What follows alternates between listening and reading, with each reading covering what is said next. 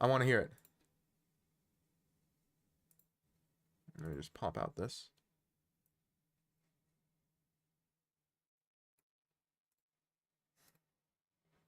Never believe in time anyway, so I'm not impressed. Fair enough. So you're based in quantum pilled. I can get behind that. Need to be a quantum influencer. That's what I need to do. What does quantum influencer mean? I don't know, but I don't need to know. I just need to be a quantum influencer anyway. Third, yes, exactly. What's the take? Some sports you have penalties for unsportsmanlike conduct, which usually comes down to being taunting. Right. Right. That is a thing. Okay, now I'm curious to where you're going with this.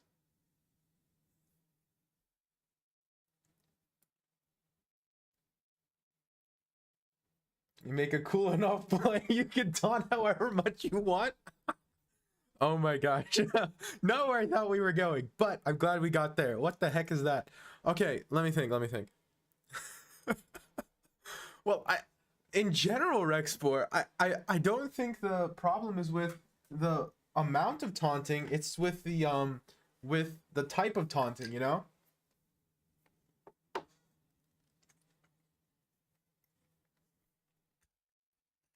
You know? Because in general, you know, taunt to get bodied is a true combo. Bid at 1 grand Swiss? Wow, that's super cool. Good for him. He deserved it. He's crazy. Crazy strong. Another one of those players that's like, oh, could have been champion if not for Magnus. Hello, Zazaman, Chess Gym Bro. Okay, why do you have a new Twitch? Why do you have a new Twitch account? Unless you're a different guy who also is named Chess Gym Bro 1, but I find that highly unlikely.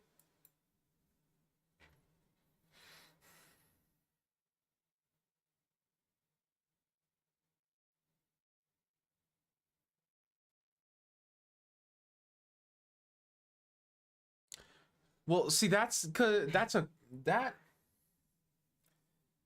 gotta ban my account for no reason. Fair enough. That is more of a question of what do you want in your sport? Do you want taunting in that mental game to be a part of football or not? Because it's not something that's talked about a lot, but it should be. And it's the question of when we decide what rules should be in our sports, we need to decide what type of play we want to incentivize and what strategies we want to make good strategies. And so if you want taunting to be a good strategy in your sport, fair take, but a lot of people don't. How to fix is that FIDE should actually like do their job, which is to try and make it so that the 2 strongest players can play a world championship match instead of trying to be a political bargaining token and be sponsorship money. But I think players should have the right to taunt if they do something cool. It's just simple as that. Well, do you want the mental part of the game to be a part of the game that's played for? Do you want that to be an aspect of the game? Hello, the elite is here. We know. Don't worry, we know. Has been a long time suspended.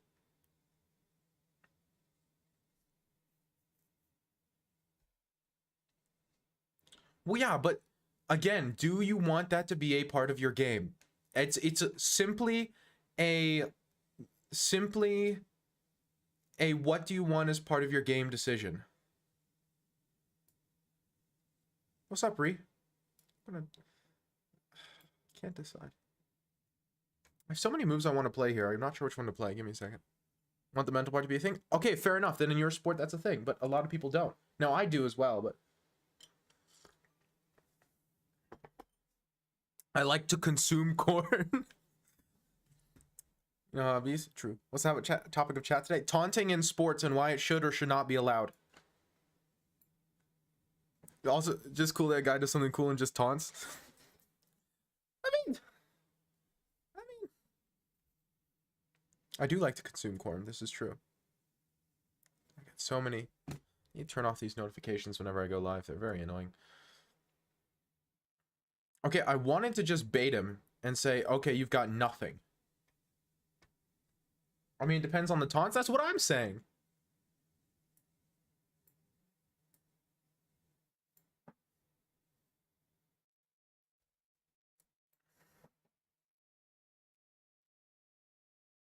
Well, I have no idea what the word sledging means. Because Despite the fact... Did he just miss my queen was hanging this entire time? Did we just both miss that my queen was hanging? Cool. Nice. Love that. Love that for me.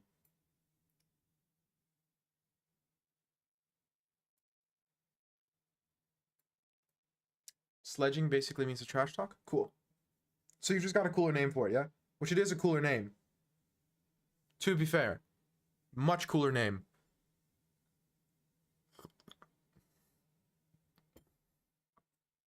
Yeah.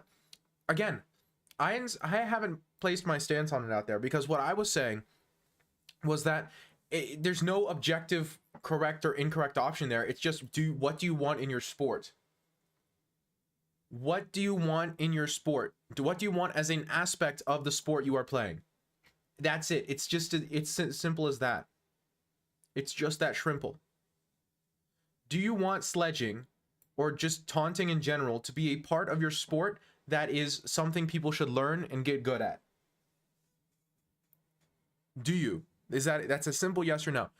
And if you do, then you kind of have to deal with the fact that to some degree, however minor, takes away from the other parts of your sport. If we are trying to measure someone's chess ability and chess ability alone or primarily, then you have to kind of face the facts and realize that, okay, if we're trying to measure only chess ability, taunting is not a chess ability. So, oh, Isaiah. Why? Norwegian, get off of Facebook, I swear. Hello, Undum. How many moves or anything to throw off the penalty taker? Again, that is a valid way of going about it, but you have to decide. It's a decision thing. And not you, a person, but you being the sports public at large. What if we're playing Blanter Blitz? That's an excellent point, and that's exactly the point I'm making. I was going there. Nut mix.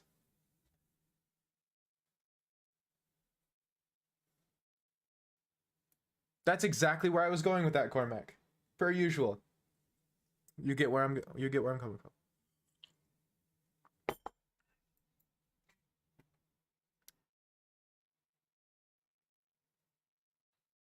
I have to see the Sigmas come out with the sledging course for only $99,999 a session where you learn how to make.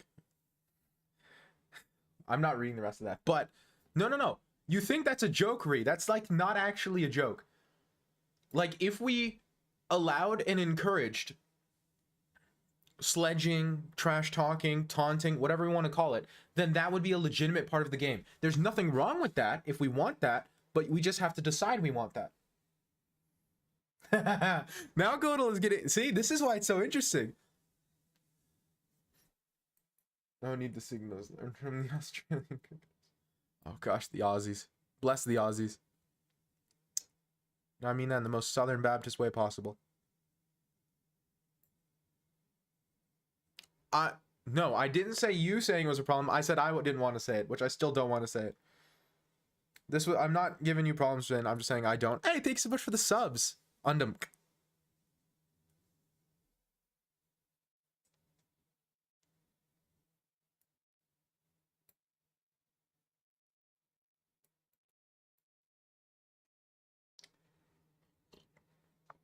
Thank you so much for the subs. They're very much appreciated. This is a really difficult endgame. New Jockstrap album dropping soon. Pretty sick. I tried listening to their last one. While I loved Concrete Over Water as a single, I kind of found it difficult to connect with the full album because it felt a little homogenous. Maybe that's me being pretentious, but that's what it felt like to me.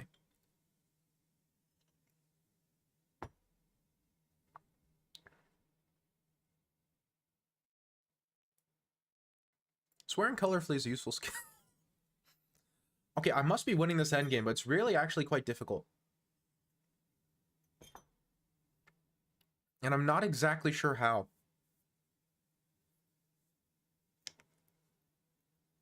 Stabilizing this is hard.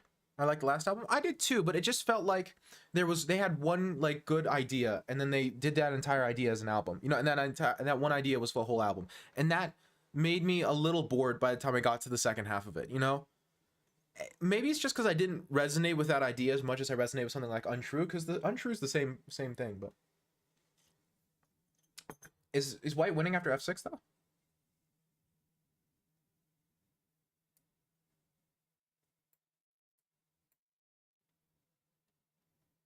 Show the shirt. Oh, it's a portal shirt.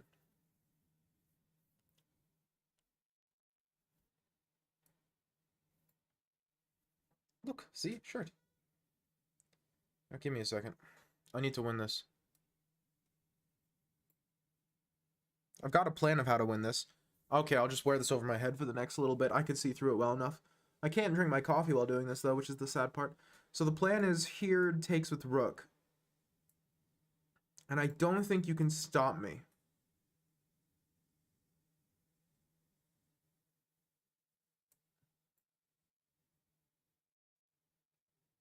It's a lot of pawns, but the pawns are falling. Y'all are the worst. Okay, give me a second. I'm gonna win this anyway.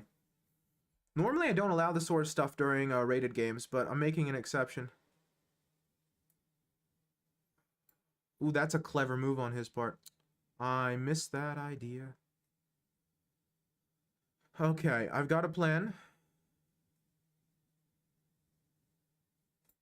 I'm gonna take, and then here takes, pushes. I can block it anyway, so I'm taking. Maybe I shouldn't, but okay, I could put my... It's not blindfolded, but hello, fast chess. That's what I'm trying to calculate. I'm just not sure. It's a very unclear position. Hello, Fluppy. I should be winning.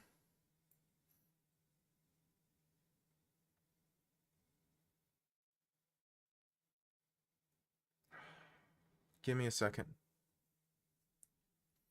Don't have enough time for this. If I go here, here, here. If he lets me take on b5, I'm definitely winning. So he's going to play like king c6. I go king f6. No, I can check. Yeah, that's the plan. I go here, here, check. And I definitely don't lose. And I'm sure if he lets me take on b5, I'm winning. Okay, now I'm sure I'm winning. Yeah, okay, we're winning. We're winning. It's fine. It's fine. It's fine. Oh, that was a stressful game of chess. Well, that's a start. It only gives my elo for now. I haven't implemented a full pull from the API. I've just done my elo. Okay, that's first win. Well, it's not as clear as it looked, Ree. If I played one or two bad moves, then suddenly I'm losing. Didn't have some waiting moves? No, I think I was good.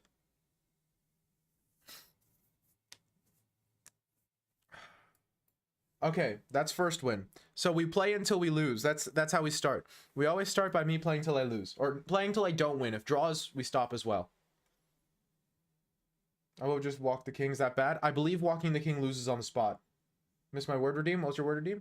Potter! Sorry. Feeling better today? Yes.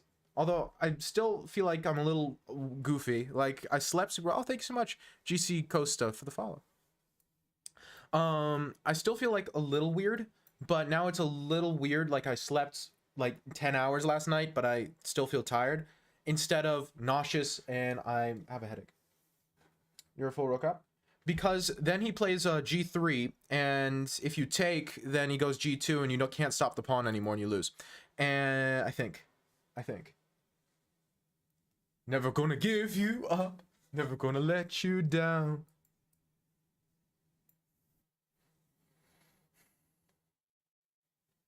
Rook f8, you can't go rook f8 if you walk the king, because the king blocks the path of the rook. That's why rook f8 looks bad. It's specifically because that's no longer an option.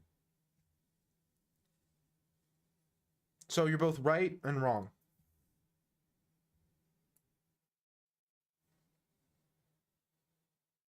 Hello, Flix. The amount of people in the stream makes me claustrophobic. How many people are in here? I don't actually look. Ooh, there's 500.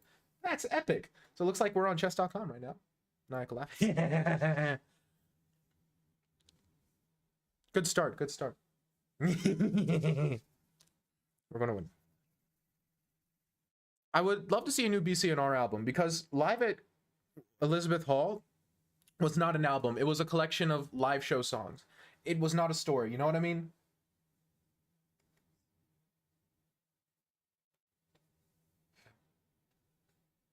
Okay, so plodovi means like not fruits, but like fruits.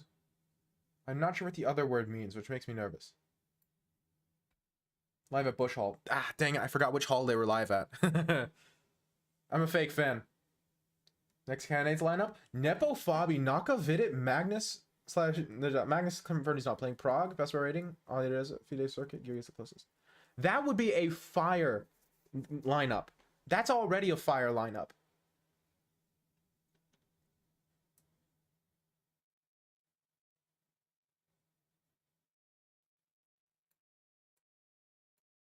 That's already a really, really, really good lineup.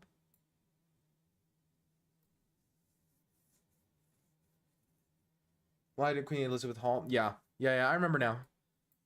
I just, again, I'm a fake fan, so you can't expect me to know true fan things, being a fake fan.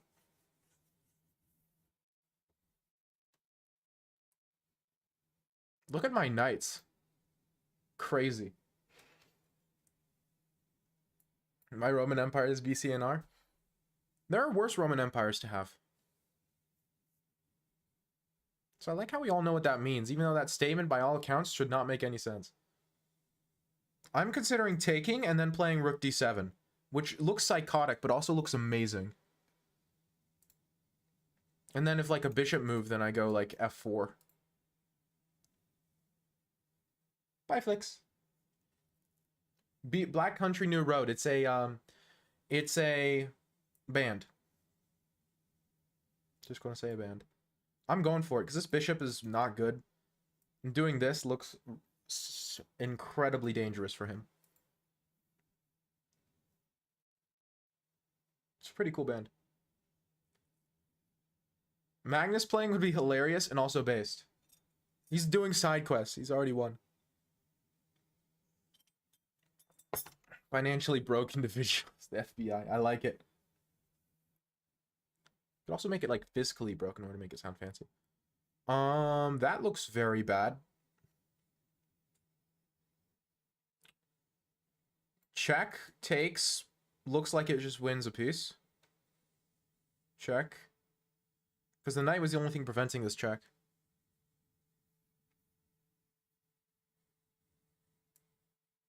Takes here. And if takes rook, then I play knight takes b6, and it looks like I'm up a piece. Good start. Strong. This is a much better game of chess than the previous one. Goodness gracious. I mean, low bar, but like... Every day I'm glad I'm not from the US of A. Base. This is just a completely winning position. Completely dominant. I've just got to be a little careful not to do something dumb like blunder back rank. But my plan is check and takes rook. That was my intention, at least. I'm not going to do that now. Now... I'm just gonna...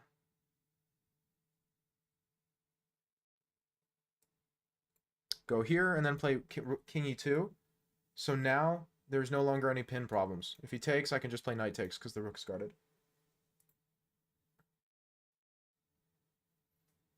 So we are completely stabilized. He just resigns. Yeah, that's fair.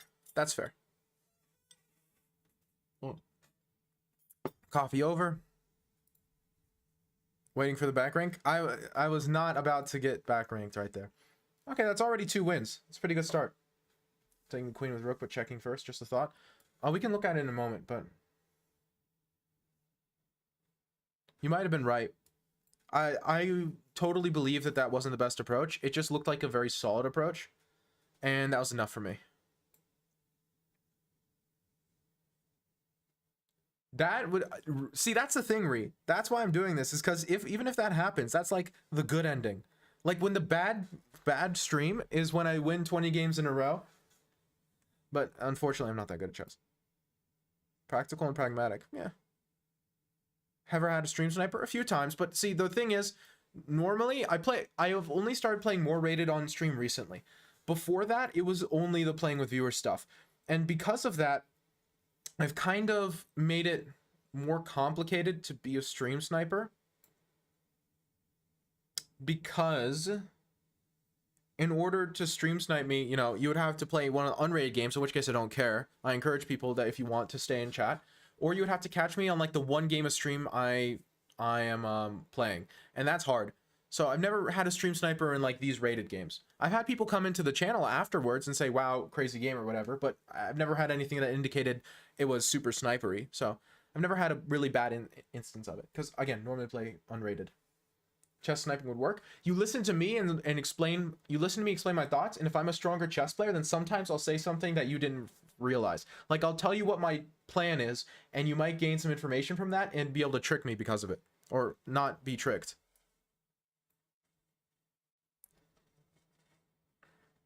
It's not as bad, like in general, unless you're like a really strong player, it's not as bad. So especially if I'm playing even rated opponents, or who are only like 100 elo below me, it's not going to be as bad as stream sniping in other games, but it definitely is a thing. Hello, homies. Oh, this is the line where I go knight fd2. The inclusion of knight e4 is very weird, but yes. See, and that's the thing. If a strong chess player thinks that you're going to be sniping them, they're going to tell you a bad move. Exactly, yeah. There's stuff that sort of thing happens all the time. So stream sniping is legitimately a risky strategy, because you're liable to just completely lose on the spot because they'll tell you a bad move. Happens all the time. So it's not even necessarily a good idea. Even if, so like, cheating might actually be worse for the cheater than it is for the person being cheated against, which is hilarious, but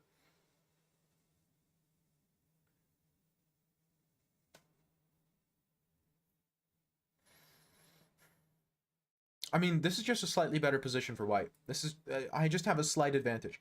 It's very slight. There's nothing like completely winning here, but I'm just ever so slightly better. Simply because this bishop better than this bishop, and this bishop will have a difficult time developing because it doesn't really have a square it wants to go to. How's uni so far? So far, it's actually been pretty good. I've had every semester I've had like one class that's been like my problem class for the semester, but usually even those problem classes I'm able to kind of deal with. So like this semester, at the start of the semester, the problem class was Russian, because I had Russian as one of my classes, and learning Russian in a different language is pain. I mean, all pieces are the same based. Anyway, and learning a third language in your second is agony. But that's that only was a problem like past tense. Now it's no longer giving me as much trouble. I sat down with the professor, and the professor knows that I'm trying, and since I'm putting effort in, more in it is more than willing to accommodate that it's slightly more difficult for me because of, you know, not being my first language, Macedonian that is. I'm just trying something goofy like this. Probably isn't good, but again, this is a very slight advantage. Why h5? Because I want to play bishop g5, and if he plays h6, I feel like that's a weakness, because this light square diagonal might be a weakness long term. So I'm kind of provoking h6. Now if he plays this, the doubled pawns probably aren't even that bad for him.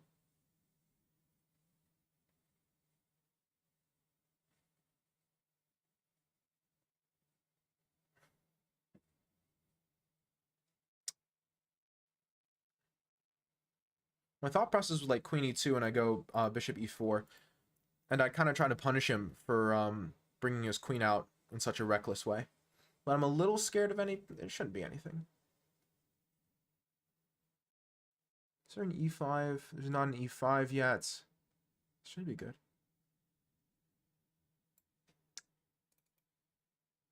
That's why h5 may look weird. Again, h6, if you played h6, I feel like it weakens the light squares, and that seemed like a good thing for my position.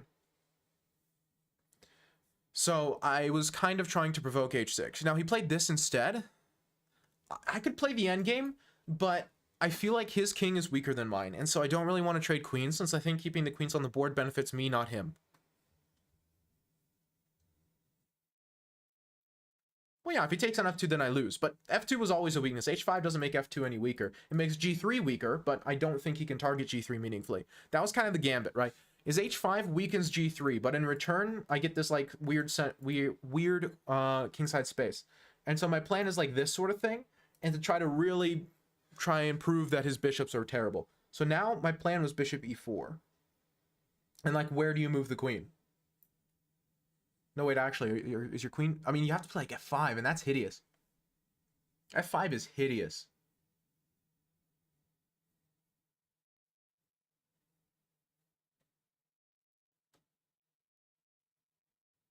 Yeah, that's ugly. So now... I could go this way. Again, this diagonal isn't that strong. So I'm trying to bring my pieces to diagonals where they're stronger. I'm a little scared if bishop takes g3 at some point. But I don't think it exists. Bishop takes g3, pawn takes g3, queen takes g3, queen g2, right? I've got stuff. Now h5 is starting to look better and better. And if he plays f4, I think I can just go g4, which is goofy looking, but I think works principally.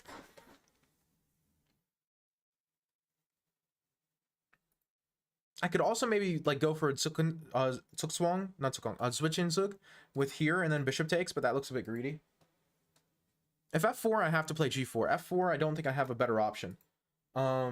Weakens more pawns. But I think he's having more problems than I am. What streaming software do you use? I use OBS. Because I'm a Linux user, I like open source software. Takes on h4, but conceptually it's not a threat. Well, he can't take on h4. What are you talking about? How does he take on h4? Nothing's attacking h4. And I can just push h5 or g5. Actually, g5 looks stronger. So like g4, g5, bishop h5. I don't know if it's good or not, but this is why I play the Catalan. This is why I play these positions. If he takes on g3. Oh. Yeah, no, I don't care. No, because then I get bishop g5, and I get to, like, lift my rooks. Yeah. If he wants to go for the bishop sack, be my guest. And see, he doesn't believe in it either. Now, this clearly is a good move. That must be a good move. Look at bishop g5 here. Oh. And now look how passive his pieces are. Just look how passive his pieces are. I almost want to go d5. d5 almost works. Clearly it takes, loses, right? So he can't do that. But I think he just pushes. Which is why I'm not playing it right now. I think rook e1, honestly. Rook e1, the point being I hammer down on the e-file. Because I think that's where some of his primary weaknesses are. Maybe he goes h6. But h6, bishop g5, g6 takes, looks weird.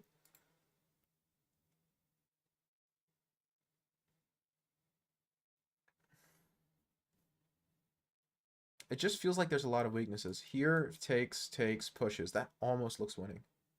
Just barely doesn't.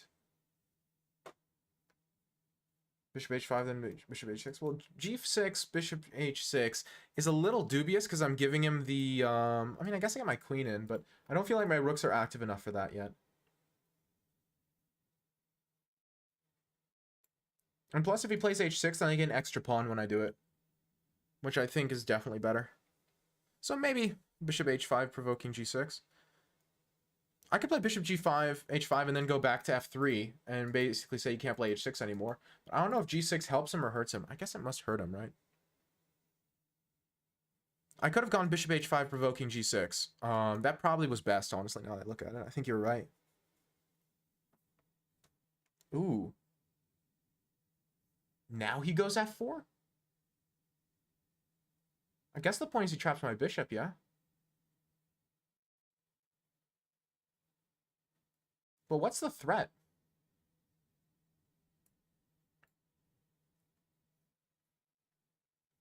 f4 doesn't look like a threat. What if I go bishop h5, bishop g4? So h5, g6, g4. What is he threatening exactly? What if he takes? Does taking actually, like, do anything?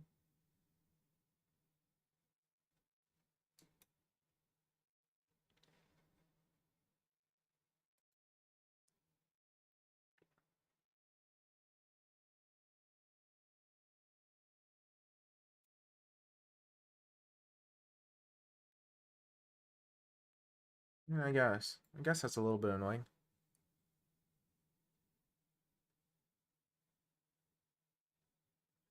c5, he takes is the only move that makes sense. Everything else has got to be bad. What if here, c5? Then if takes, he's not threatening anything, so I can just take the bishop here. He takes that. Bishop h5, g6, c5, takes. Don't know. Is pawn g4 terrible? I'm considering pawn g4, but I think he traps my bishop via h6, which is why I'm not playing it right now. It's because that's what I missed. I missed that my bishop gets trapped. Which is why I'm looking for ways with like bishop h5 to provoke g6. That way he can't play h6.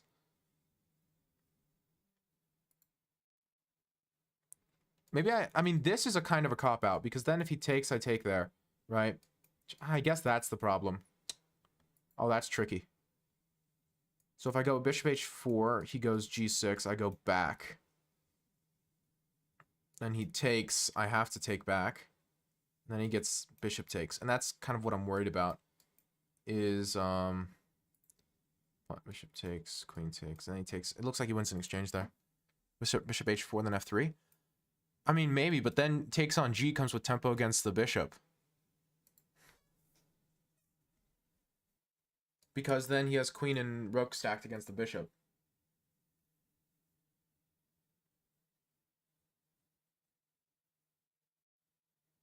Time? Yeah, I'm aware. I'm considering just sacking the bishop, although it's probably not sound. But even then, which bishop do I sacrifice even? Maybe I go here, g6, and then I go to bishop h6, and I try to take the rook. It's a weird way of going about it. c5, takes. Again, that's kind of a problem. Oh, I can't do that. Maybe that's what I do. Maybe I go c5 here. And I just go into the endgame. It's a little bit... That definitely looks terrible. I mean, maybe it's not, but it looks terrible. Like, aesthetically. c5 looks like the best move here, but it's kind of a cop-out answer. If c5 doesn't lose, it's the best option. But I'm not sure if it loses or not is the issue. I'm just going to play c5. Ah, I messed this up royally. I don't remember who said it, but bishop h5 in this position was definitely correct. Bishop h5 first, g6, and now f4 isn't a threat since I can play bishop h6. Or since I can play g4 and you can't play h6 yet. So I missed bishop h5 earlier, and I think I'm paying for it now.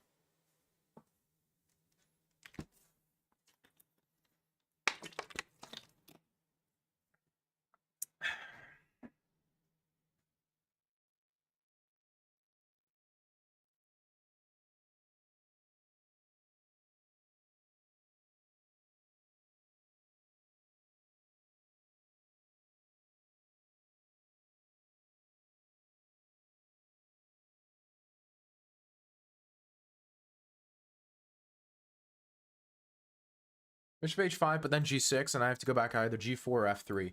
f3 gets hit with f takes g, which looks really bad, so I have to go to g4 and just take the endgame. Which, the endgame is probably worse for me.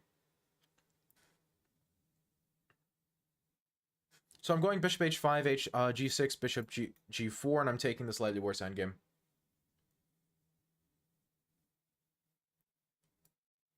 I don't see a better option. So, okay. It's not the end of the world. It's just a shame from such a good opening. It's just a shame. Because it looks like he goes up in exchange. Because takes here, takes, bishop takes is the issue. That's the big problem, right? And then I'm going to have rook f1. You know what? Maybe never mind. Maybe you can't go bishop takes. If you can't go bishop takes, and if I have rook f1 there, then okay, maybe we're talking. You know what? Maybe this isn't that bad. Maybe it isn't that bad.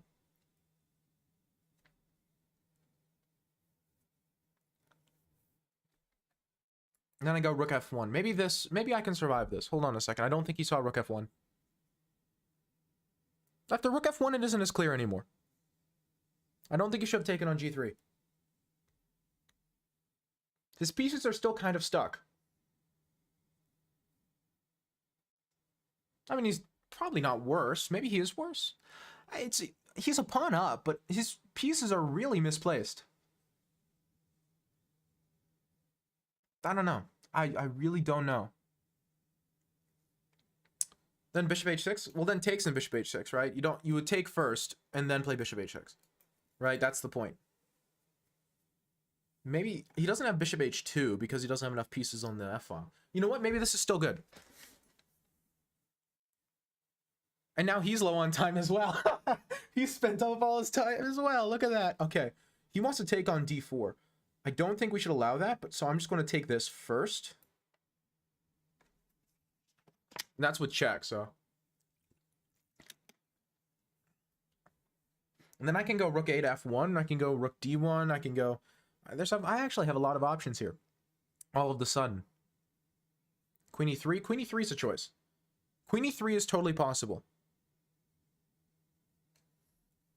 But I'm not going to play it since you suggested it. Remember, guys, this is a rated game. Don't give me suggestions. See, Queen e3 is probably the best move here, but I'm not playing it because you suggested it. So don't suggest moves, because I'm playing rated. So, I'm not playing Queen e3 because you suggested it, but it's almost certainly the best move.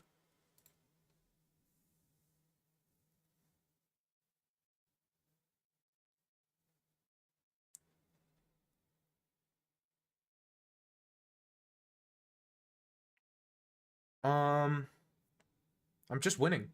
Oh no, wait, this works too. Because takes, bishop takes, and then I have bishop f6. And his queen's king, deuce king, I win. I'm fairly certain this just wins. It's fine, this wins too. Queen e3 is also good, but this, he doesn't have anywhere to move. And then I go bishop f6. Oopsie, whoopsie, poopsie. Queen e3 is winning a bishop? Yes. This is winning the queen. And also maybe mate at the end. But, sure. Sure. Just gonna go check. Something simple.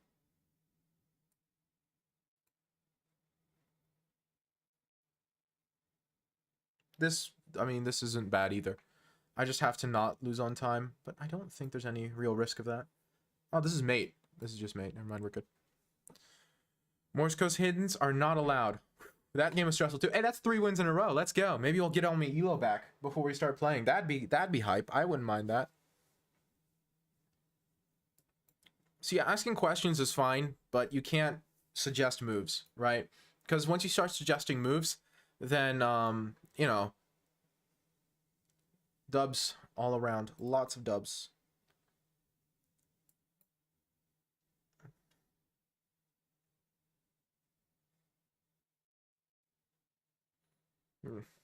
Don't like the Alapin.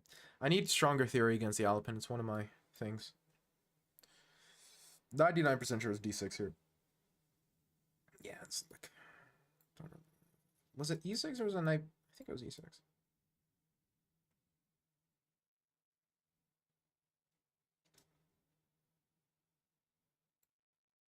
I forget. I think it's e6.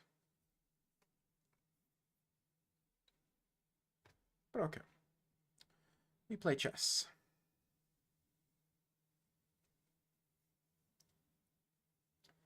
No reason to apologize. I forgot to mention it. It's something I need to talk about more. It's just I don't play rated super often on my streams here, so a lot of people aren't used to the rules when playing rated. But hey, that's why I bring them up. No harm, no foul. I didn't play any of y'all suggested moves because all of them were bad except for like 2, and the 2 that weren't bad, one of them I missed until after it happened, and the other one I didn't play because I played something else that I found. So no harm, no foul.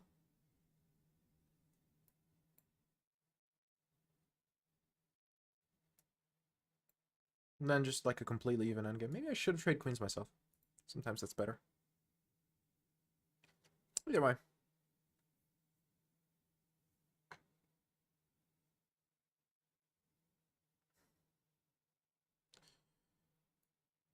Sure. A6 followed by B5 looks very nice. I like it, but... You know what? Normally I wouldn't, but... you know what? I'm still not going to take his queen. Still winning? This is the third... This is game 4. I've won 3 games in a row so far. Not a bad start. We've definitely had a lot worse. A6, B4, B5 looks good. If he plays not queen takes, I almost want to play queen bishop takes, but I can't play bishop takes because then bishop. I mean, I can, but it just looks ugly. So I guess I would take, and then if bishop b6, I would go like, I don't even know what I would do. Rook d2.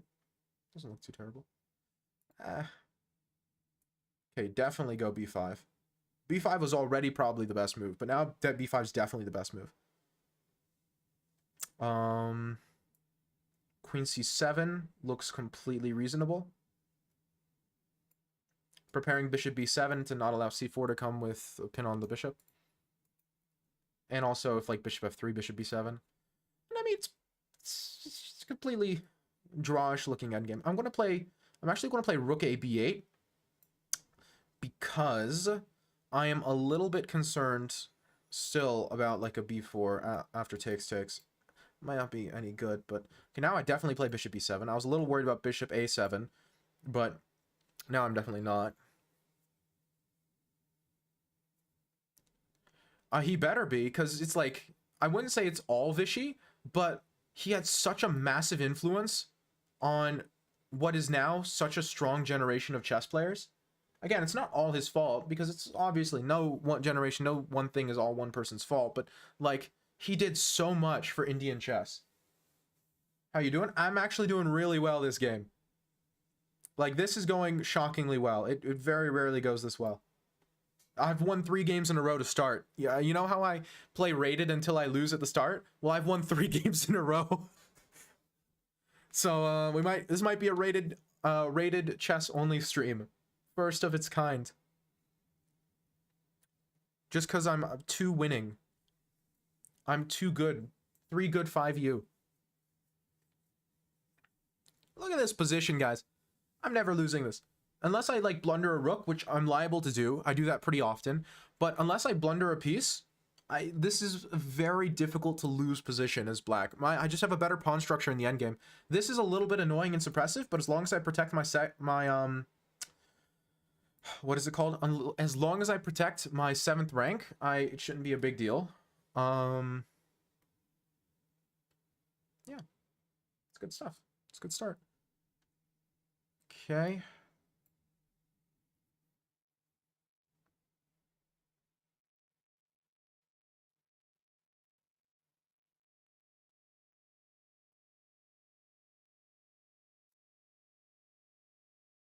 B4. Now the same tactic that I almost got hit by like twice, he got hit by. Rip. Rest in spaghetti. He's got to play like rook b2 there. Yeah. There's nothing else. You can't let me take. That would be just disgustingly brutal. Gonna go bishop b4. Might be a bad move, but it looks good. It's almost a difficult position to decide what to play. The point was I want bishop a5 followed by one of my rooks coming to the b file. I'm going to play it because the nice thing about this is, one, it prevents a3, but also it prevents the rook from tempoing me because the rook can't come to d5. This looks good visually. Now he wants to take. I'm going to say no politely. I'm going to politely decline. Or I could play rook d8. Kind of weird. Nah, it's not as good. Rook d8 isn't good. Ignore me. Ignore me, guys. Got a job interview in a board game store. Have I played a significant board game in the last 20 years? Yes, once I played Diplomacy. Diplomacy's based. I love Diplomacy. Everything else, fake it till you make it. Well, I mean, last I checked, you have the capacity to learn.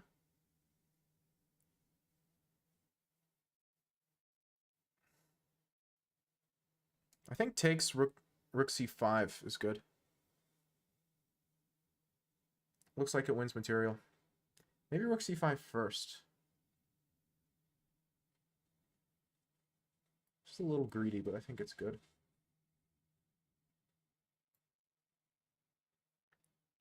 h3 for him? What do you mean? I'm not worried about h3. This pawn is a thorn in his side. It means he can't move his rook. And so he can play something like f5, but then I think I just have... Okay, yeah, he wants to just get rid of the pawn. That makes perfect sense. Totally understandable. Go for it, homie. Just down a pawn in the king and pawn endgame. However, I'm not sure I want to go into the king and pawn endgame because of the wonderful things he does. I would love to go into the bishop's endgame here. Honestly, the bishop's endgame would be glorious. If I go check, where does he go? He goes to d3 or b3. Has to be b3.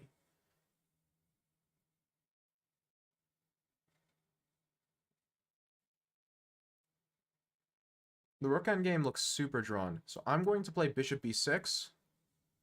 Because I think I have him pretty shut out. And then I'm going to walk in my king. But I can't do it right now for fear of bishop b4. So I'm going to check him first. Now the person interviewing as well. Board games is necessary and not have sales experience technically. Well, that, and I'm going to be honest, last I checked, most companies care more if you're going to like do a good job than if you have a ton of hands-on experience with what it is you're going to be working in. So I wouldn't be too worried, because if I'm that company, I'm more interested if you're going to do a good job than if you are the most knowledgeable about board games. And I'm pretty sure they're going to agree.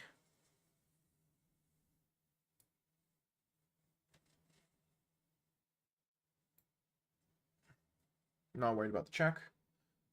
Wait, I should have been worried about the check. I just lost a piece. I told you I'm liable to lose a piece. Ah. I knew it, man. Always. I am the king of self-sabotage. I can't even keep the rooks on the board. Ah. That's what I get. He can even take that, probably.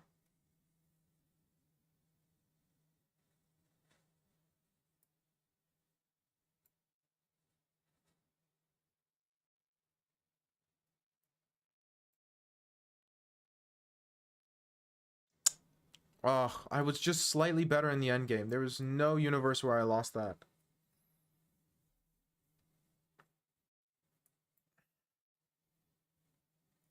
Oh, this is tragic. And this is the wrong color anyway, so if I could just trade off some pawns, but I can't. I cannot. Oh, this is a painful way to lose. What a painful way to lose a game of chess. It's a good run, got some yellow back. Should have gotten more. I was completely winning. Or at least pushing for the win. Like, there was no universe where white wins that. I just gave up a rook. I pointed out the tactic 2 moves ago. Oh, I hate it when I do that. It's the most frustrating thing. Resign? No. I mean, it's 1 move till mate. He can just check maybe here. Should have gone king b8. Either way. I don't resign. I try to avoid it. Now, I might as well resign because this was terrible, but... Oh, goodness gracious. Tragic.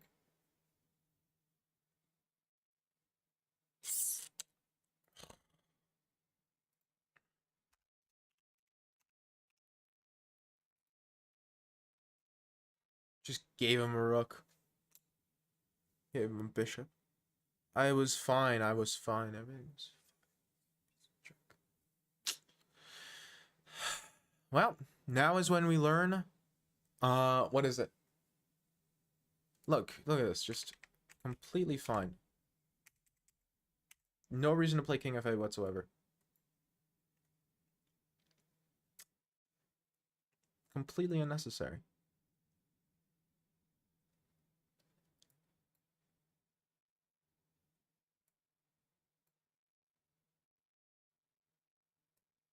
I don't know, this looks fine, but probably not. Just bishop c7, target the pawn. Play like g3 or something. You go bishop d6, and now you play king f8, king e7. I mean, you can't even play king f8 there because he has the same tactic. So you have to be real careful. Interesting.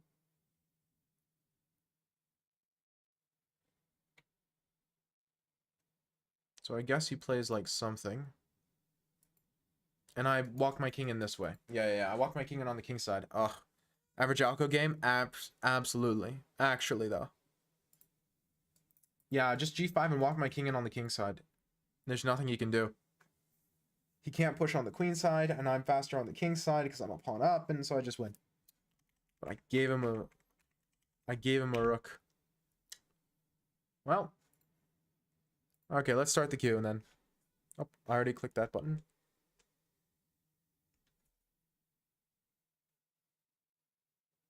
It's Rexpor first. Okay, Rexpor, are we playing a game or do you have something to show me?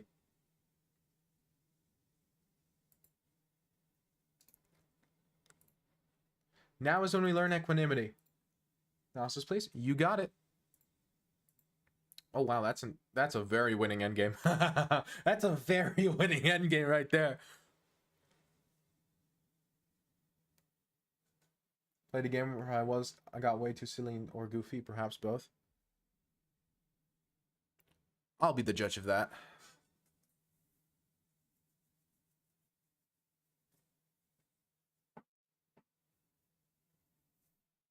What's up, Blub? We're chilling. I'm down elo this week. However, today we won 3 games in a row rated at the start. And it should have been 4, but I just blundered a rook like a dumb. But hey, that's life. College is going well. I think I'm getting sick. And also I won't be streaming next week. I should probably talk about that more. Got into that endgame and he probably resigned. Fair enough. Fair point. Okay, so. Caro Khan, you play advance? Sure. Sure. It's a little weird to play knight here because I feel like maybe this is bad. But he gets his f6 c5 and he gets his pawn breaks. So you could have just killed him because this is very bad. Because he's pushing too many pawns. But if you're not going to punish him for pushing too many pawns, knight f3 is perfectly reasonable. Hey, that's huge. Congratulations, CB. That reminds me, I am strongly considering opening up my services as a chess coach. Castles, c5, dx c5, bx c5. Yeah, you don't need to take, because taking just gives him this pawn center, right? Normally in the Caro-Kann, and in openings like this in general, like the French and whatnot, you don't really have to take. You can just play like c4, usually, and make your own pawn break. Because you're kind of capitulating, you know, you're kind of giving him what he wants, and if he takes with the bishop, then it's like, okay, then he gets his development, he's solved a lot of his problems. But what's your FIDE rating? Currently it's like 1600. However, every time I play I gain 50 elo because I play like an 1800 to a 2000 depending on the tournament. dxc5. Yeah, just no reason. And stuff up on the go. That's fine. That's what I'm discussing, right? And so, like c4 here, if he takes, you don't care. You play rook e1 and you go for the king. Because he look in this position, Rexplore. You should do it. Well, you explain works well for me. Others as well, I'm sure. I'm happy to hear that. I intend to, because I feel kind of weird monetizing my streams in a lot of different ways because I feel like they make the stream worse. But I feel like me not advertising, but plugging the fact that I coach or plugging a coaching service that I would theoretically have would be a very natural way to monetize my stream without worsening the content for everyone else. And I kind of like that. King is being exposed just a tad. Forget the king being exposed. Here's the thing, Rexpor. This is move 8. And on move 8, you have 2 pieces developed and are castled. No, let's say move 7. On move 7, you have 3 pieces. You have 2 pieces developed, are castled, and an open queen. Meanwhile, he has only moved pawns. Right? Just don't do manscape ads? No. I'm not going to do ads unless I know who I'm advertising. Anyway. Or, like, I have a reason to advertise it. Anyway, so, like, you should be seeing red. I'm seeing red right now, and I'm, like, anxiously awaiting a way to kill him, because I feel like he deserves death. It's like bringing the knight in, bringing the bishop in, bringing the queen in, rook e1, bxc5, bxc5, c4. Okay, this I like almost as much. The reason I don't like this as much is because I feel like in this position he can at least try something like d4, which is probably terrible. Oh yeah, you get bishop e4. Never mind, he can't try d4. Okay, then I like this just as much. Never mind. I don't care anymore. I don't care anymore. This is same thing to me. Same thing. It might be slightly worse by the computer, but I really don't care since it's the ideas I care about, and this demonstrates a correct understanding of the position from an ideological perspective. Bishop d2. No! Rexpor!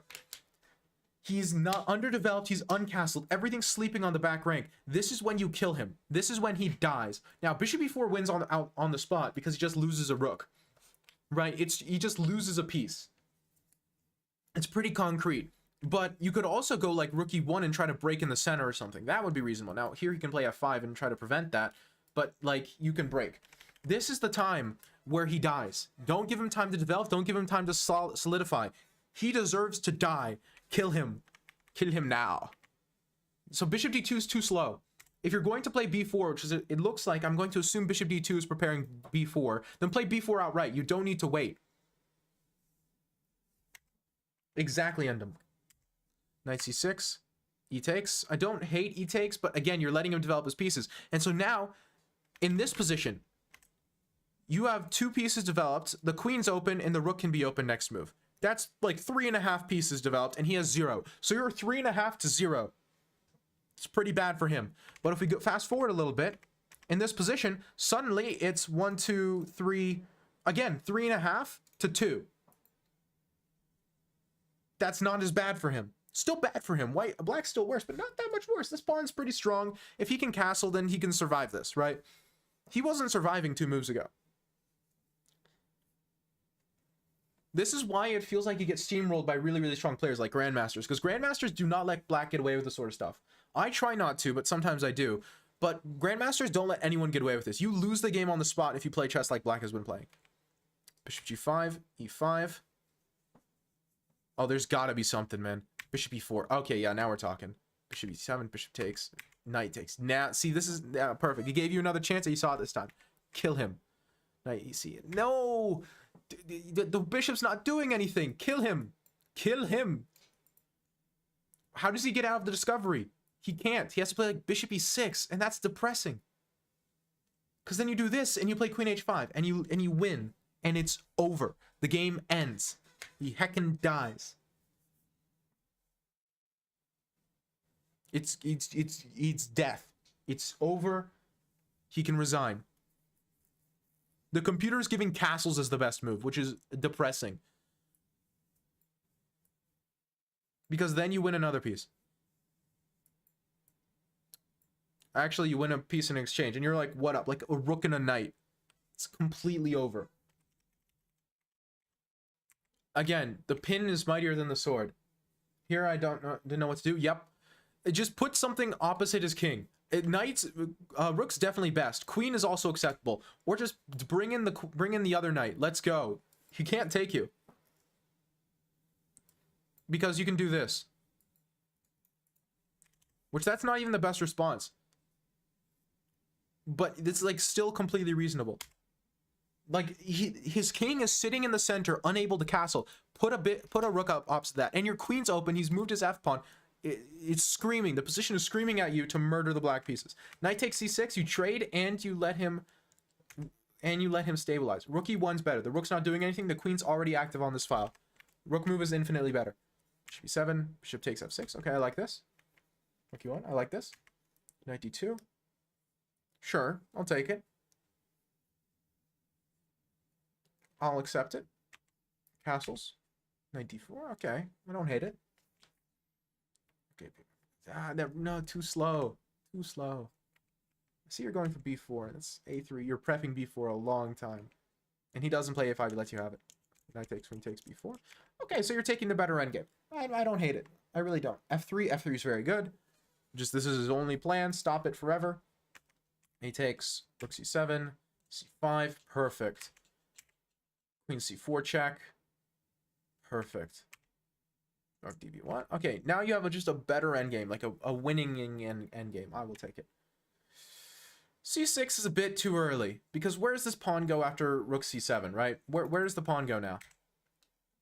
Or rook d6. Where is it going? You can't push this other pawn to help him because of the a7 pawn being there. So c5 is a little early. Rook e6 wins the game. You go whoop, boop. You bring the rook somewhere on the 6th rank here. Very, very bad. Or you play rook takes d4, depending on what he does.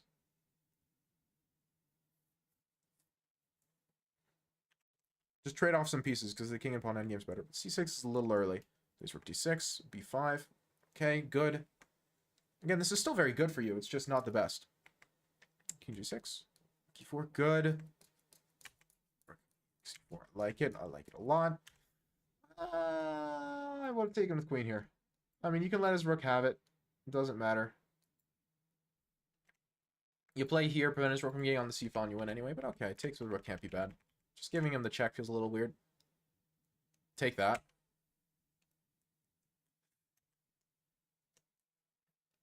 Which pawn? Yeah. Ooh, c7 is not good. C7 is not good. There's this saying in chess, rooks belong behind passed pawns. That's it. It's that simple. Rooks belong behind passed pawns. This is a rook, this is a passed pawn. Put the rook behind the passed pawn.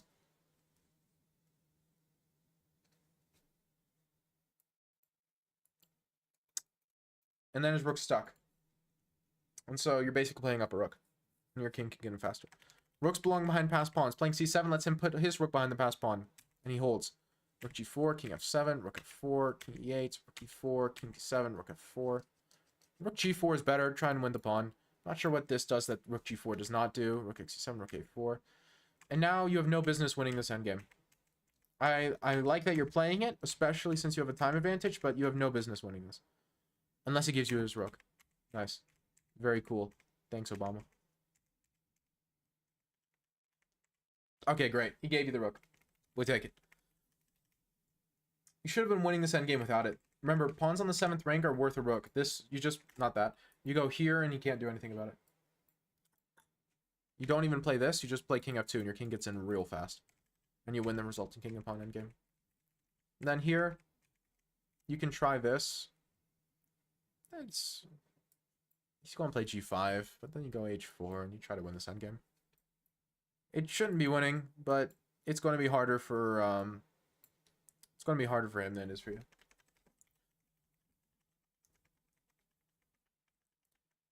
So you took your last chance to win that, and we'll take it. But in general, you let him get away with a lot more than he deserved.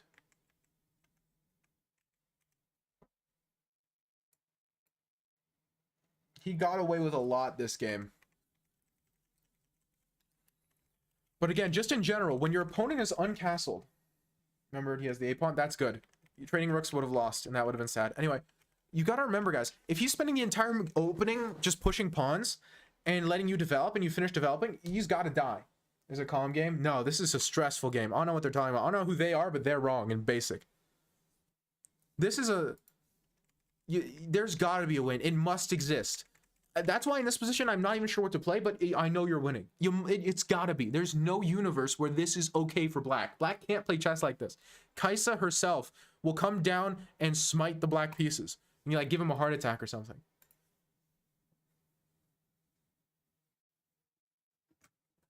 There's no like...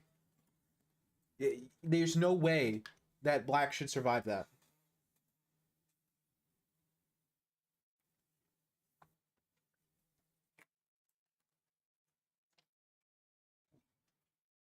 More stressful than any FPS shooter? Ain't that the truth? Goodness gracious. FPS shooter? Is that like an ATM machine or chai tea or non-bread? Playing during class and actually focus? Yes.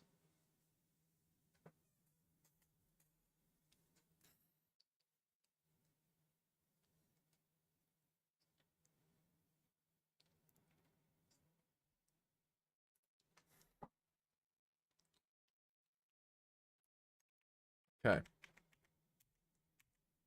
This line again. Does he take with D? Does he take with D? No, he takes with B. He knows his stuff. 4. And this line is so weird. What are you talking? What jug are you talking about? It's just a normal bottle of water that I'm drinking out of. It's ridiculous. Knight 3, bishop 7, castles.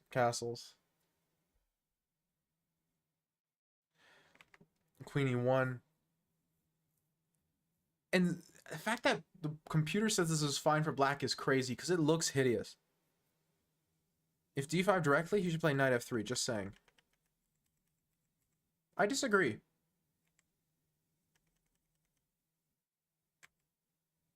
I disagree.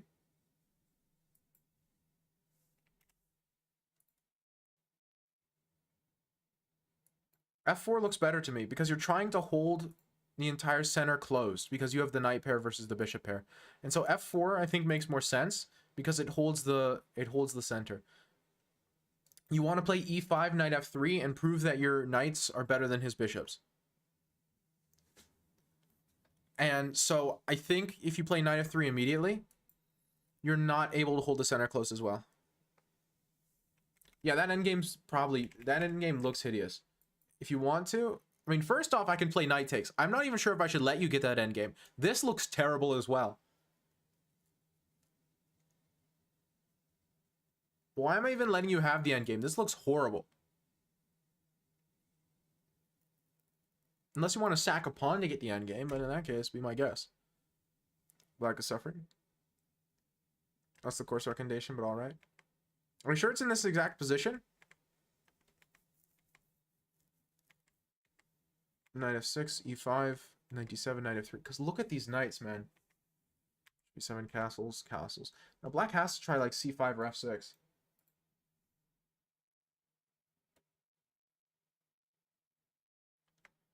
Queen e1, rook e8, bishop d2.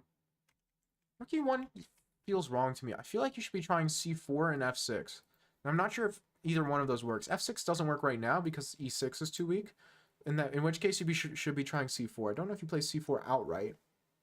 Maybe you do. Maybe you just play c4 here.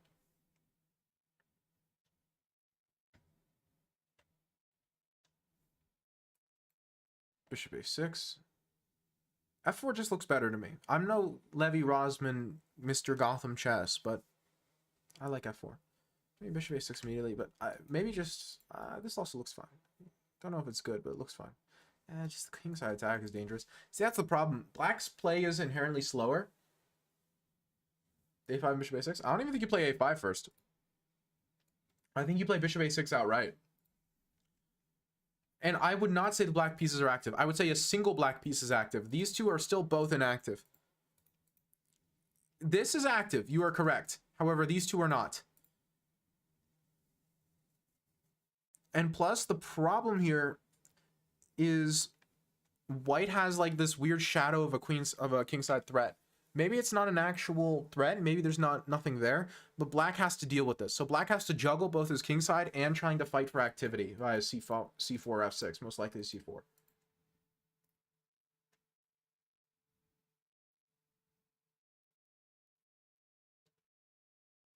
I would say it's real activity, but it's not immediate. It's like long-term stuff, which black is playing long-term, but he has to deal with this and his inactive pieces. So he has to handle both. Rook e8. Rook e8, I don't know how I feel about rook e8. If the plan is bishop f8, f6, then maybe, but that seems too slow. Again, f6 looks like it's the right idea long-term, but you have to play for something now, because if you don't, then the kingside attack is going to be a real problem. So you have to play this like super well as black, is what it looks like. Again, after c4 though, I don't see how you get activity. You cause any meaningful problems as white, because now suddenly I have activity. So c4 must be played, I think, but I don't even know if you take. Honestly, you might even play d4. I'm not sure what the prep is, but d4 looks reasonable here, because now it looks even harder. Season points you guys have? I have no idea.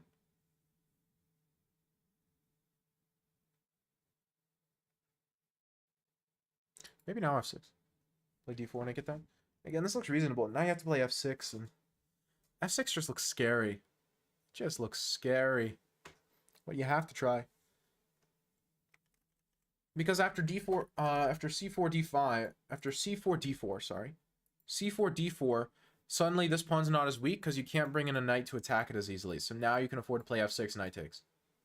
And this is a big hole.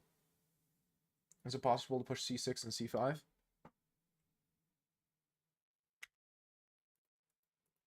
Maybe. But that opens up white's bishop as much as it opens up black's. Because in this position, let's say something dumb happens like a6 and like I take or something. My problem here is that suddenly everything is perfectly terrible for black. You've got all your pawns on these light squares. I got all my pawns on dark squares, and I got the knight pair. The knight pair is definitely better than the bishop and knight here. There's not a question. There's no question about that. So the problem is you have to break in the center in a way that frees your light squared bishop, because that's your problem piece, you know? it doesn't look losing, but it looks painful for black, which is why f6 looks like the plan more so. Is because you want to play f6 to be able to break in the center. The center is where you're playing, and if it takes in this way, then the f file opens and you get counterplay along the f file. Maybe trade a bunch of pieces, relieve some of the pressure, and then maybe the b2 pawn becomes weak long term. And if takes with d, then it's probably worse for white after like d4, c5, d4, something like that. And then, of course, if white takes, then black is totally fine because this is a huge gaping hole in the position. And suddenly this sort of stuff now works because now there's ways to push in the center. Black needs central counterplay, and c5 does not actually give as much central counterplay as it looks here, specifically because you could play bishop e3 and you can't actually, you run out of pawn breaks. Do it, Kenya. But c4 definitely looks better. Rook e8, f6. In that case, why'd you play rook e8? Why not f6 outright? What's the problem with f6? 6, knight takes. Yeah, I disagree with rook e8. Rook e8 looks wrong to me. Looks like it doesn't contribute to the position enough. Rook b8, sure. b3, c4. Ooh, c4 now. But now the pawns become super weak. And white gets the e4 square. And suddenly all these holes in black's position are really starting to show themselves. Knight f8's got to be wrong. You have to try f5. It's not good, but you have to try it. You have to do this and like bring the knight to f6 or... f6 might lose though. Knight f6 might lose. Yeah, f6 loses. Okay, so you have to bring the knight to c5 and you have to hope that you're okay. It looks horrible, but you have to try. Knight f8's too much. You've reached critical cringe. Now bishop c3 immediately, or do you take first? Maybe play f5. Oh. Oh. Oh. Knight takes f6. Oh. It isn't even best, but it's just brutal. Bishop takes, pawn takes, queen takes, and now just the rook hangs. Supposedly you take with pawn first and it's slightly better or something. I don't know. I don't really care anymore. Not because... just because it's all completely winning. This is what I mean. Black had played the wrong ways of getting counterplay. And so then all of the sudden, he was left in a position where his pieces fell apart. This is what I mean. Something must exist. f5 works because something must exist. I don't know what the something is, but it must exist because black has played too many passive moves in a row. Knight takes f6 is pretty. And just hangs a whole piece. Hangs a whole rook. You have to try something like this, and then you're just... ugh. Ugh. Beyond hideous. Still terrible. But after queen takes, it's just down a rook. And you can try, but queen takes c4 and the other rook hangs too. Oh. Oh. Yeah. And even if you go like rook e6 to try to hold on, I got rook a1, and you can't hold on to the rook no matter how much you try. I just get an exchange and something dumb like this. I don't even take the rook, I take on f5. Oh. You even have knight g4 probably? I would believe you have knight g4. Knight g4 I believe in. g5, whatever. I got you. I understood. I hallucinated the same way you did. I would believe it. Oh, yucky. Yeah. This just shows how difficult it is to play as black. This is why I was saying this position looks hard.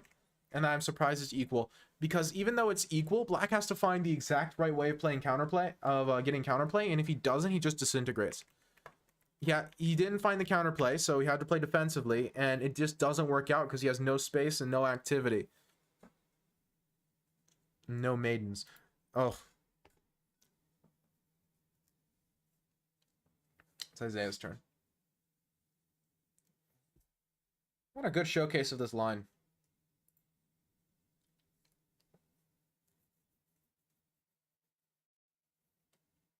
Okay, what are we doing, Isaiah? We playing?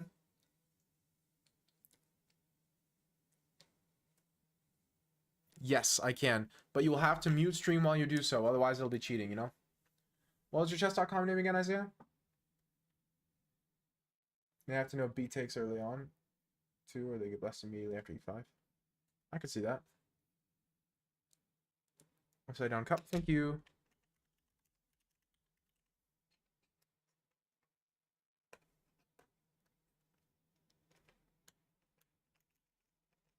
No, you're not my friend on chess.com. I have a close stream? Yep.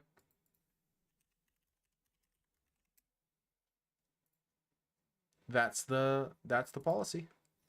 I will live commentate your game, then we'll analyze it afterwards, but you can't have a stream open while it happens. Okay. Let's see what happens here. Okay. Mr. Upside Down Cup is playing against Zyanki. Bishop d3 is already a very poor move. Bishop c5, I vastly prefer. Vastly prefer. Queen h5, just don't let him take the pawn. Knight c6 is preferred. Ah, oh, good stuff. Very good start. Bishop c4, g6 is okay. I'll take it. Knight f6 would be my choice. Wonderful. So far, Zay is playing far superior chess. I would love to see... Okay, he's prevented knight d4, so just castle. Wonderful.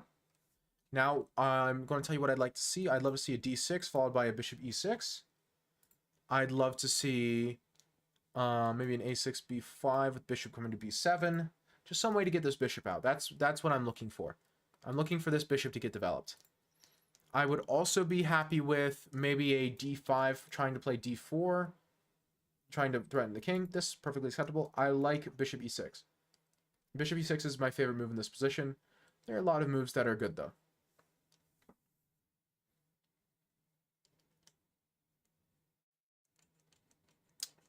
g5 is a little suspicious. I still like bishop e6, but I think that this could cause problems after like a d5. a3 looks suspicious, but just trade bishops. This is one active piece. a5 as a deterrent to b4 makes some sense. a4, I don't understand, but it's just passive. Bishop e6. Come on, that's still a good move. Then after bishop takes, pawn takes, and now you get some like weird knight jumps in the center. Because of the rook. Bishop e6. Show it to me. Bishop d3, c4, a3, a4. Aye. That's exactly what I'm saying. I really dislike rook e8. d3, I have a bad feeling that Isaiah's going to lose this game somehow. He's going to play h6, his opponent h4, and then bad stuff's going to happen. Bishop d7. Bishop takes g5, and it's already really bad. Oh. And this shows why his opponent could get away with this. Is because barbaric aggression tends to work at these lower levels. And things are already very, very bad for black.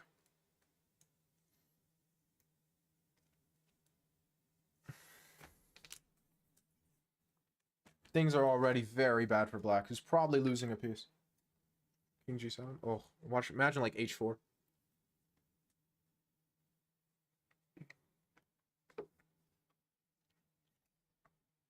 Bishop e6 is too little, too late.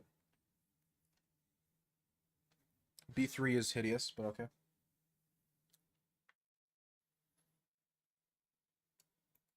Just like bringing in the knight. You don't even take first. You just like leave it because I don't care if he takes this fight. Just, especially when white plays immediately in the whole game, black responds in kind. Well, black's spending a little more time than white is, but not enough. Oh, king g6 is yucky. f4? What is it? h4? Now I don't know anymore. Hold on a second. White sacked a piece, but white has a lot for it. What is he going to play, like g5? I don't know anymore.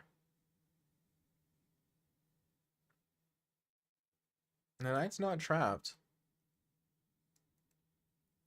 But after like g6, it's scary. Ooh, h6 was definitely wrong. King f8 suspicious because now I get g6 and I can maybe start thinking about like pushing the h pawn afterwards. Although I guess you get g takes here. A very suspicious position on all fronts. No, I think it's g6. Knight d2 is weird. Take the bishop, maybe? I still think king h8 was superior. That way you could play like rook g8 and go for this. And queen e7 is weird. Weirdly solid. Weirdly solid play by black. I have no idea what the result of this game is going to be. I legitimately don't know. Queen g3 is preparing f4? Question mark? All of these moves are weird. It's a wild game of chess. Man, we forget what it's like to be a 600. We forget what it's like to be a 600. After b takes c, I suppose white's playing f for f4. Given it's hard to play against that, especially now. Ooh, f4 looks dangerous. After f4, I almost prefer white. Scratch that, I actually prefer white. Okay, queen f3 is all definitely wrong. It's wild, man. Queen f3 is definitely wrong. Maybe it's not even that bad, but it's definitely wrong. Because then I get like a queen g6 and maybe I hold on. My knights are just so bad, though. The knights are just so bad.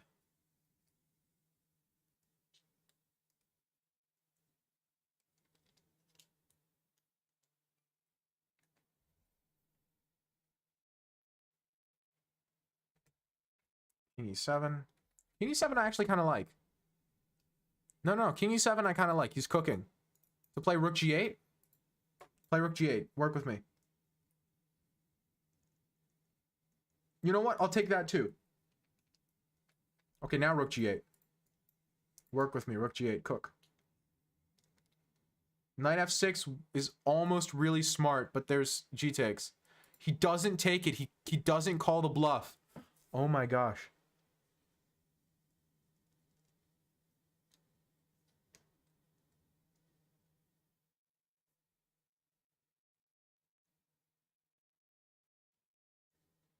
Now you can just take on g4, no? Yeah, because g5, no? You totally can. I don't know if that's a double exclam, Cormac. I'm not sure how I feel about that being a double exclam. Oh, wrong button. Oh, bishop takes f2? Why bishop takes f2? Knight f5 is such a strong move. So that's such a strong knight. Again, white can just castle here. And white's not in any danger. Although, black's up material? King f8 is wild, yo. Whoa. Knight f3. Having heart attack. This is an emotional journey. Rook f1. Take that queen, please.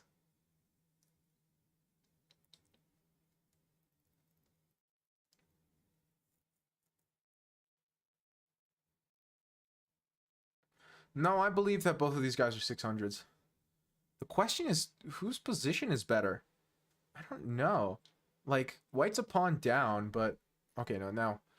White just gave it the exchange. Never mind, black's better. Rook f1, missing knight f1. That's a good guess, but nope, it was knight g4, which is maybe a good move. Knight g4, rook g2 looks troubling, but... No, it doesn't work because the knight takes, but...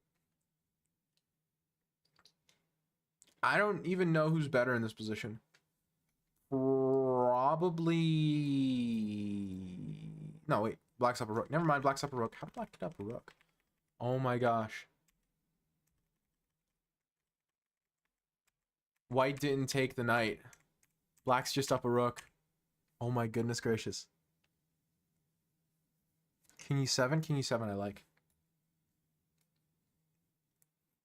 Take on h6. Please. Please take on h6. Why there? Why there? Whoa, whoa. King f6 allows knight h7 with check, and the king can't get any closer. This king's forced back to... I don't even know. It's unclear. Knights move backwards? Of course they don't. This makes chess so intense. This is an emotional roller coaster. Knight takes f7, then h7, and h7 right here. No, knight takes f7 first, right? Knight takes f7. Just king f5. King d5. Doesn't that blunder checkmate? Oh my goodness gracious. Wow. Wow. What did we just witness? We witnessed true chess. We're over here analyzing endgames and nuances and like the idea of the threat of opening a file 20 moves from now is why we refuse to take a pawn that looks like it's just hanging. But these guys are actually playing chess. I don't know what we're playing, but it's not chess. This is chess. How'd I do? Whoa. That was an emotional roller coaster, Isaiah.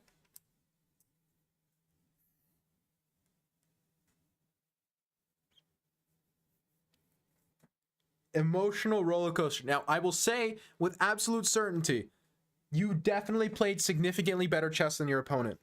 That I will say. However, what I also will say is that was an emotional roller coaster. And there's a lot to talk about. There is a lot to talk about. So, let's take a look. So first off, your opponent played a terrible opening. This is just bad, for the record. I figure you might already know that, but this is just a very poor move. Do you know why this is a bad move? Hello, Kate. Why do you think this is a bad move, Isaiah? Need to study, but who cares? Yeah, who cares about studying? How is that a book move? Everything's a book move. Why is this a bad move, Isaiah? I want to hear your reasoning. There are multiple correct answers. D4 is impossible. That's one of the correct answers. I will take that. It's a good answer. You can't push the pawn, right? Studying is cringe.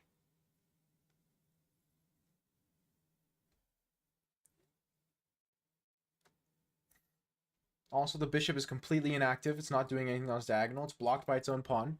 This bishop is blocked by the fact that the bishop's in the way of moving the pawn. Yeah, bad move. Bishop c5, significantly better. Queen h5, knight c6, very good. Guarding the pawn with the development. Excellent start. Already, you have a significant advantage. This kind of goes to show how playing reasonable chess will win you games. You already have a big advantage here. Just by playing normal rank, no, it's a Carlsen move. Shh. Don't help them. Anyway, don't encourage them. Knight c6, very good. g6, I liked. Knight f6, very good. c3, castles. h3. d6, I liked. Okay, I know that d6 was not the best move. However, I'll go over the best move, but I do not expect you to play it or see it because it's a little bit more advanced. So far, you're playing way better than your opponent. What the computer is saying, so in this position, how I missed, because there's a very, very good move in this position. There's like a winning move here, which I pointed out while you were playing, but I didn't expect you to see. There is a winning move. So here's the thing. Like in the game that we just looked at, the Rexpor game, you have 3 pieces developed and you are castled. Your opponent has 1.5 pieces developed because the queen should not be out this early and is uncastled. You have what's called a dynamic advantage, which means you have an advantage that's a short-term advantage. It's an advantage that if you sit and wait will disintegrate, but for right now is very big. So, Stockfish is saying that because you have this big right now advantage, you need to play right now chess. And if you play right now chess, he will just die. He will disintegrate into a million pieces and he just will never be able to play a game of chess again. Right? And so when you look at that and you consider also the fact that his king is rather open, the move that immediately suggests itself is d5. d5 basically wins on the spot. It's a little difficult to see that it wins on the spot, but it wins on the spot. It just, the game ends. It is like -4. He has prevented his own development. He can't develop this bishop. The queen prevents the development of the knight. This bishop is poorly placed. Everything is going against him. I thought that would lose a piece. If he takes e5, you play e4. Where does he move the queen? Where does he move the queen?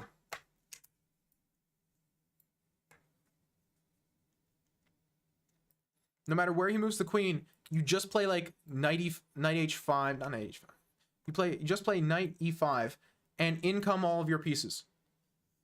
And it's very bad. It's very bad. You play rook e8 next move, and then you play like either knight to d3, knight to e3. He can't develop anything. You've sacrificed a single pawn. Knight h5. I was thinking a different line. I was thinking if he plays queen g3, you have knight h5. Queen g3, knight h5 is very, very, very good. Because now the queen is forced to h2, and you get to play bishop d6, and then you play knight e5, and now it's even worse. I got a little bit ahead of myself.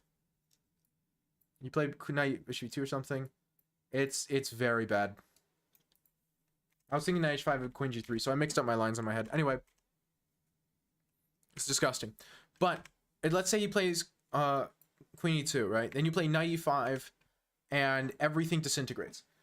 Everything you have is developed. He can't develop any of his pieces. This knight cannot go to any squares. This knight can only go to the side of the board where it's useless. This bishop can't go to any other squares. He can't castle. This bishop is almost hanging. It's super weak. This entire position is falling apart. White cannot prevent you immediately winning.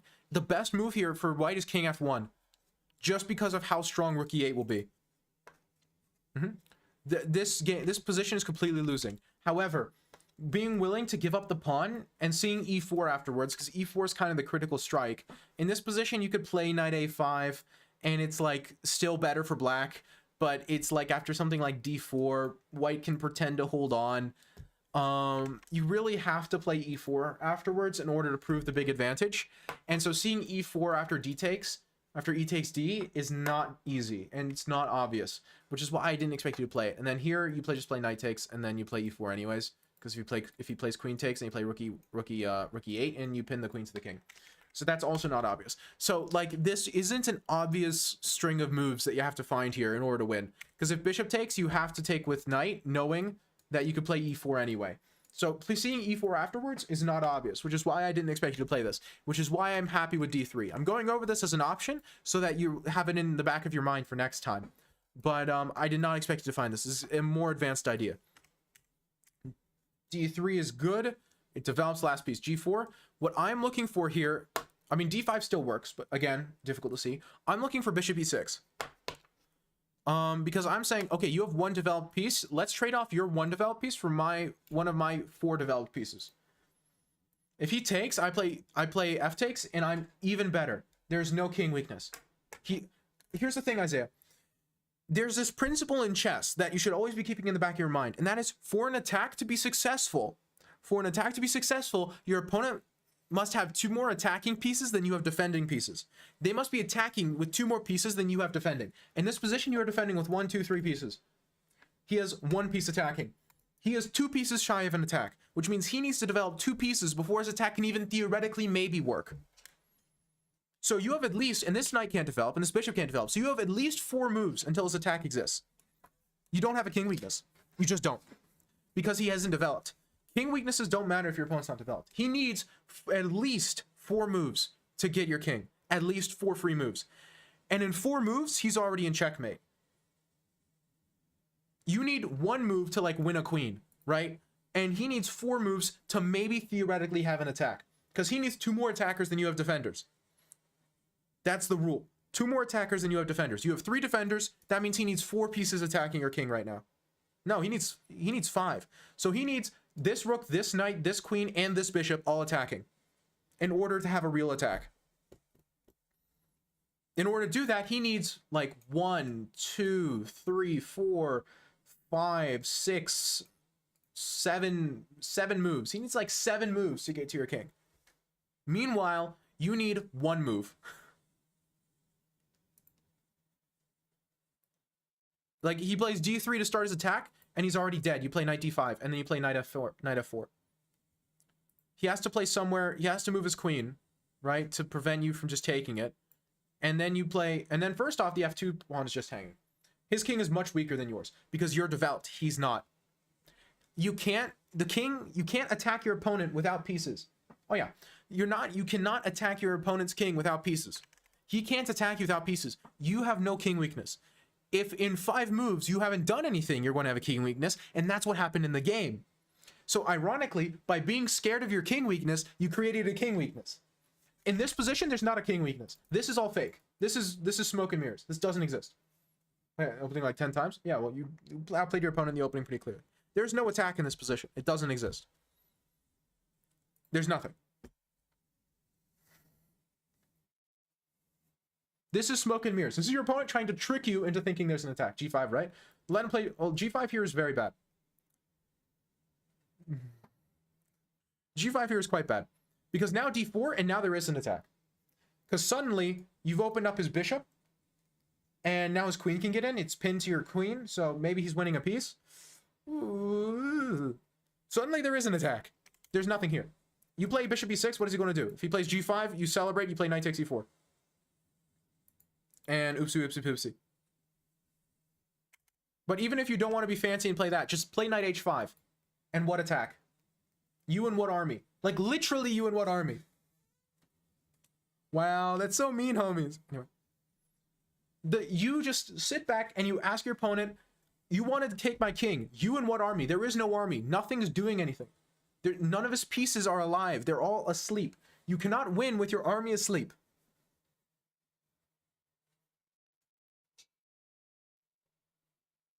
Just literally knight h5. There's nothing. There is nothing. G4. And c5 is not as good because it lets him get something. And he plays a3, which a3 is a horrible move.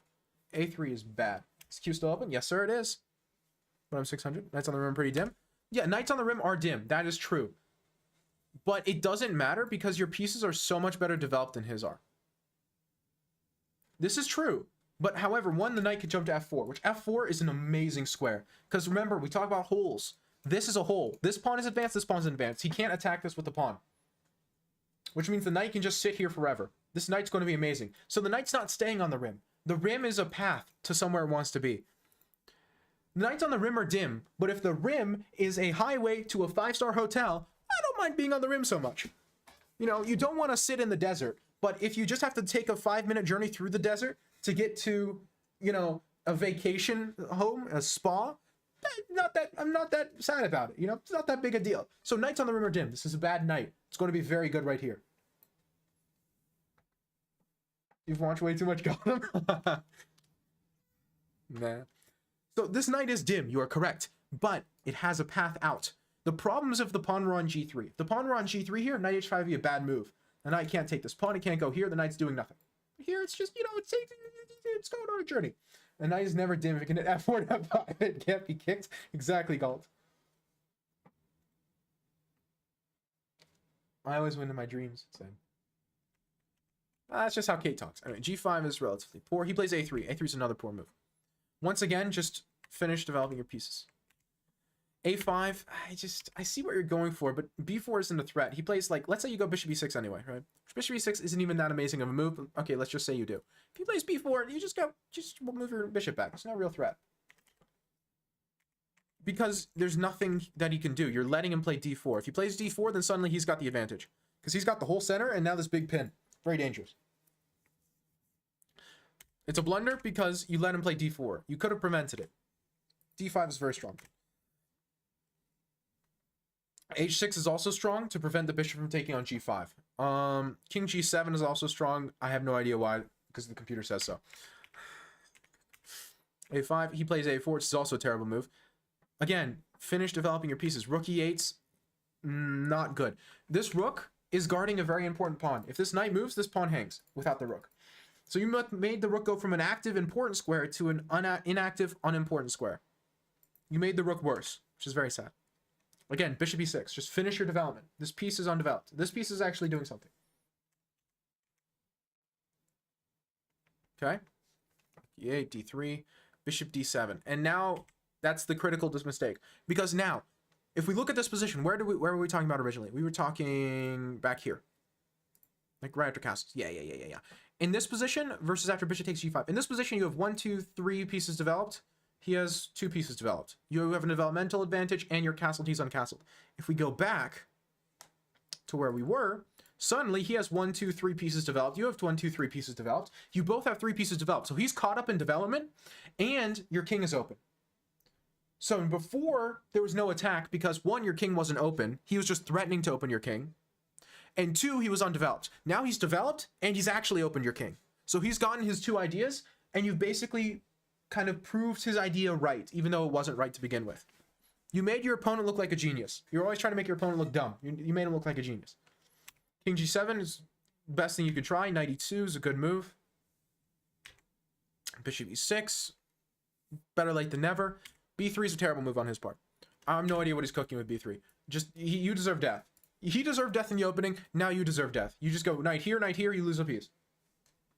Like, I don't care if you take my bishop. Like, at all. Oops. So, you deserve death now. I'm not sure why he played B3. That's a very poor move. King G6 is interesting. King G6 is interesting. I prefer H6, trying to get the knight bishop out of my position, because after King H6, I can just play Bishop H4 and the idea remains, or I can be goofy and play H4. And so I think H6 is a better way of kicking the bishop, but I see what you're going for and I don't mind it. He played Queen G2, which is a bad move, and you took the bishop. Okay, now we're talking. And now I was fully expecting him to play F4. He did not play F4. So he's done the same thing. H5, King G7, so far so good. G5, Knight D7, we'll take it. H6. King F8 I didn't like as much. I liked King H8 so that you could play Rook G8. And so you can get the rook on this file. But okay, King F8's possible. Knight D2, Queen E7, Queen G3, Bishop takes, Queen E6. Queen E6, I'm still very scared of F4, so, but he didn't play F4, Queen F3, King E7. I kind of liked King E7 too. So from now on, you're actually doing some interesting stuff. You're playing good defensive chess. Queen G6 I like a lot. Knight F6 was almost a really good idea. This was very close to being a genius idea. Why is it not a genius idea, Isaiah? Why do you think it's not a genius idea? Why do you think it... I want you to look at this position and try to think, why doesn't this work? Take a moment. I know why it doesn't work. I saw it immediately, but I want you to think.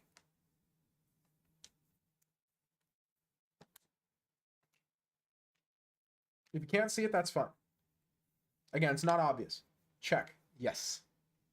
When he takes the knight, he takes the knight with check. That's the problem. And you cannot take his queen. Oops.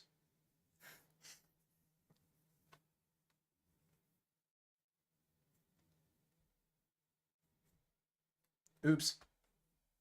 Gotham viewer spotted. Neural missiles. Okay. Yeah, it was almost a really good idea.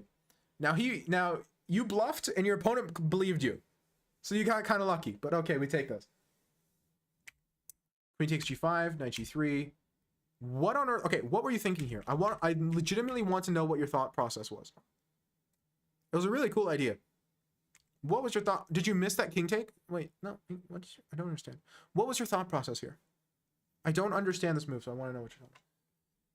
King takes, I win the knight. What if king takes... Oh yeah, huh. What if queen takes though?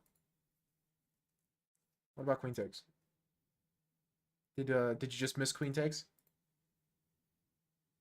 Yeah, okay, fair enough. So I feel like you need to spend a little bit more time cooking your tactics, because in this position you play this in 3 seconds. This could have been a 20-second tactic. It was a 50-50. Oh, come on. Don't play 50-50s. If there's a way your opponent can just destroy you, don't give them that opportunity. None of that. Queen takes, rook G8. Rook G8's good. Queen F5, King F8, good. Queen G2. I like it. I like Knight G4 a lot as well. And then you start playing better from here on out. You just want a rook. Just take the pawn. Just take the pawn, Isaiah. Like, this pawn is suspiciously close to queening, and this pawn almost lost you the game. Just take it. There's no reason to let him have it. I didn't see that. I think you're playing a bit too fast in these positions. Like, you're still probably winning, but it's scary now. I don't want to have to deal with this if I'm you. And so, unfortunately, he blundered mate, and you saw it. Very good.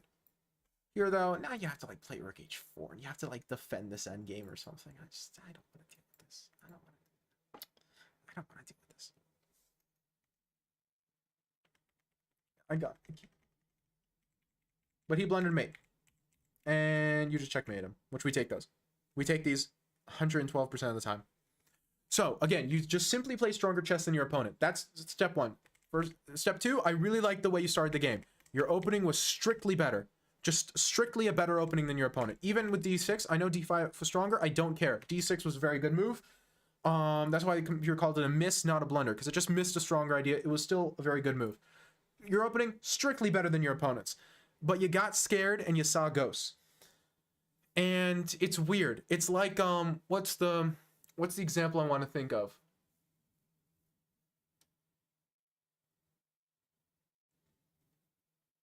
In chess, oftentimes when you see ghosts, you make them real. You know, ghosts don't exist until you really, really believe that they exist. And then they exist. And that's what happened. You believed in ghosts so much that ghosts started existing just for your sake.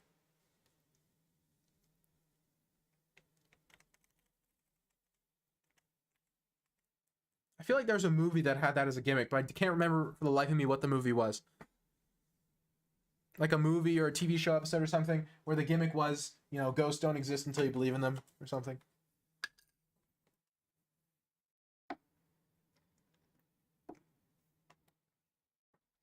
I don't know. It's not coming to me, but I'm sure there was something with that gimmick.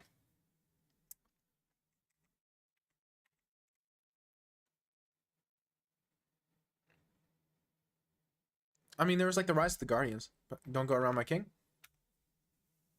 Yeah, but you should be scared when your opponent's pieces are around your king, not when yours aren't. There was like, I mean, there was like the Rise of the Guardians or something where nobody believed in the Santa Claus. No one believed in Santa Claus, and so, hey, Yuba, what's up? Thank you for the resub. I really appreciate it. Wow, 14th month streak. Goodness gracious, that's over a year. Okay, I need to go to the bathroom. I'll be right back.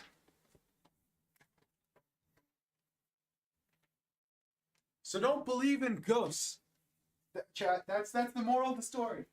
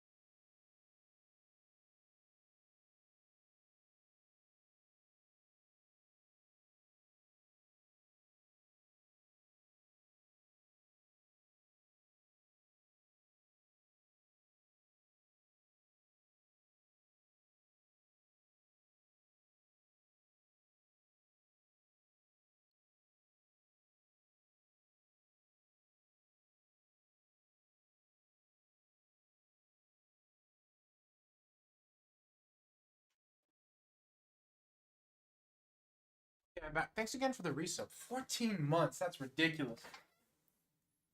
What did I miss? I only believe in Casper. Yeah, but he's a friendly ghost. You can believe in Casper, the friendly ghost. King safety is the best? It is. You are correct. King safety is very important, but your king is safe. You have done nothing to create any meaningful weaknesses, and he is undeveloped. He cannot attack you with one piece. The one piece is not real. We can't get much higher.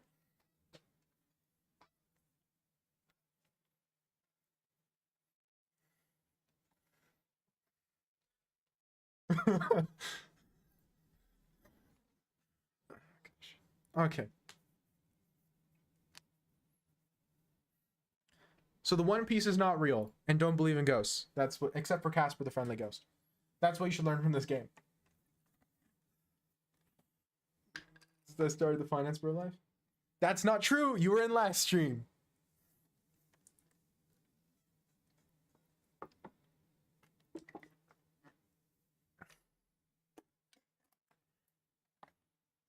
The One Piece slander. Maybe it was stream before last, but it was a recent stream. CDDC, you want to play a blitz game instead of a rapid game? Be my guest. We could play 2 of these since they're shorter, if you'd like. Watch the One Piece slander. I've never seen One Piece, so any slander would be totally unintentional.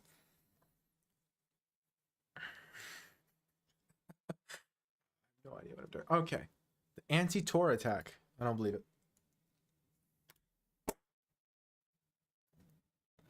The One Piece is not real.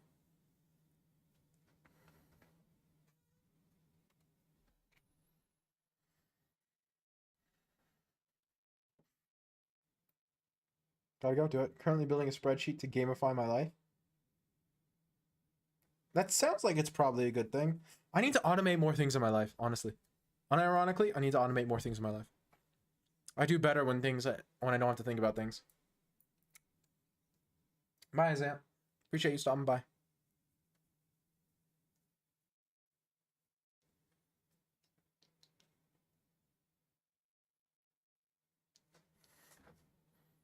Excel is so useful for automating my life. I've heard that Excel is like insanely useful, but it's just not a skill I've developed yet. I intend to at some point, but I have not done it.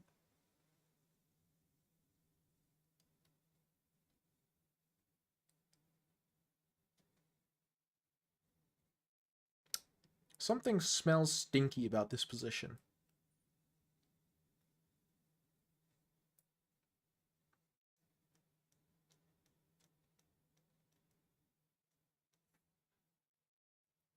I probably will.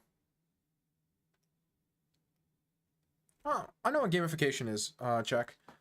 The problem with any of those systems is that while they tend to work for me when I put them into effect, I struggle to put them into effect because me and my ADHD are notoriously inconsistent. We're buddies. Except for when I hate it, and it's guts. Wait, is that what you meant by gamification?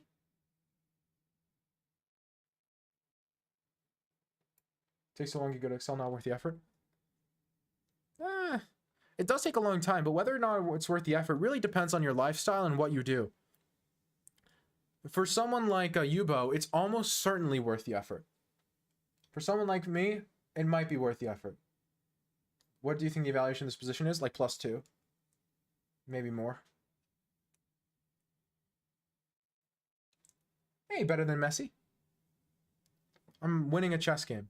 Or trying to win a chess game. Feels like I'm winning a chess game. It's losing? What do you mean no, it's losing? It's not losing. There's no universe where I'm losing right now. I might not be as better as I was a few moves back, but I'm definitely not losing.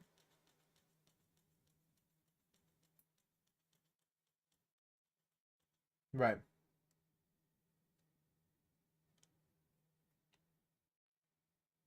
Oh, well, for me, automation just means automation. That's what I was referring to when I said automation. So I did the thing where I say something only tangentially related to what was originally being talked about, and then I just went with it because I forgot what was originally being talked about. Apparently he had bishop b4. Bishop b4 is actually threatening. I thought I could just play king d1. Ooh, maybe he could have taken. Maybe it was. I don't know. But now I'm definitely winning. You want to analyze it? Absolutely. Exclam, join to join the queue, and it's your turn. I'm more than happy to. Oh, come on. There's got to be something here. Come on. Where's the dub?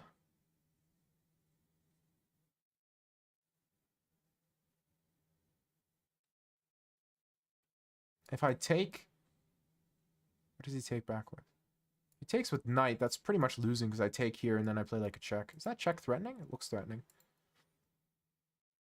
Maybe I just sit and play like this. Because he doesn't have bishop b4. He doesn't have rook d8. He doesn't have anything. 2,500. Oh, you gotta show us. You get paid for it, it's worth the effort. If you want to use it for personal stuff, it's not worth. Okay, that makes sense. I need to learn like Python or something. Just some language for just everyday automation. Because I do so much computer stuff nowadays that it would just make life easier if I could do stuff myself. It was just a stupid ending. Oh, I want to see even more now. I have no idea what I'm doing in this chess game. I'm definitely playing this wrong, but I'm having fun. So that's what it's really all about, isn't it? Bad chess isn't bad if you're having fun.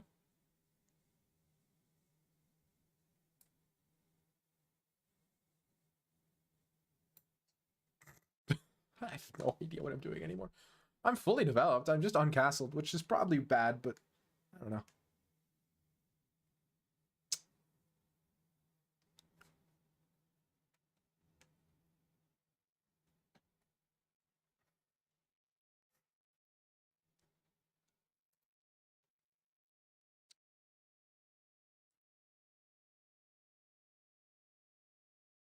Peace? Peace, yes? Nah, I can play check. I'm just going to castle. This is probably really dumb, but I mean, I don't know.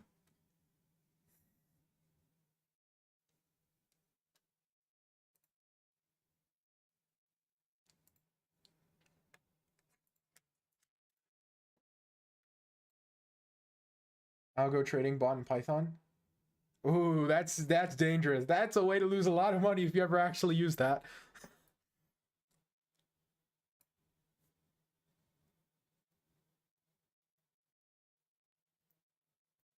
Oh, come on. Homies, don't accuse Kate of cheating. Hello, Jonesy. Jonesy Martin. It's been a long time, hasn't it? Hold on a second. I know you. I know that name. I haven't heard it in a million years. What am I doing? Playing bad chess. That's what I'm doing. Got about 65% accurate. I just lost a queen. What am I doing? It's fine. We win these anyway. I don't know how we win these, but we do. Trust. I know. I'm making fun of you, homies. I'm not worried. It's fine. I don't need that. Yeah, I just got back in chess. What brought you back? I don't need the queen, guys. I've lived my entire life without one. I'm so sad. Okay, no, it's fine. It's fine. I don't need it. I don't need it. Flag him? Yes. Yes.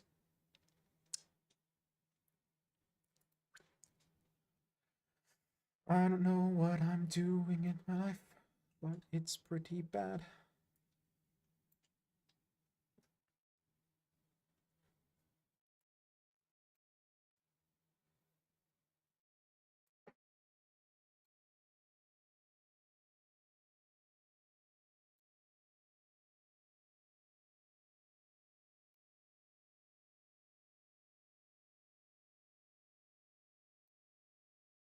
Hmm.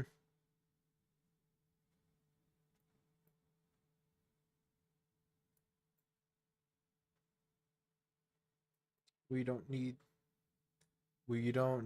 no queens or knights.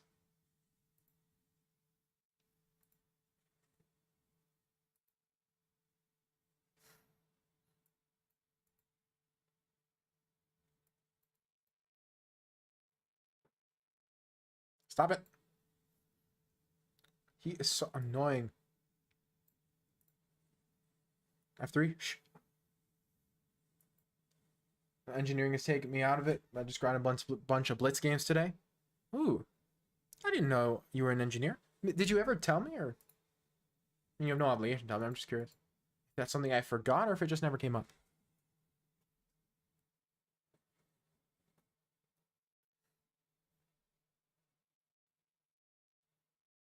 Hey, Cyber Analyst, thanks so much for the raid. Give me a second. This time, I'm not going to be raiding someone else as soon as you raid me.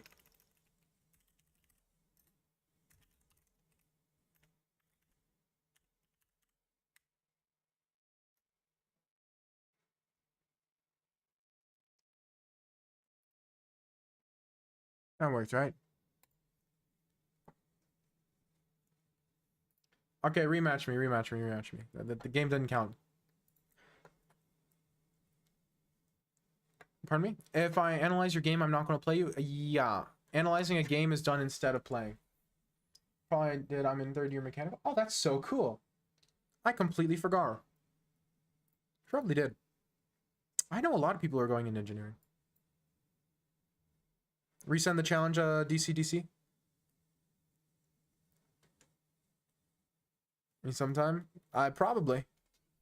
I tend to. I'll watch your stream first, a little bit. That's what I always do. I stalk people before I raid them. Unless we're doing like one of the random raids, but then even then I stalk for a little bit. Ooh, I forgot. I am learning the Deutsch.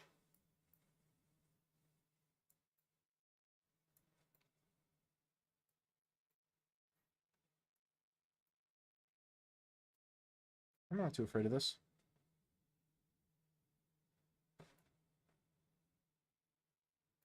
I'm just going to castle. There's no reason to get ahead of myself here. I'm just going to castle and then play like bishop f5, and I can't be worse.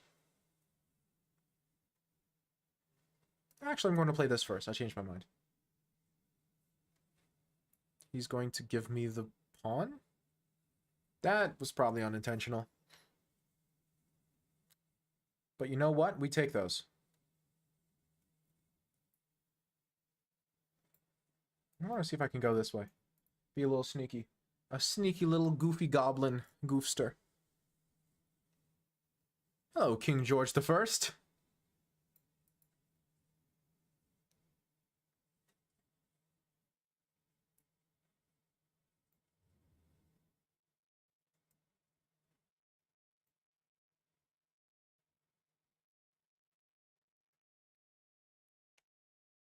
I know. I know it's German for German, not Dutch for Dutch. I know, it's just fun. I like seeing people catch me on it. I know Deutsch is German, because it's Deutschland is Germany in German.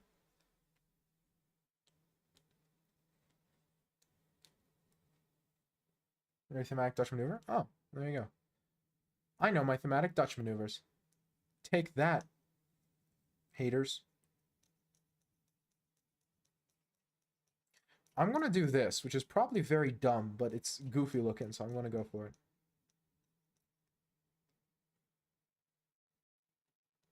The concussion during midterm season. Oh, that sounds horrible.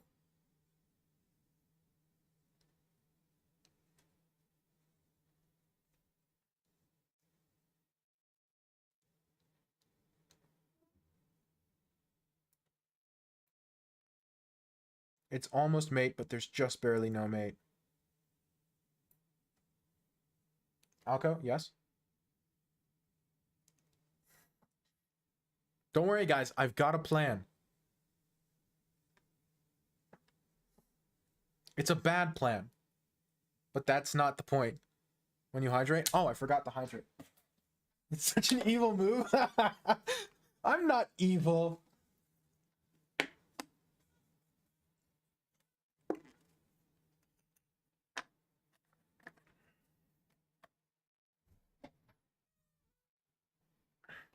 It's not evil. It's just goofy, okay? It's not evil. Check. What's material look like? Even? Do I want to trade queens? Can I avoid it? I can play king g6, which is such a weird looking move. What a weird position. Do I want to trade queens? Not particularly.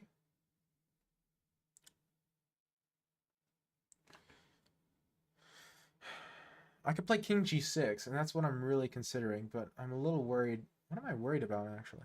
I don't know. This is such a weird position. I could play king g8. It's probably bad, but it's not that bad.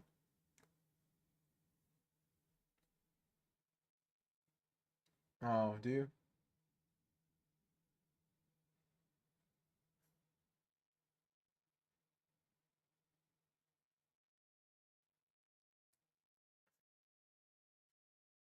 This is probably just a very dumb move. I shouldn't be playing this.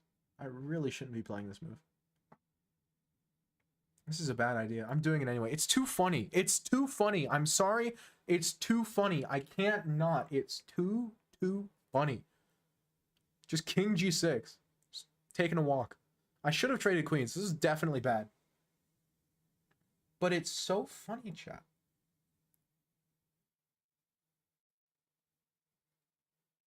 This is my 7th? My Morse first time. Wait, 7th concussion? We hold these. We hold these.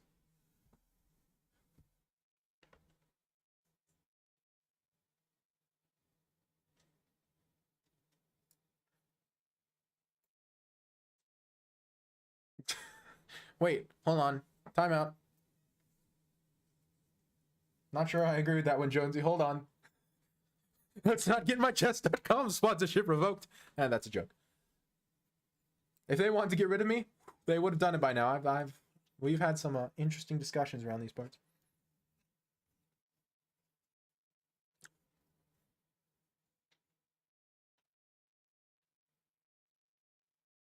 What am I doing?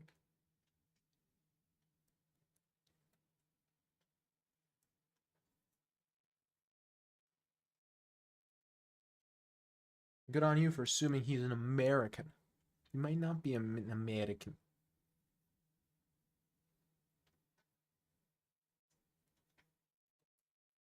I should not be playing like this. This is almost certainly bad. But see, the key word there is almost.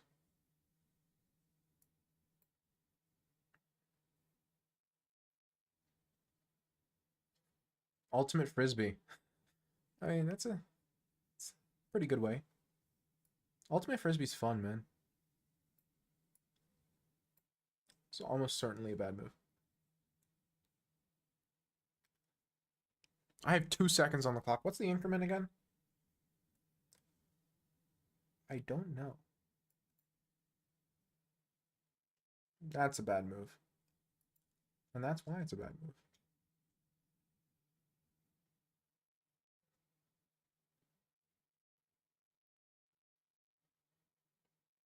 I don't have time for this. But like, unironically.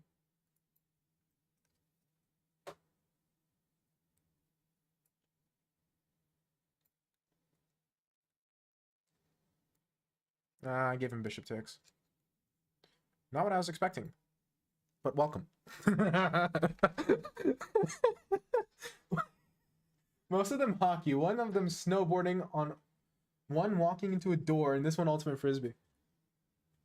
I like how there's all these like super active crazy, and then there's walking into a door. That's how I got my 1 concussion.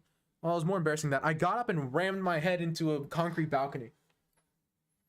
There were protests from doctors and nurses going on outside of banks about how much the government pays them, and a guy I know who shall remain nameless started waving a wad of 50-euro notes out the window. He was suspended with pay because it's funny. Oh my gosh. Wow. Bankers. GG's. Terrible game of chess. I am really bad at blitz. I just want to point that out. I am very bad at blitz. No, I didn't hold. I won. We don't hold these. We win these. We win these.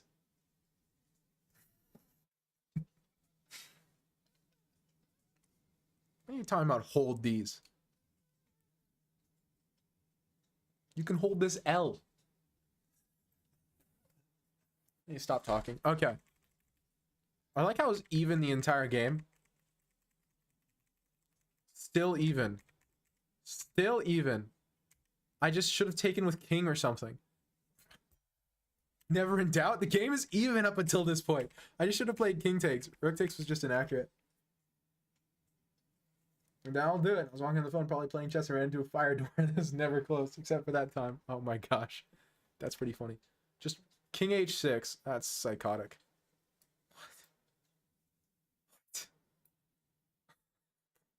What? What? Why? What? I don't have the brain cells to calculate this. What is Stockfish cooking? So, oh yeah, so obvious. I'm so sorry I missed this, chat. Of course you play rook f3 this position.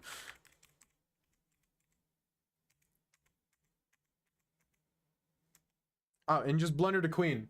Let him cook. Exactly. No, no, never let bro cook again. Homies. Well, wait, should you be on gadgets right now, Jonesy, if you have a, oh no, you don't have a concussion. You had a concussion. You had a concussion when you were trying to get over when you're during midterm season, right? That's what you said, yeah?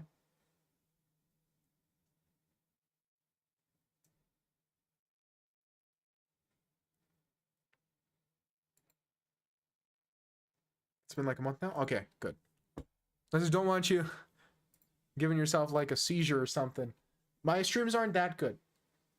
They're getting there one day, but for now they're not that good. I should be studying, like, who studies? I also should be studying, but no. Why? Why would you study? Why? I don't understand. Like, what do you want? Like academic success or something? Couldn't be me. Bunch of nerds. Teacher has a concussion. Oh my gosh. I'm so sorry. That's horrible. I just want to pass. All C's get degrees. That's all I'm saying.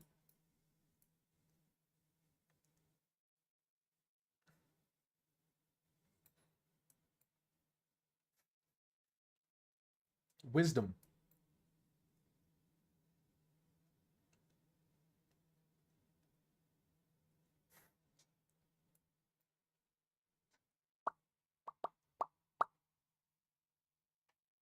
Activity. Activity.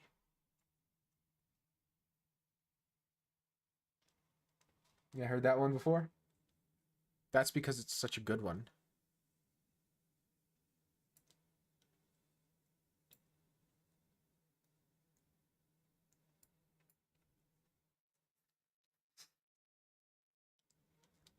No, currently that's the philosophy for me though, because I'm going to college in Macedonian, which is not my first language.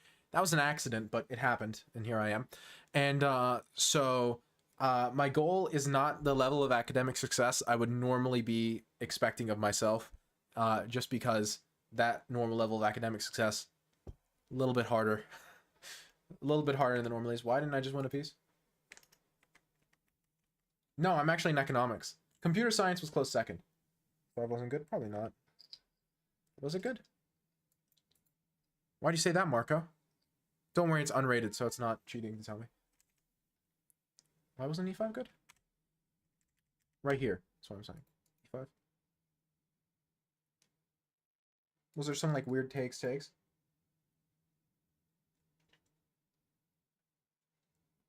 Okay, that's not actually what happened. Fun fact. Fun fact? No.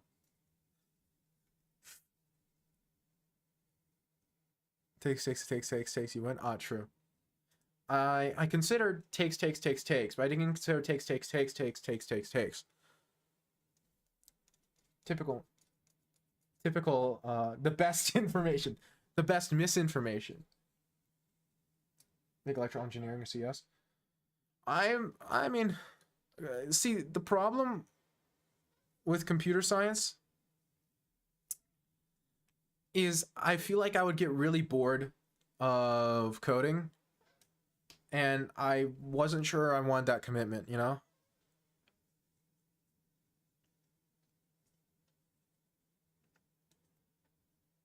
Plus, I really started getting into computers after I signed up for uni, which was kind of unfortunate timing, but I like solving problems. Not problems like what is life. That's more for the realm of philosophy. I like solving practical problems. Use a gun. No, but no, I'm joking. I'm doing a bad quote of TF2's engineer, Meet the Engineer. But no, I got into computers more so after I signed up for uni, which is a little bit of unfortunate timing, but I'm still not sure it'd be a career path for me though, because I like it recreationally. I like how people like cars. I don't know if it would be a job thing for me.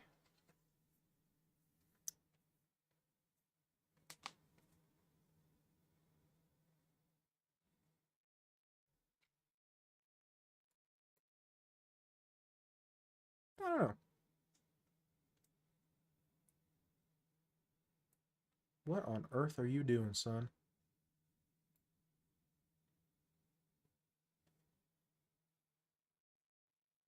Do they know? Eh, engineering isn't a bad field. What am I remembering, King George?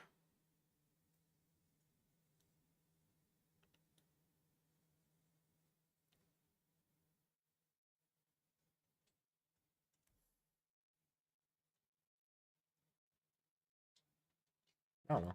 Don't mind if I do. I believe in you. Thank you. How dare you not know exactly what you want to do upon reaching your 18th birthday? Despicable. Yeah, it's kind of a problem. I just, I don't know. I still don't know what I want to do. Well, why are you complaining? You have a job secured after you're done in college that you like. Oh, come on.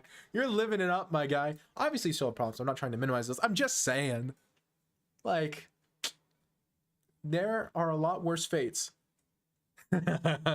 A lot worse fates for a college grad than having a job ready that you like. Me next? Looks like it.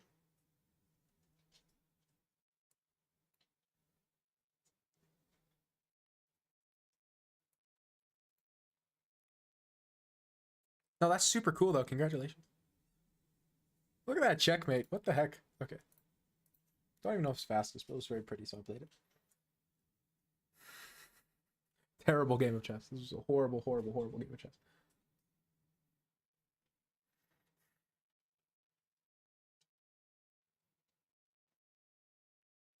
I guess I'm just secretly hoping that by the time I'm already graduated, or I would have already found something, right? So like I'm sending my resume a few different places. I'm trying to invest in Twitch. I'm going to start coaching online for money and see if I can make some money that way as a side hustle. So just secretly, you know, hoping that I don't have to think about it. Leaving that to future me, which is a completely wise decision. Also, just don't play this. Homies, just don't play this. You grew? Yeah, a lot of those are chess.com embeds, to be fair. But I'm not complaining. That can never go wrong? Of course not. Leaving your problems to your future self has never, ever caused any problems. Ever. Never. Never once. Don't play knight f6. You have to play e6. You just gotta. Anything other than e6, you kind of suffer. e5 is possible, and it's like an Albin counter gambit weird thing. I don't recommend it. Just play e6. You can also play bishop g4. To be fair, bishop g4 is a playable line as well. It's a little bit more complicated, but it is a playable line. You can do this if you like this sort of thing. But I just recommend e6. I actually don't recommend knight c6 in general, but playing knight f6 here just lets me get so much activity. Ah, it's bishop g4 first. I forgot. You want to go for the pin immediately. I always play the wrong bishop out. And then, yeah, and then here, and then I take on, and then I play e5. Right. Tell him about controlling the center. Yeah, exactly. I just gain full control over the center, but Homies knows this. He's played in this before. The only legit, I think, after knight c6 is to play bishop g4. That's not true. That's not true. Playing e6 is transposes into a very standard Chigorin defense, which is a known opening. So, like, if we go to this position, here, here, here, here, knight f3, knight c6, this is a Chigorin. This is a known thing, and you can do it. Now, the thing is, you get the unique line of bishop g4 in this position. I think the Chigorin might be you let me take in the center. Wait, is that Chigorin knight c6 here? This isn't the Chigorin. Yeah, this is the Chigorin side. Sorry. This is the Chigorin. This is like a known thing. And then here you play e6. It's a known thing. We just transposed. The first move I've seen without any lines of mine, just free. Yeah, and that's a good way to get bad positions. Because I did the same thing. T-Pawn, I hate this. Well, yeah, but there's some justifications for it. I don't like it. I don't play the Chigorin. I don't recommend the Chigorin, but it is an opening. So if I told you can't play it, that would be dishonest of me. It is a playable opening. Also, queen e7, you have to take. It's still bad, but at least it's only a pawn. Hey, Torbeth, welcome back. And then he just gave me the queen, which is also bad. I was expecting something like this, but that's also pretty bad. Oh, this is also... Yeah, everything's quite bad. Can't wait that long. Yeah, Q's long tonight. Q is long tonight. I just finished my game. It was crazy. It wasn't now. E5 F5 ever game? It can't be that bad. I play F5 move 1 because I'm a base Sigma male legend guy, Chad. Yeah, so you just gave me central control, and then even though I didn't play accurately, you disintegrated under the pressure. This was just an opening mistake.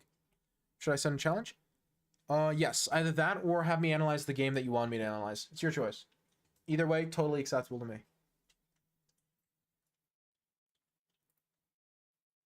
I think the Dutch can lead to similar positions. Yeah, it can, but there are some unique lines to the Dutch. It can, but it doesn't necessarily. That's what I want to say. Almost 1,400 puzzles. Pretty huge.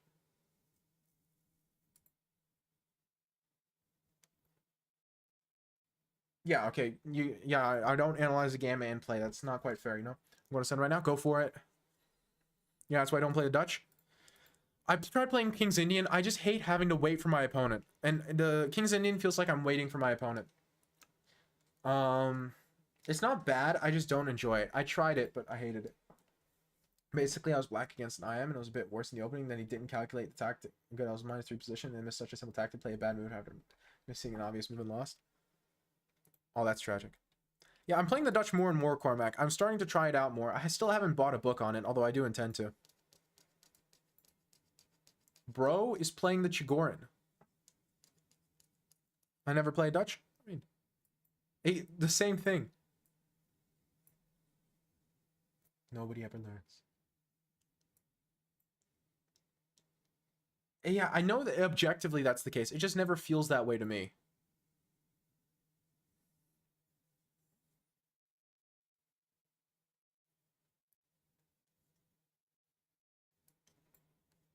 Objectively, you are correct, but it never feels that way. And I play off vibe. I'm a vibe player. What on earth is this? Okay. Have you tried the Nimzo? I have not, but again, it just doesn't seem like the type of position I'd enjoy. Maybe I'm wrong, but the vibes are great, but they're not my vibes. And I don't want only great vibes. I want my vibes.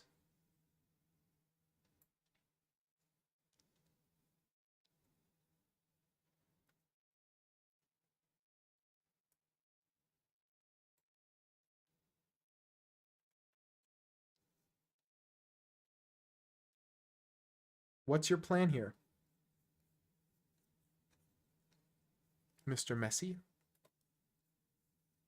Translate this? No. Somebody play the Sigma male theme.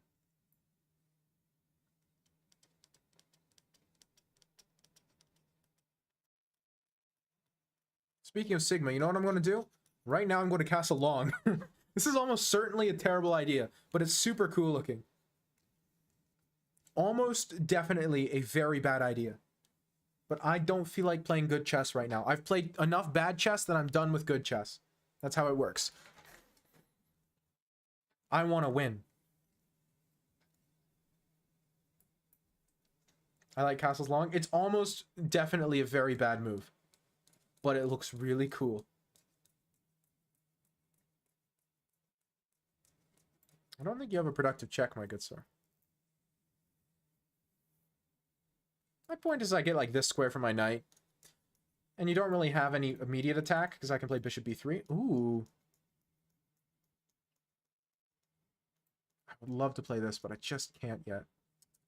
Tragic. Tragic.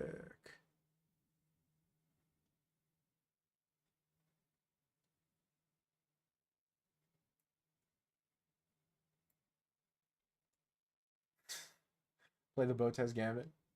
Now that's a true Sigma male open. Praises one book on Leningrad. I think it's one by VM. Understanding Leningrad Dutch. Yeah, Gotham specifically called out a book called The Diamond Dutch, which I'm also looking into.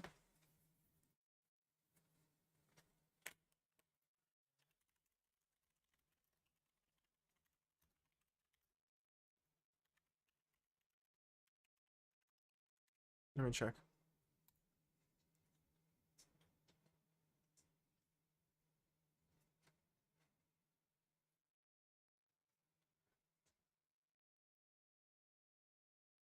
So those are my two big candidates for what Dutch book I want to get. I hate books. Yeah, the problem is there's a lot of information that just has not been translated onto the medium yet. Media. That's just not been translated yet. So there's a lot of stuff that you can only find in books. I don't know how I feel about my position here.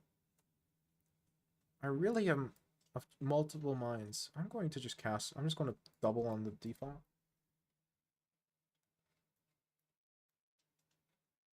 I've watched probably 5 videos on the Dutch from YouTube. It's just not enough information.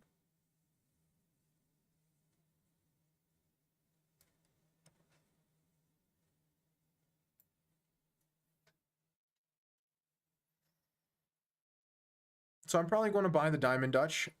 But I don't like spending money, so I really put it off until the very last moment every time I decide I'm going to.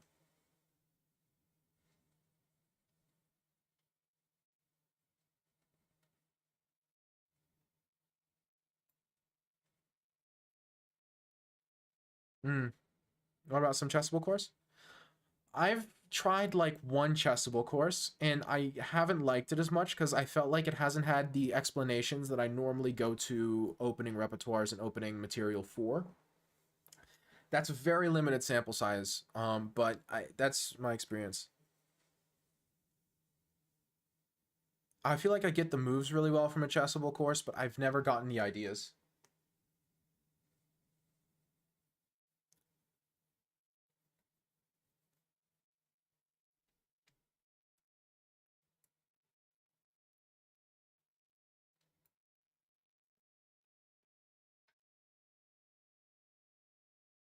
Is to play. That's what I'm doing. I've just begun playing the Dutch. But again, this is a very recent development. That does not work.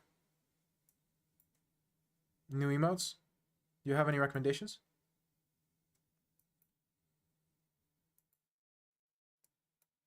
Give me that. I'll be taking that too. Don't mind if I do. Oh, did that have an increment? What time control was this? Blunder emote? That could be useful.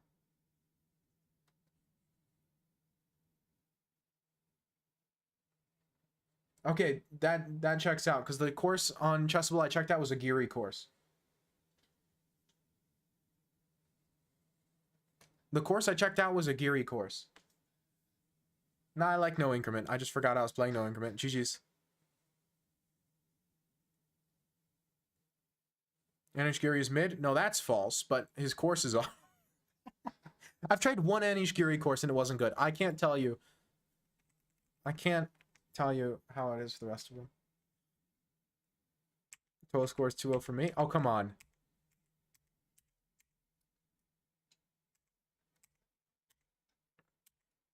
Maybe I should have played this first. Yeah, D5 immediately was better. Buying a Caro course from Chessable since I've been playing the Caro so much. I just got from time to so much time from just Gotham Chesley course. Well, supposedly Gotham's Chesley course is pretty good on it. I only have one Gotham course, and the one I have is very good, so. Super useful. Huh. Want to say something? Well, it depends on what you say. Everyone want to hate? You probably are. Just be careful. I defend hot takes. I don't defend bad takes. That's a joke. I actually defend both. But that's the point. I was thinking about Bishop E6. I almost played it, but I was a little worried about like some weird the stuff like this. Hans Niemann is mid. Why are people mad about that? Why would someone hate you for that? I don't understand.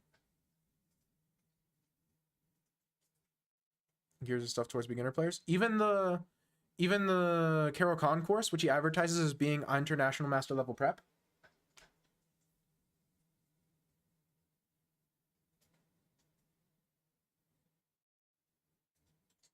Dragon line, I favorite any course, by the way. That explains why it's such a bad line. You know what? That explains everything. That's a bad line from a bad course. Okay, gotcha.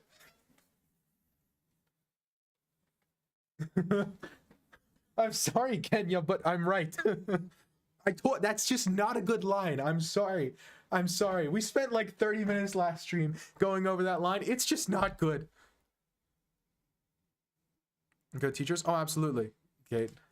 Absolutely, Kate. You are correct. More YouTube don't have any of his course.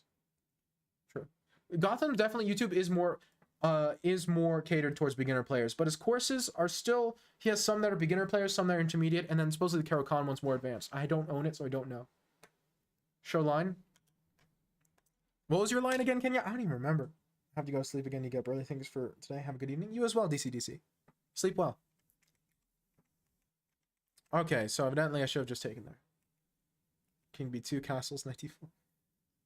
What? b3, b2. b5 was definitely poor because it let my knight get to c5.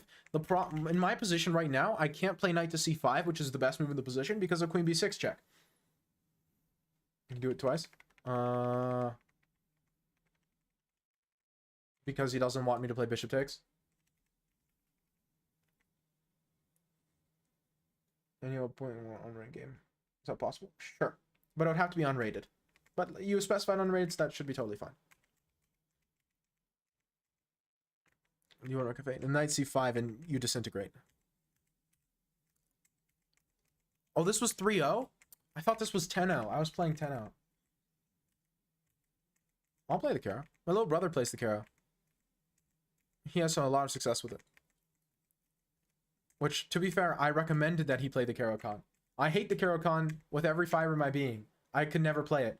But I absolutely recommended that my little brother play it because it matches his style. And that's what matters, right?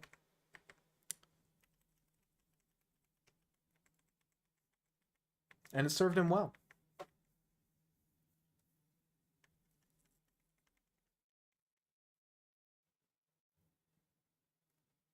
What do you mean? I just specified that I recommended to my little brother and he plays. Bass instrument? What? Do you mean like the bassiest song? And I know a few, but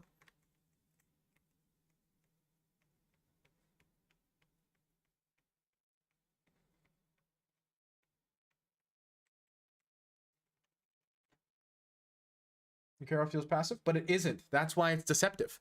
It's because it feels passive, but it isn't passive. It by no means is passive.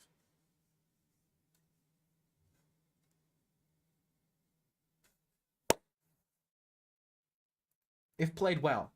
I like turtles. Now, if you play it passively, then it's a passive opening. But if you play the King's Indian passively, it's a passive opening.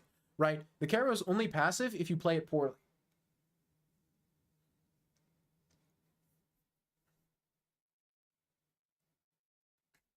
I would dab in 2023. You know, a fantasy variation, white, only white is having fun. That's not necessarily true. In the fantasy, black is more solid long term. If black survives the initial attack, black is better. That's kind of the point of the fantasy. That's why it's not the main line, is because black has better long-term chances if he survives. Right? That's the point. Hee hee hee ha. That's why the fantasy isn't the main line. Then be on the black back foot. Yeah, but then why are you playing the King's Indian? Openings are just based around that? No.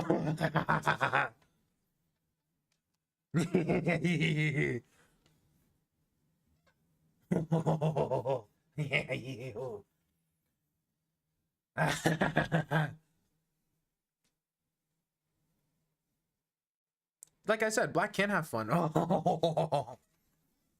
What am I doing? I completely missed that we were playing 3-0, man. If I knew that, I would have played a bit faster. Kenya, it's your turn. What are you talking about tonight? I would never. It's not like I was addicted to Clash Royale for like 3 years. Let's play Blitz. Sure. You just want to win. Everyone here knows now. Blitz, I'm terrible. I'm terrible at Blitz. Secret's out. I am washed at Blitz chess. Well, wash would imply I was good to begin with. Oh, this is just cruel. This is just cruel and unusual punishment. Play rapid, I'll probably win. Except you were losing in Blitz 2, and you won on time with 10 seconds on the clock. Come on.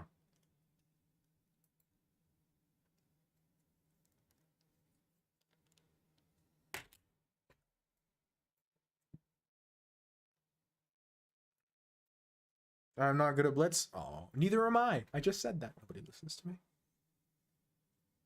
Nobody listens to me. Sad day.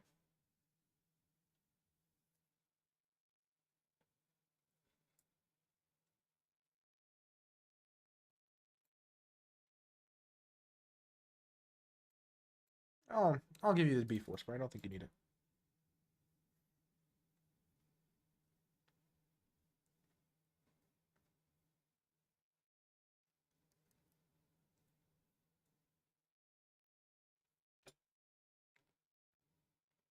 My Discord is a little bit cruel.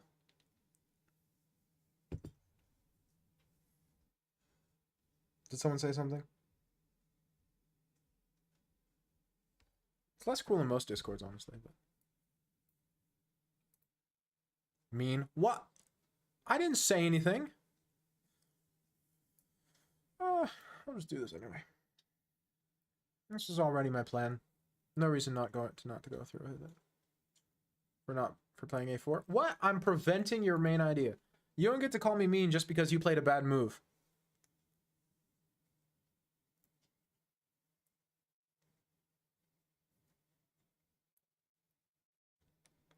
I will take that.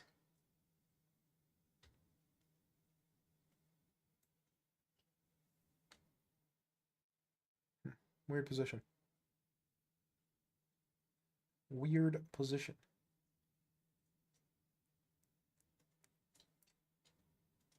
I'm going to try something goofy. I'm going to try this. Because if knight takes c4, I want to play knight d5. That looks good. Despacito. Something, something, something, something, despacito. Forgot all the words, despacito. Listen to that song like once ever. Go for it.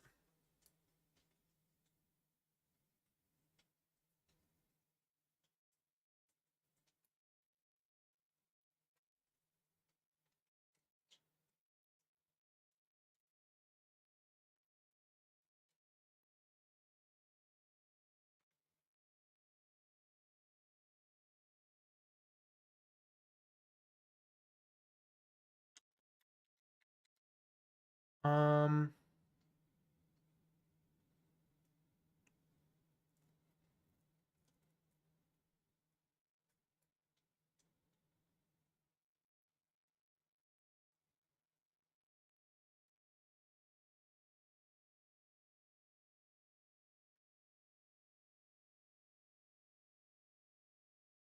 I think this works. I can absolutely sing whatever I want to sing. I will just get sued to the Stone Age for it. Oh yeah, but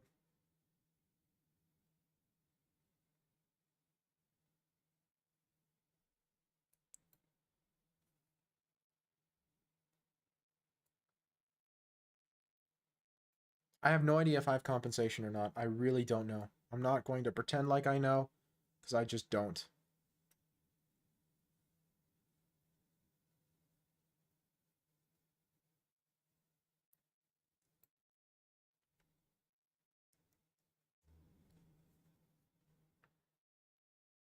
In my heart, I feel like I do, but the heart lies.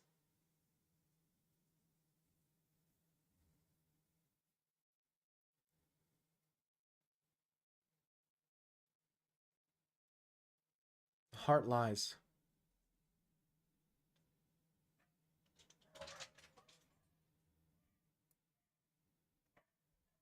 Give me the bishop. Thank you. I don't know how I feel about any of this.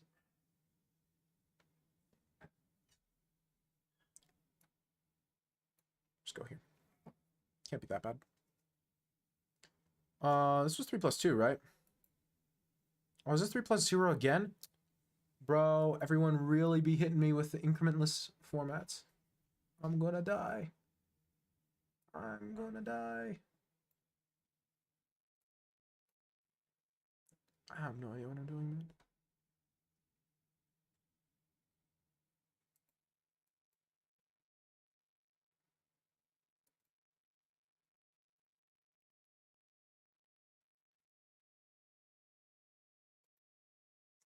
I misclicked the square.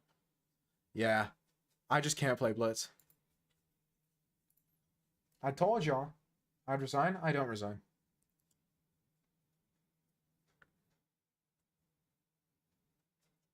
It's Cormac, Kate, CB. Now, a lot of these people probably still aren't here. Not a lot, but a number of these people probably still aren't here. But I told you I can't play chess. Blitz chess. I warned you. I 3-0, I might as well resign move 1. I can't play 3-0. I simply, because 3-0 is half blitz, half bullet. I can't play bullet. And so 3+2 I can kind of try, but nothing's for bozos. True. Your name is John? Oh. I forgot. You're right. You did tell me. I specifically remember you telling me. That's not Jonesy. It's John Simard. Simard. I have no idea how you pronounce that, but I remember that now. Oh my gosh, I'm sorry.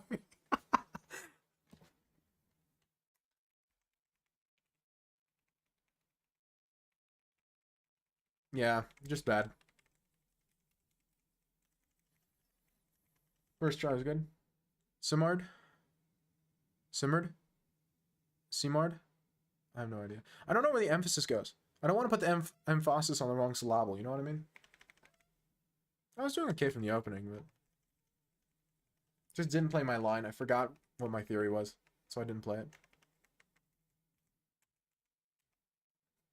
What was the correct move? Like Queen D3? Queen D3 is best. This was a little bit speculative. Saying it the English way? Well, you know, English is my first language. Simurd would be like the Slavic way, but that's probably even worse. John Simurd. Can't be right.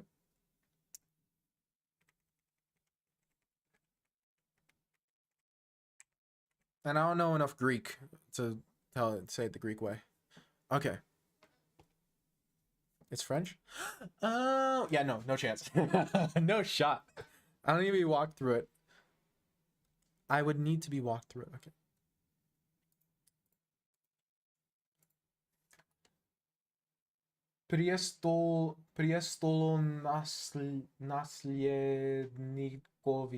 Nikovica?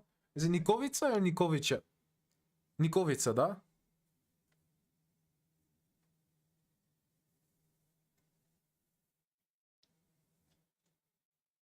Simar.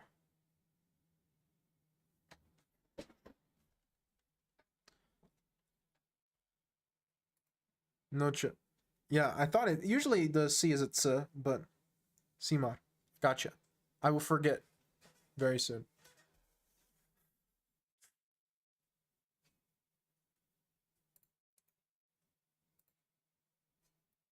Maybe it's fine. My friend using the English way too. Oh yeah, I know. I just try to learn. I enjoy learning that sort of thing. It doesn't bother me. I like learning how people pronounce their names. It's an interesting thing to me. You know, very specific thing. Seymour. So it's John Seymour. I could see that. John Seymour.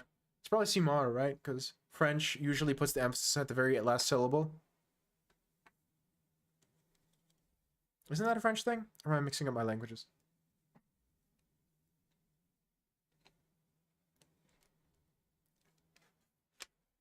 I seem to remember French being a language where the emphasis usually goes on the last syllable of the sentence specifically, but words as well. Oh no. Cormac's playing his prep. Queen g3 is such a barbaric move in this position. Goodness gracious. You played like 4 queen moves. Your Slavic accent of speaking Macedonian is very strong. When I hear you speaking American, I'd say you're American. Well, that's because I am American. I got dual citizenship, baby. I'm half. Оти македонски учи од луѓе во клубот. Луѓе во Битола, во градот мој. Значи, мојот акцент е како имитација од овој луѓе.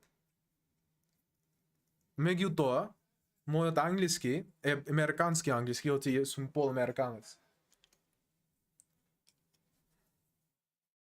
И сум роден во Америка. Сум родел? Родел? Знаеш што сакам да кажам? That's over games. It's barbaric. I love it. These lines are crazy. So e5, knight h5. Oh, that can't be right. I understood everything. Easy. A lot of these Slavic languages, they're pretty similar.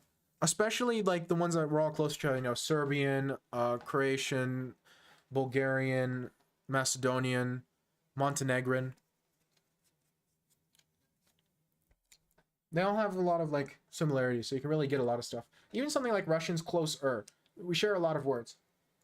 Like French and Spanish.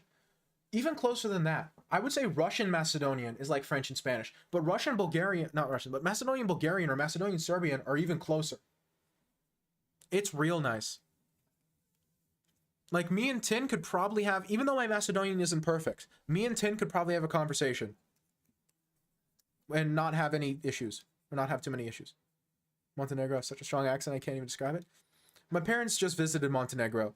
And, now, my dad, because, you know, he's from former Yugoslavia, knows Serbo-Croatian. So, you can get away with that. You don't need no Montenegrin, but... Because, you know, every older person from former Yugoslavia knows Serbo-Croatian. I don't know any Serbo-Croatian myself, but...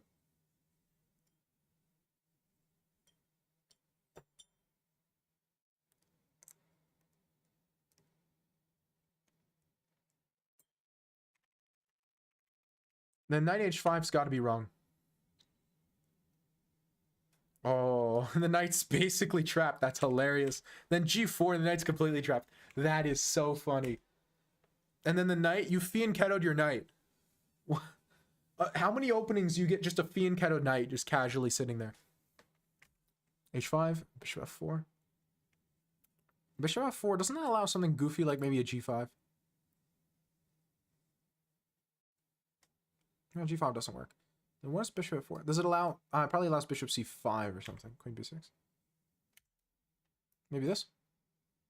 Oh, that's bad too. d5. You allow d5 because en passant doesn't work. Because en passant doesn't work. King e7, knight e8, easy reroute. Easy. Free. Free reroute. So you have to prevent d5 by basically saying, well, way to play knight f6. Stop me. Which is psychotic because you're just giving your opponent this while casually saying, I actually don't care. Because you get such good activity that you can just give up the pawn. Sheesh. Okay, bishop f4. Queen b6. Castle's long. Oh. And that's such a pretty castle's long. You bring the rook to the open file. You defend the pawn with your king. That's the ideal castle's long. Queen f2. And now there's got to be knight e5, e4, right? Yeah, okay. I was right. Knight e4's got to work here. Like, this... I don't even know this opening, but knight e4 is just such a rational move. The game's got to be over. There's too many holes. There's too many weaknesses. And you tempo the queen on top of it, just, ugh. And then the queen goes literally anywhere, and then you play knight f6. So first off, where's the queen go? Can't go here, here, here, here, here. So it can't go any of these squares, obviously. I can't go here, can't go here. So it has to go either there or there. Which both of those are depressing.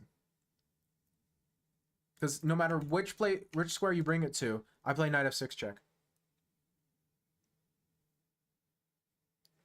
Equanimity. Equanimity is the ability to have mental stability and kind of mental wellness and peace while things are bad. During times of stress.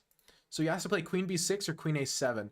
And no matter what he does, you go king f6 and then king d8, and then you bring the other knight to g5 and you just murder him on the dark squares. I don't remember who I was talking to about the Taimanov last stream, but I was talking about the main weakness of the Taimanov being the dark squares. And this is a perfect example of that. Now, black walked into it, but... Yep, Cormac, yep. I don't remember who I was talking to about this, but this is a perfect example of when black plays poorly and the dark squares just kill him. There's nothing you can do. There's too many weaknesses. The knights get in, and you're completely undeveloped. Your king is stuck on this open file and on the semi-open file in front of the rook. You're about to get take on f7. The game's over. Yeah, the Taimanov's an excellent opening. This is not an anti-Taimanov stream. I'm just saying that you need to be careful of your dark squares. Black was not careful of their dark squares. They went for cheap tempi against the queen, and they got murdered. Or at least they should have gotten murdered. We'll see what happened. Bishop e2 is not bad, but knight e4 is definitely better. H takes, just take the rook. Bishop d3. Yeah, I mean, this is still very good, obviously, but giving him the pawn's a little annoying. He gets some fake compensation. Bishop h6, just forcing your way in. Very good. Knight takes d3, rook takes d3. Queen h4 to prevent some goofy stuff like this. You played it anyway because it's still completely winning. But, I mean, b5. Trying to hold on to something. Like, if you play rook takes f3, maybe I get bishop b7. Knight e4 just shuts down everything, though, because once again, the dark squares. Even in endgames, the dark squares are still a problem. Knight d6, and this is the best piece on the board. And it's an exchange. It's not even an exchange, it's a full rook. Just walking yourself into the back rank, and oh, h5's pretty. And just check, and you take the bishop. Brutal. Brutal. So you talk Cormac, but you didn't give him any chances this way either. The other way was just prettier and more thematic. This is also pretty darn efficient. You just kind of went up a rook and won the endgame. I would say that's pretty good too. What a brutal game of chess. What a perfect example of when the time on can go wrong. Very thematic. It's Kate's turn. Oh, yeah, you're good. Highest star in the most distant galaxies. The other way was just a black hole. Yeah, there's nothing. You can't see anything. It absorbs everything. The knights, and plus, you know me, I like pretty chess, and to me, this was very pretty. This was very pretty because it's such a perfect demonstration of controlling all of the dark squares around the king, and it makes it's like a good story, you know. It's like when you see all the thematic pieces come together. It's inevitable. Is Kate still here? I think Kate's still here. You know, it's like the end of a Nolan movie or something, where every single plot thread that you've been waiting for up until this point, like the end of Breaking Bad, last episode of Breaking Bad, you know? When every plot point that's been relevant throughout the entire, like, billion seasons, it suddenly happens at the same time. Yes. His chess games are his poems. So Kate's not responsive. Rip. CB 7207. It also says he's here, just inactive.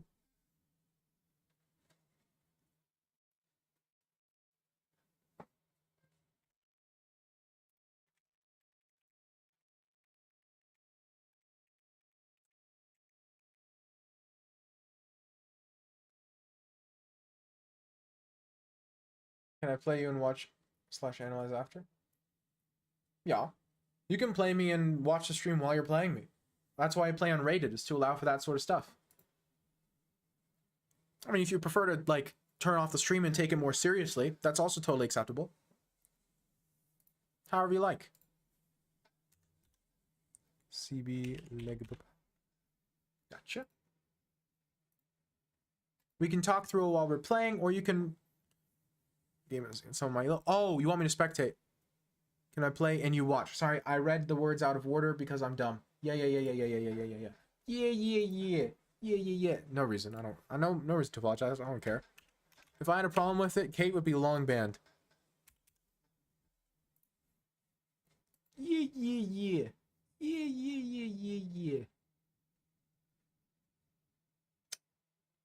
In that case, you have to turn off stream, but we've been over this.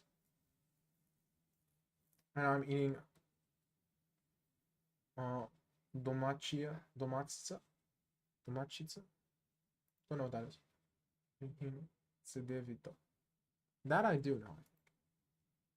You can't ban us. You want to bet? Feeling lucky? Punk.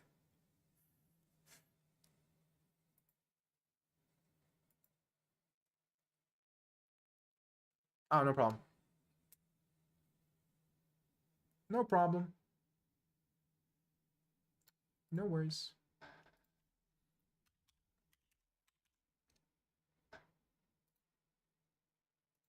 Okay, perfect. So just mute stream, tab out, however you do it. And then I will spectate the game and chat about it at the time and analyze it afterwards. Well, now you're second in queue. Yeah, a few people weren't here, so a few people were skipped because they weren't in chat. Like 2. So it went a little faster. Totally acceptable. HB3 is unnecessary. You could have just taken the pawn, but okay. Still vastly prefer white's position. Not vastly anymore, but, you know, we take it. Okay, taking this way. Totally acceptable. Queen takes. Ooh. Too fast. It's 3+0. It's difficult to play this.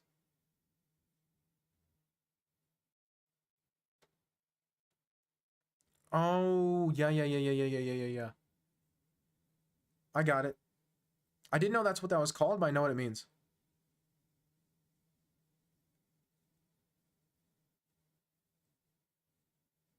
Domakinka? Something like that? I think that's what it is in Macedonian. Like housewife?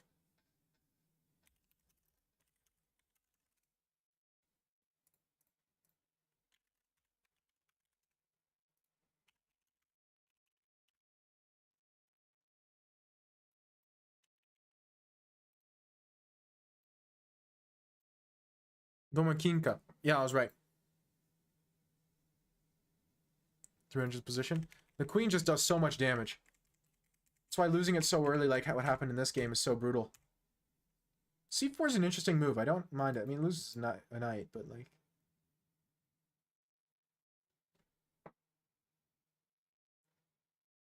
Domakinka. It's Domakinka in Macedonian, I'm 99% sure. And in English, that would be housewife. I know exactly what you mean. Oh, this game's tragic. Way too fast? He absolutely played way too fast. 100%. But it's difficult not to in 3+0. It's so hard to learn chess playing 3+0. So hard to play chess. So hard to learn chess playing 2+0. Look, it wasn't like 50 seconds. I thought you played as white. No. No. Yeah, no, I didn't. Takes and then takes the knight. That's brutal. Brutal game of chess. I would have taken with rook. I think it's faster checkmate.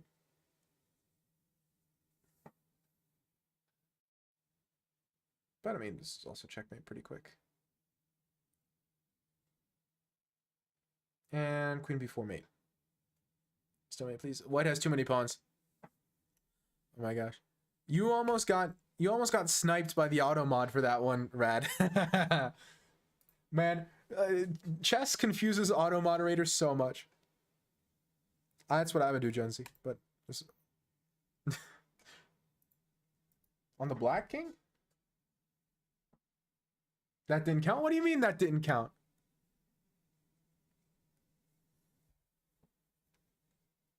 Black played very well for 300.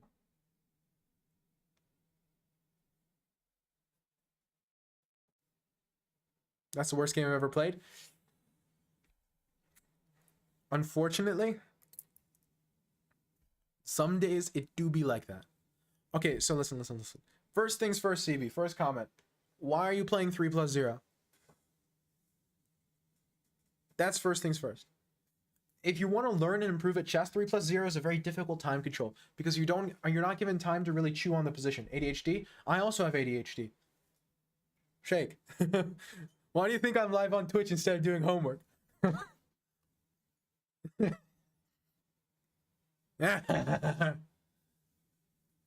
game's wait until you get good in one and then send it over. Perfect. Genius. Jonesy's really got it.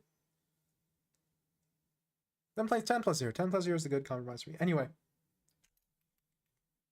Well, I knew that then I started throwing away because of the pressure. Okay, so this first off wasn't bad. This was a good start. I never say you have ADHD. Hey, that's because you don't see my room. Okay? If y'all saw just the... Okay, I don't... It's not well lit enough, but like, if you all saw the rest of my room, you would believe me. Or like my notebook that I write down homework in. Or like literally anything I've ever done in my entire life. Or my live stream where it's half of the tech doesn't work because I set it up once and then stopped. Yeah, I got you. I understood, Tin.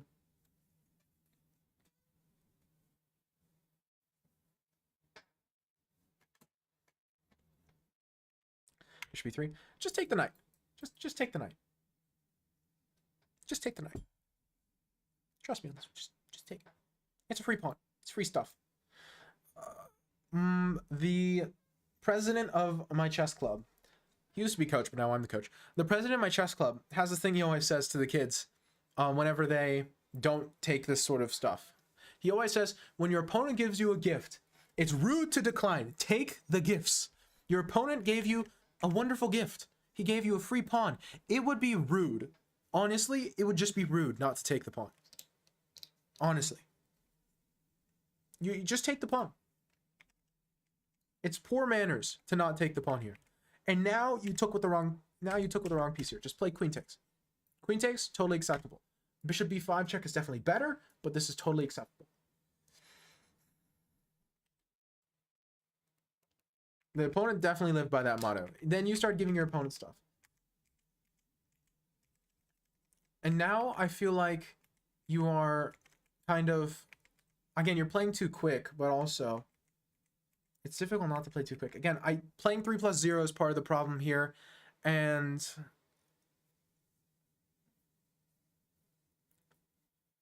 it's when you can't concentrate, or it's when you can't, okay, it's a combination of things. It's when, one, you can't control what you focus on. So people with ADHD can focus on things, but it's difficult to control what is being focused on at a given point. Hyperfocus is a thing, but it's usually not the thing you want to do. It also means that the dopamine circuitry in your brain is a little bit goofy silly, and so it's more of an extreme gamut.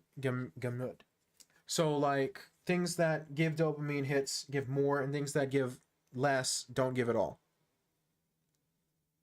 Exactly what John said. Hyperfocus is a thing.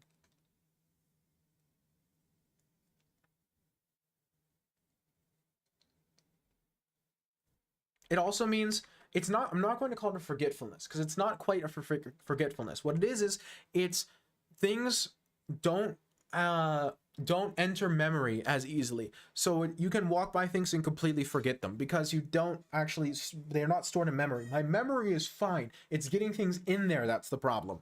And so if I'm like, if you tell me your name and I really work on it, I can commit to memory and it's great. My memory's fine. But getting it to commit to memory is the problem. And if I don't intentionally do so, it'll just be gone immediately, right? That's why I forget stuff so frequently on stream. It's because it just doesn't enter memory and it's just gone. RAM but no disk space? No, we have disk space. It's just a hard drive. It's not an SSD. It just, getting it to save. We have no write speed on our hard drive. We have good read speed and we have a lot of RAM, but we have no write speed. Getting it to stay in there is the problem. Once it stays in there, you're fine. But getting it to stay in there is the problem.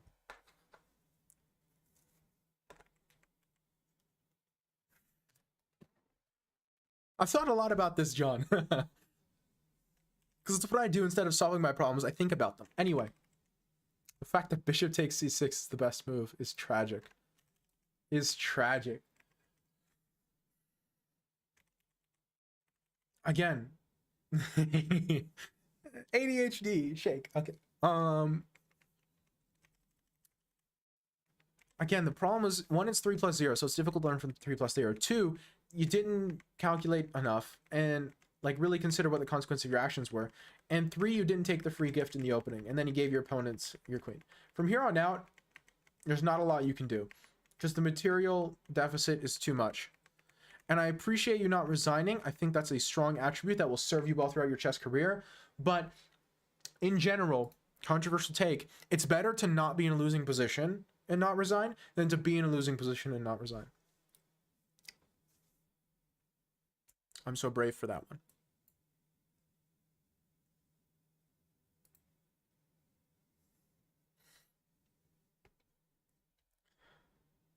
"10-minute mail." Is 10-minute mail still here? 10-minute mail is shown as still here, but just inactive. We've got 7 people in queue. I should probably close queue. I'm closing queue. What does that mean? When I close queue, it means that everyone who's already in the queue will still get their turn. It just means nobody new can join the queue. How is he not in a losing position? He was in a losing position. I'm just saying he shouldn't have gotten to the losing position first. The not resigning was good, but it's better to not be in that position in the first place.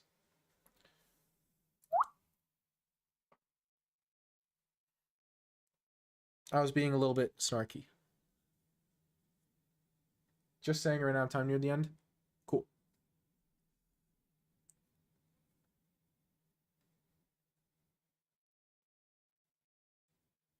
Let's see.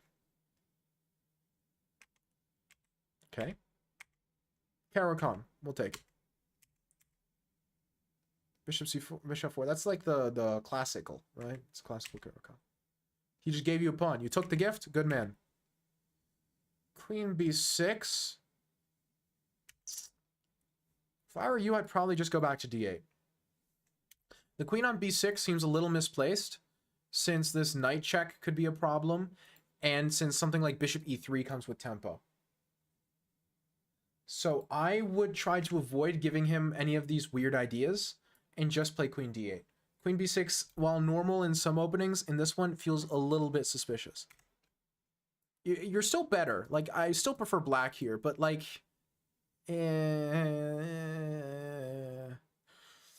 it's a little suspicious. White gets pretty darn active pretty darn quick, and I don't love it. You know? I'm not in love with black's position. Meanwhile, if you play queen d8, then you're just simply up a pawn. So I would say queen d8 is better here. Queen b6 isn't a blunder. You're just giving him more than he deserves. Queen b3.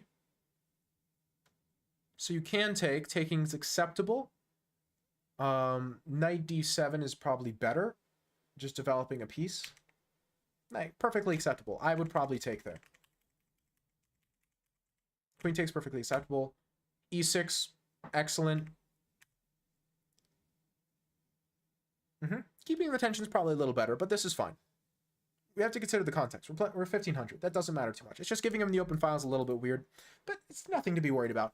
Now, bishop takes is the first move I kind of disagree with, outside of queen b6. I don't think bishop takes is necessary. Just play knight d7. Knight d7, then the other knight's f6. Giving him the bishop pair, while not a problem, is something that he can play with to win, and could be difficult. It is an important concept, but this isn't a super relevant example, because you can argue that the doubled pawns are weaker than the open file is for black, and I would kind of believe you, because something like a6 is super easy to play. So it's not even 100% clear that keeping the tension is better. It's like not even obvious that keeping the tension is better. You know? So that's what I mean. It's not that... I don't think this is a super relevant example. Now, bishop takes, there's no reason to give him the bishop pair yet, unless you're comfortable and confident playing with the knights over the bishops. But okay. Knight f6, tempo on the bishop. Bishop d6. Sure. Castles, castles, b4, knight bd7. All good stuff. a6 I like a lot. Okay, so far, nothing but good moves. The only thing I don't like is queen b6. But right now, you're playing this the way you really should, being the two knights against the two bishops. And you're just up a pawn. There's nothing to complain about in black's position. Knight d2. Okay. b5. I despise this move. I hate it with every fiber of my being. It is unnecessary, it is weakening, and it is very, very, very bad. This is a bad move. Even though you're still better after this move, it's still a terrible move. Because in this position, you have no weaknesses. There is nothing here for him to target currently. He can try to get in on these dark squares, but even then, you have them very well guarded by your bishop and knight. He cannot... There's no forceful way for him to break through on the dark squares. Knight e5. Knight e5 is probably a perfectly acceptable move. Knight e5. I'm just a little worried about something like this, and then he infiltrates on the dark squares, because it kind of feels like you have to retreat. You know? It's not terrible. Knight g5 is better. Knight g5 is almost certainly better. But knight g5 is better because it gives you the bishop pair back. And the bishop pair is very strong. But if black's already playing against the bishop pair, I'm not going to recommend a move that plays against the bishop pair. I would actually prefer knight d5 to knight e5.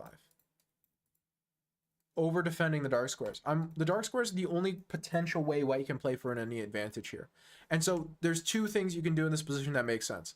You The only weakness white has in this position, not black, wait, black has in this position is these dark squares on the queen side. That's the only weakness. There's nothing else that's even remotely weak about black's position. So the question is, how do you deal with that weakness? And to me, there are two reasonable answers. You can either say, okay, knight g4, I'm taking your dark squared bishop, because if I take your dark squared bishop, I have better control over the dark squares. And I'm never going to have a problem on the dark squares. That's reasonable option number one. Reasonable option number two is knight d5. And knight d5 says, okay, I have these two knights. These two knights are going to work together, cover these dark squares along with the bishop. You won't be able to infiltrate. Also completely reasonable. So these two moves are the two most reasonable. Bishop c7 is also an acceptable answer. Same problem. g4 is probably better. But if you want to play with the knights versus the bishops, I'm not going to stop you, because there's a philosophical argument to be made that the knights are better than the bishops here. I could see you taking that stance, and so I don't mind you playing for that. Especially as a 1500, I don't have a problem with that. Especially if you know the position better than your opponent, choosing to play a slightly worse move that's still good, but one that you feel like you have better winning chances with, because this looks like it's very dry. This is almost certainly a draw, because opposite colored bishops, even with the pawn up, it's going to be very difficult.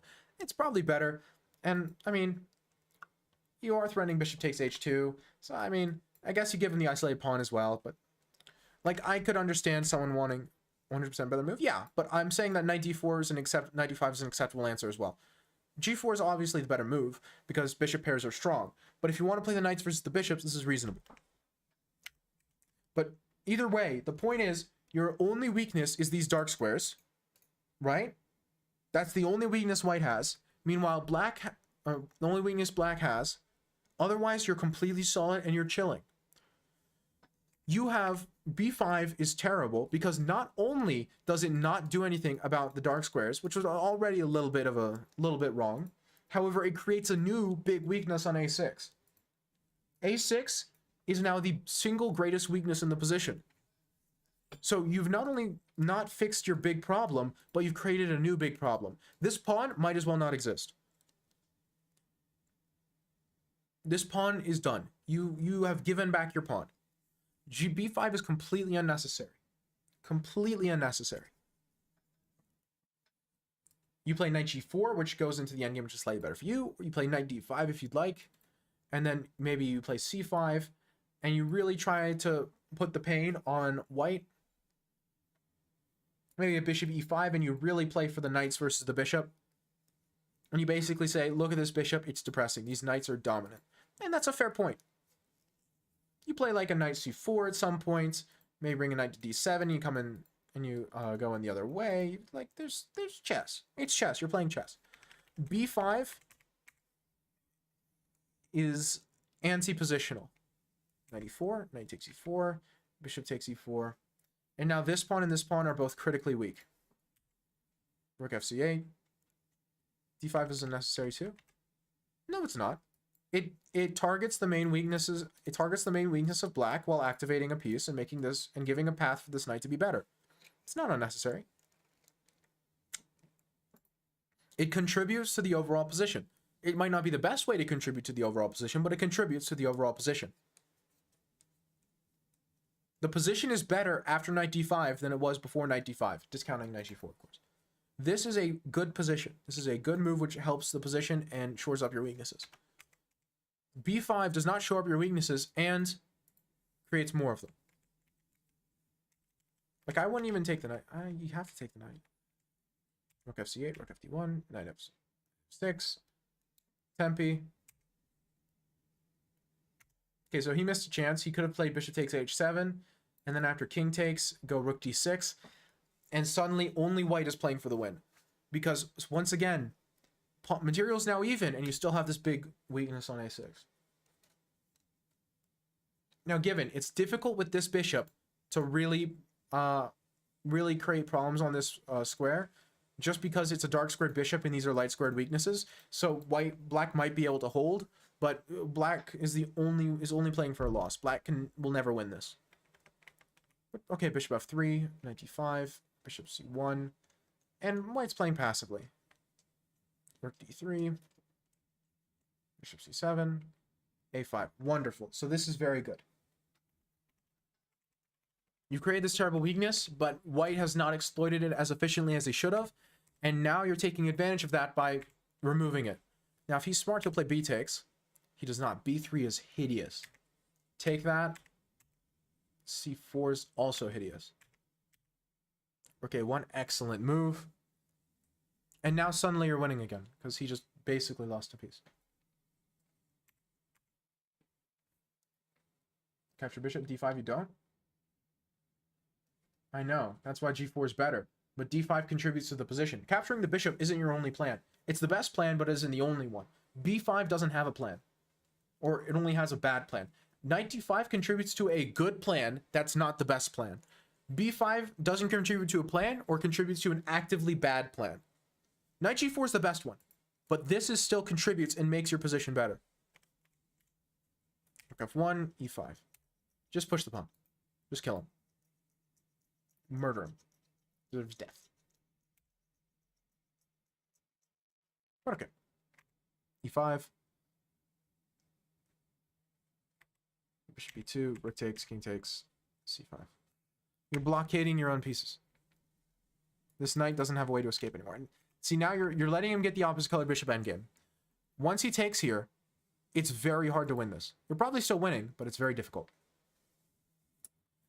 You have two pawns, and your king will get active easier, but it's very difficult. This is going to be hard to win.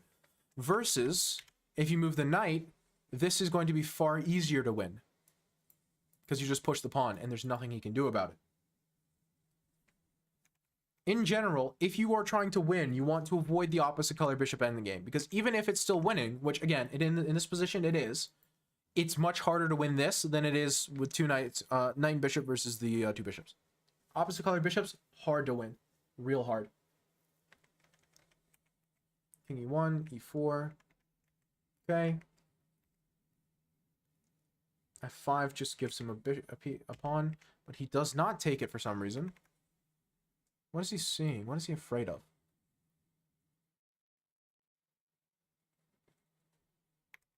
Why didn't he take? Is there some weird something that looks like a tactic that I'm missing? Don't know. But bishop f1, bishop d4, bishop takes, king c2, king f1, bishop e2, king b3, 5, king c2, king d4, king b3, bishop e1. f3 is a good try.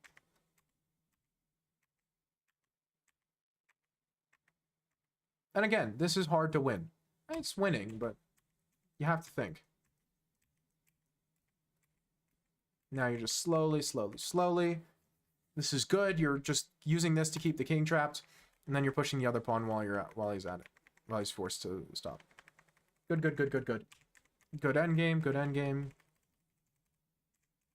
Did you say you ran out of time in this? He's spending a second per move. First off, he missed mate 1, which is pretty funny. This is a dovetail mate. Anyway.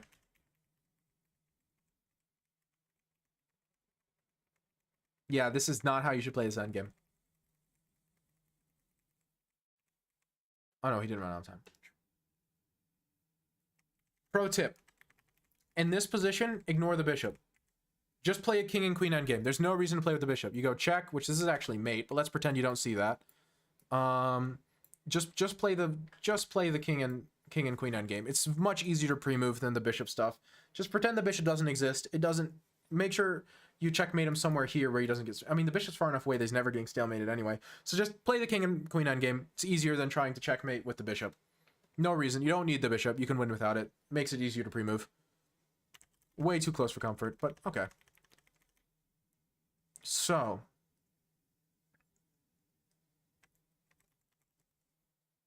No problem. The thing I hate most about this game is b5. I want to stress just how positionally backwards b5 is. Otherwise, you played a great game of chess. You played better chess than your opponent. You really did. Deserved the win. It was good stuff. b5's bad.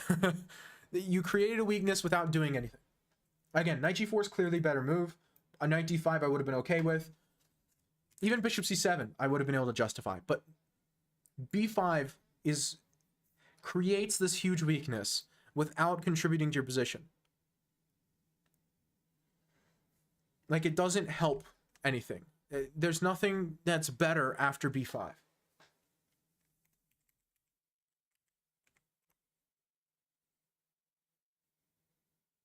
Like bishop c7, you could try a5,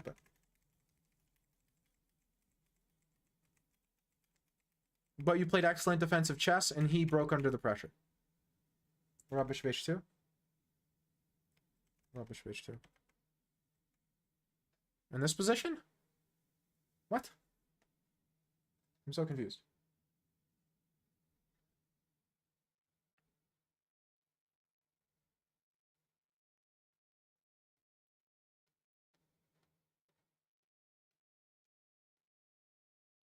It just loses a piece. You don't have a queen on the board.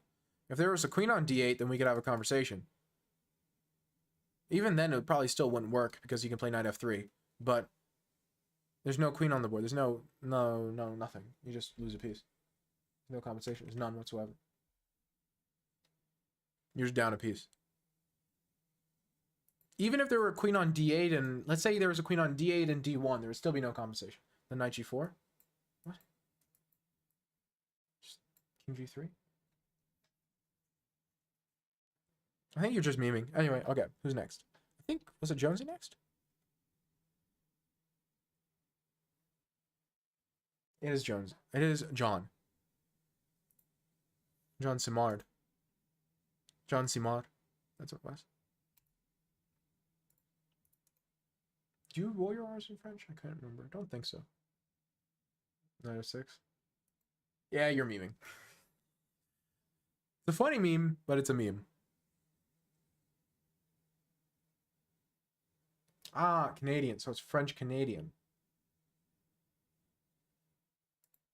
Gotcha. Time the game to whisper. Yep, I'm taking a peek as we speak. Hey, that rhymed.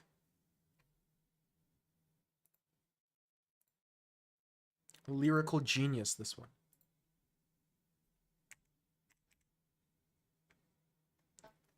So we're playing a Smith-Morra. And he took it. Let's see if he knows the Smith-Morra theory. Okay, already, is it 95 that works? What works? What works here? Queen b3. Ah, it's the queen b3. Because you're threatening to take here and take here. It's over already. Not from Quebec, though. e5 wins. This wins too, does it not? This looks pretty good.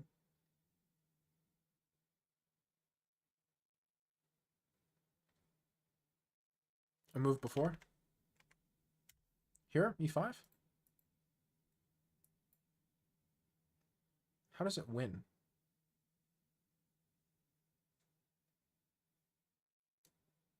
Is there some sacrifice I don't see? Just tilt pre-moving? Ah, fair enough. I think it's a different line where e5 wins. Black will lose, put it that way. It doesn't win, but black's not going to defend. Okay, fair enough. But castles, bishop g4, you can just play queen b3, and he loses something guaranteed. You can't defend everything. Now you can play e5. Oops. Oops. Look at these tripled pawns. Oh. Tripled pawns. That's what you love to see in a chess game. You wake up in the morning, you're like, I'm going to play some chess. I really hope I get tripled pawns.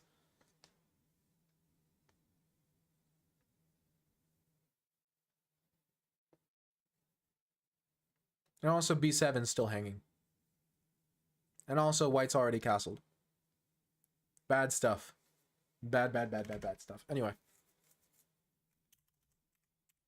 Queen e2. a6. Rook d1.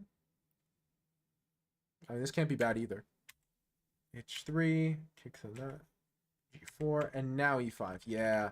You should have taken the knight, buddy. You should have taken the knight when you had the chance. Take the knight, bishop e7, and hold. Hold, because now you can play knight takes with tempo on the queen.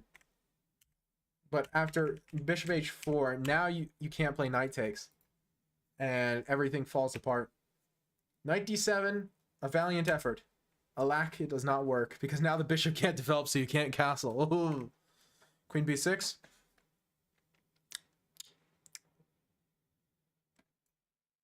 95. Poggies. Tempo the queen, tempo c7, can't take for pin on the king. Come on, tell me it's 95. Ooh, that's even better. I like that even better. That's flashy. 95 can wait. Let's kill him now. That's flashy. I was thinking just simple hoo-ha, get to c7.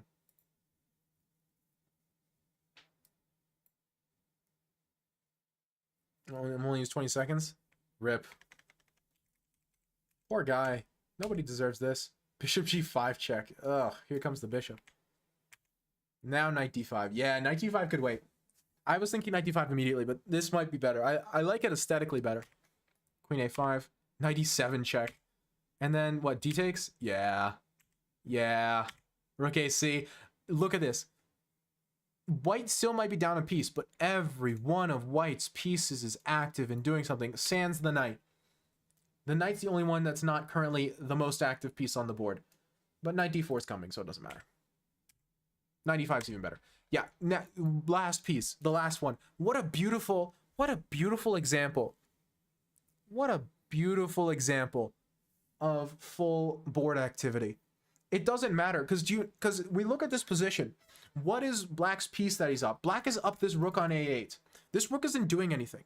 This rook might as well not exist. This is the principle behind which all gambits work. All sacrifices work. I might give you something, but in return, I get more. So yes, I gave you a piece, but if we look at the comparative piece quality, I might as well be up in exchange. Heck, I might as well be up a piece. This rook isn't playing. This bishop isn't playing either. So I might as well be up a full piece in this position. Nothing is active. Meanwhile, every single one of White's pieces is on its ideal square. Everything is perfectly placed. What a beautiful, beautiful position. Queen takes e5, queen takes d7. Yeah. Death. Then rook takes c6.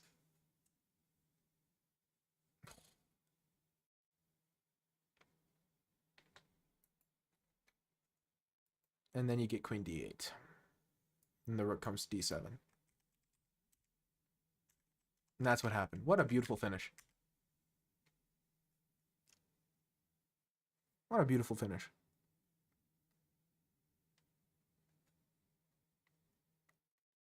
What a perfect example of how sacrifices work.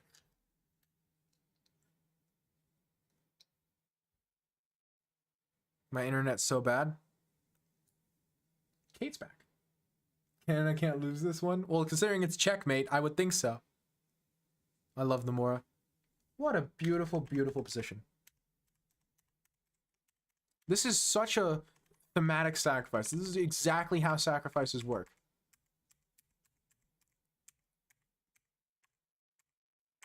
Material doesn't matter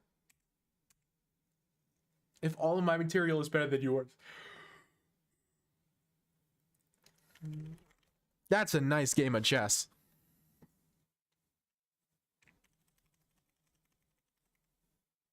Queen e2, which is a tilt pre-move, so I'm pretty proud of that one.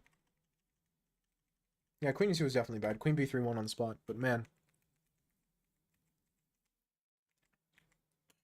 Don't let this be you. Don't let yourself be the black pieces in this game, guys. I'm saving this one.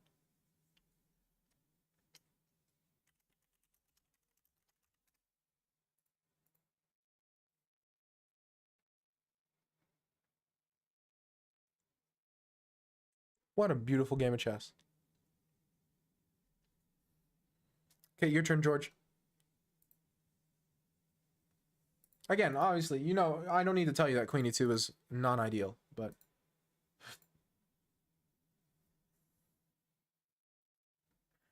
Soon, homies, soon. Oh yeah, I'll play you next, Kate, since you weren't here for your turn.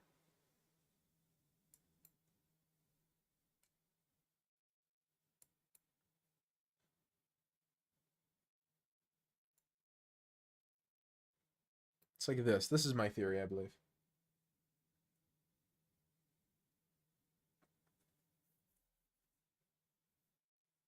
trying to remember.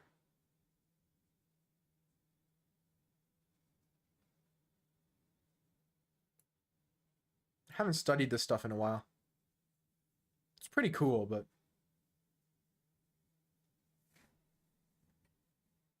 it's just a thematic move. I wasn't expecting bishop g4. Yeah, makes sense.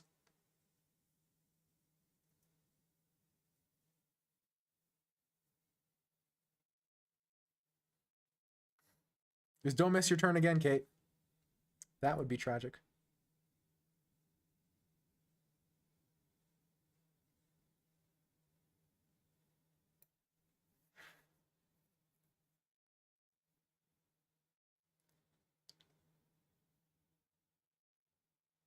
Ooh, them be fighting words. The Smith-Morra is great.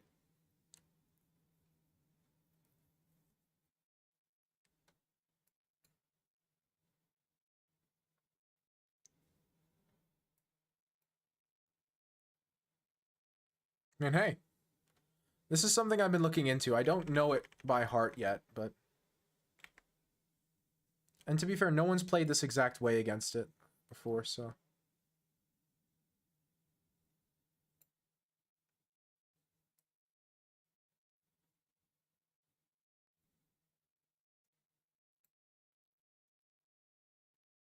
I can see that. Smith-Morra is a good favorite. It's a good choice. Back. Welcome back, Tin.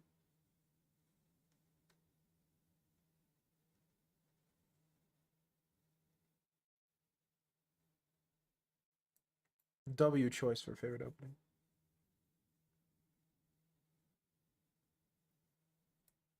I don't want to make it easy and trade queens. I mean, trading queens is theoretically good for the isolated pawn because it makes it hard to stack up on it as strong. But whatever. Well, if you know what you're doing in the Smith-Morra, you get to sack pieces and think afterwards. But for most people, you don't. You have to actually think before you sack. Just so sad.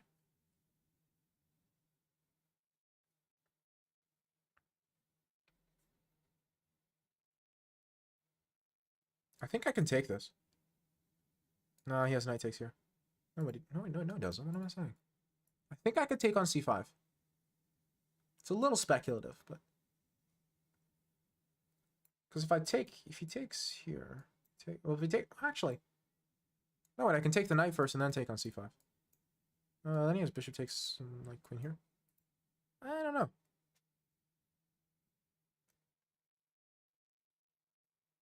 No, if I take on c5, then he takes on... No, he can't take on c4. Hold on a second. I can take on c5, right?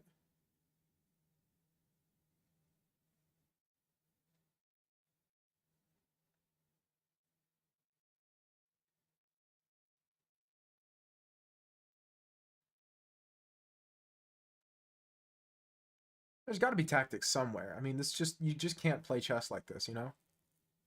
It just can't be right.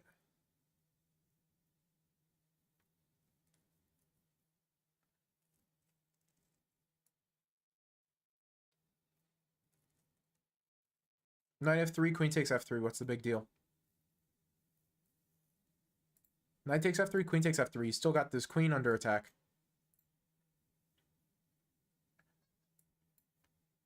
I don't really care. He's still got too many pieces hanging. What does he do after that? Like bishop takes h2? It doesn't even work. I think this works. I haven't fully calculated all the consequences of it, but it looks like it works. True unwashed? Now that's not true. See, look at this. Now he can play bishop takes h2. Because then queen takes c5, right?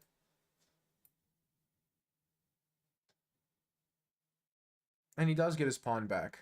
I don't know if this is good for him or not. I haven't decided. I would love to play b3, but then I'm worried about b5, so I'm just going to play bishop b3. Like a coward.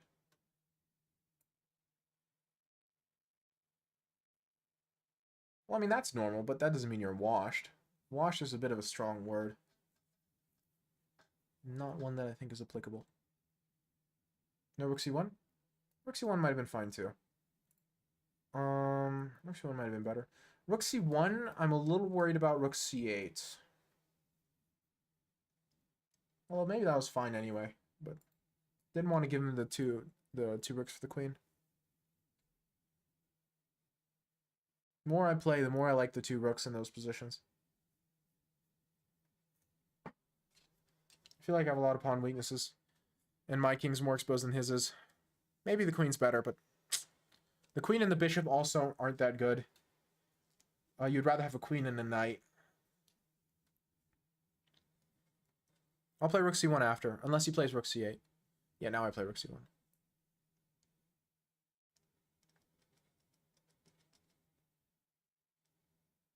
Wait, rook c1, queen d6, king g8, king g1, knight takes. That doesn't work because then I have rook d, and I have like one of the rooks to d1, so we can't do that. No problem, Jonesy. Thanks for showing it to us. It's a very nice game.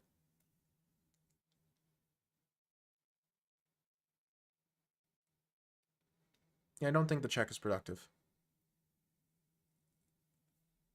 I just go king g1. And he can't take because I pinned the knight to the something. Queen. And then he moves the queen, then the knight hangs. And the knight's also pinned to the threat of f7. So.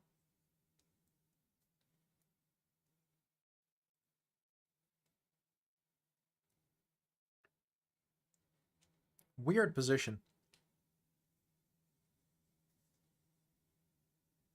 What?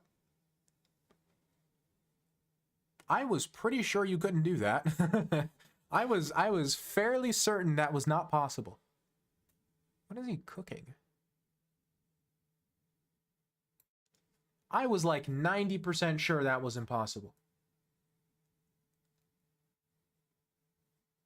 Suspicious.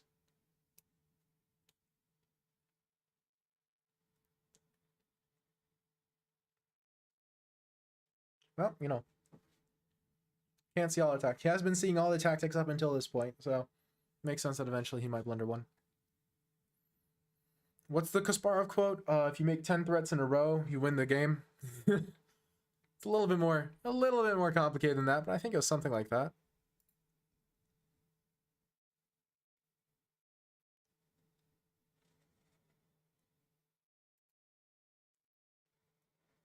I know, never happened before. It's because he's a 1300. I can beat 1300s in tactics.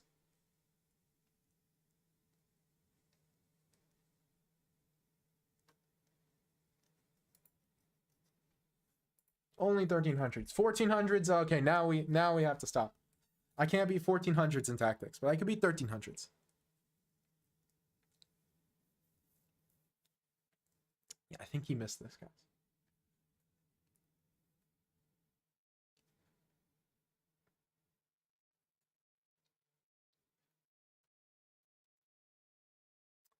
Yeah, and now I just think he's losing a piece. Not to mention f7. Ooh, that's a good attempt. I like that. It's a good try. But I am not even going to double my pawns. 1400s are an advanced species? Yeah, far more advanced than my pea brain can handle. I'm not even doubling my pawns. I won't even give him that satisfaction.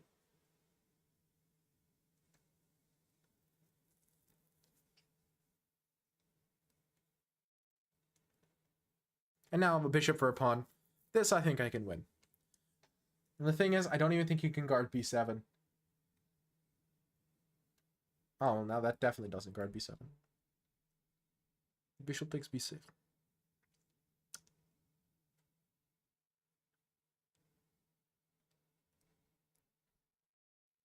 Yeah, fair enough. Very strong start. He held up well in that opening. That's not an easy opening to play as black. That sack. I don't know the theory super well on it, but I know it's sound. GG's, you played very well. I want you to know that. That's not an easy opening.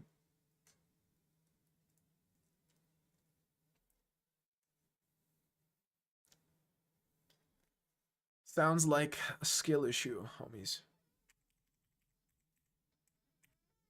There's an knight c3 move here. I don't remember. It is knight c3. Okay. Ah, it's queen takes. It's queen takes in this position. I forgot my theory. Knight takes isn't as good as queen takes. But okay. I get my pawn back, and we play chess. Why is a4 good? I don't understand. What's the point of a4?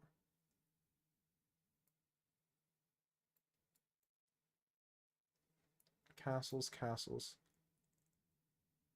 A6 or something. I don't know. Knight bd7. I don't understand a4 at all. Or accept and play c5. What do I do? What's the exact move order?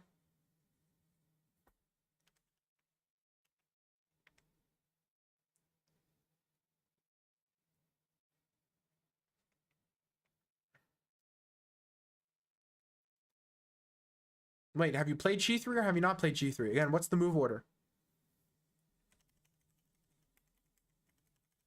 Again, this is a bit of a silly game. I had a game once. I don't remember how it went. It was like...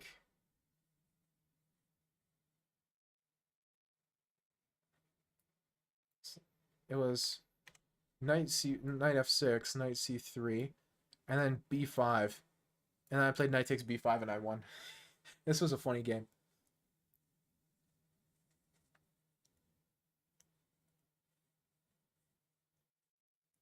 This was a funny game. Because the point is if like knight takes, then I play queen takes. Right? Okay, wait. Let's look at the line. Anyway, let's go through the end of this real quick and then I'll look at that.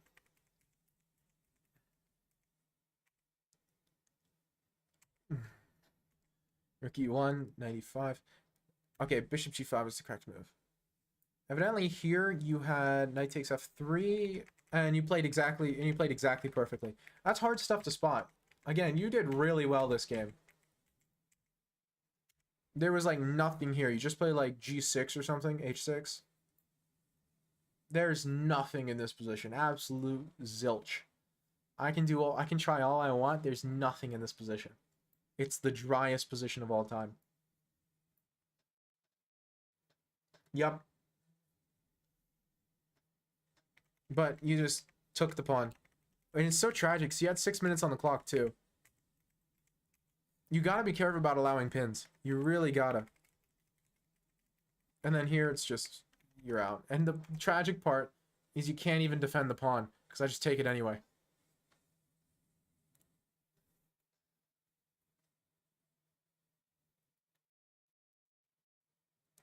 Yeah, the bishop would become crazy. Again, you got to be careful of these files and diagonals. Otherwise, you played an incredibly strong game of chess.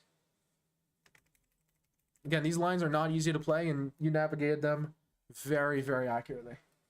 Okay, what move were we thinking? D4, like D4, knight f6, C4, E6, knight f3, D5, okay, G3, D takes. Ah, the really early captures. Well, you just play bishop G2, and then you're saying C5 right here? Yeah, I think this is just...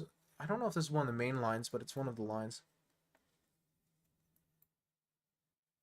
And they can't really capture, because if you go for like this sort of endgame, while it looks like you're fine, I don't think you are, because this pawn can't be held onto.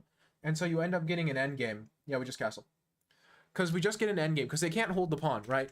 This line is too fast. If black goes for this, they're playing the entire position too fast, and they can't hold the pawn. And so you just get a slightly better endgame. Usually they play knight c6 here, but it's the same picture. And if they play knight c6 first, you go queen a4. And then you can just take. Nom. If they go for the really early stuff, they just can't hold the pawn. And if they can't hold the pawn, then they just end up in a slightly worse endgame because their light squared bishop will always be worse than ours. And so you just play a slightly better endgame. This stuff's difficult because the exact move order matters a lot. Like in this position, if they play bishop e7 first and then bishop g2, and then they take, it's a completely different story. Completely different. Or if castles, and then takes, also completely different.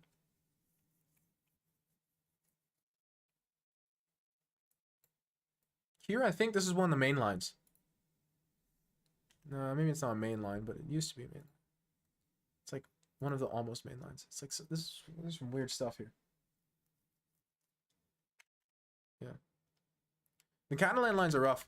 Anyway, but a lot of those lines where they go for the really early captures or the really early push, they end up just getting a worse endgame, in my experience.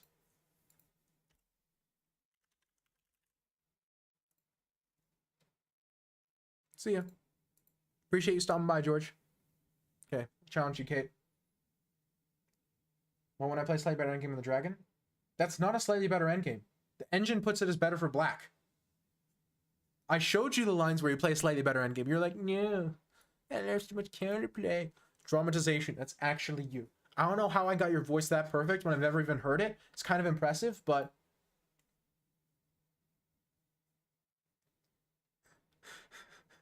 it's a good wisdom. Thank you.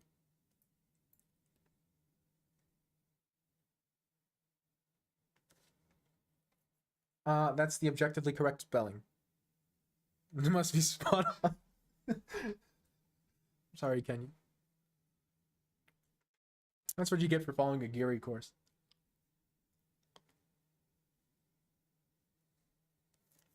Do it, Kate. But you forget, I'm not a Slav player. I'm not a Slav gamer anymore. You own a Geary course. Okay, now listen. Mine was free. Okay? Mine was free.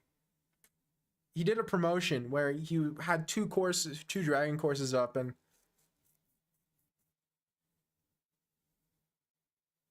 I got one of them for free. I tried the lines, I didn't like them. Bad lines.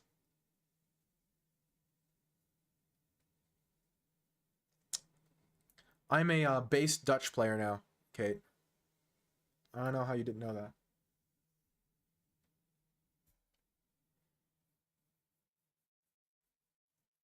Since when? Like 5 days ago, 6 days ago. I haven't read enough about it for it to be confident for me yet, but I'm in the process of pivoting to the Dutch. The Leningrad specifically.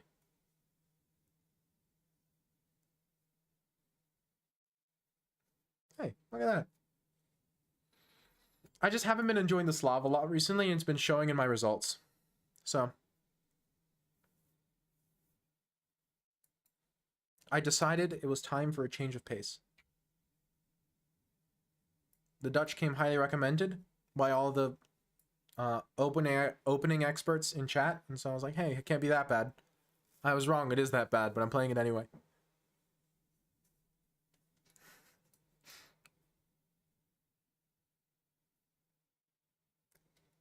Akko, I can't seem to get better? How do you mean?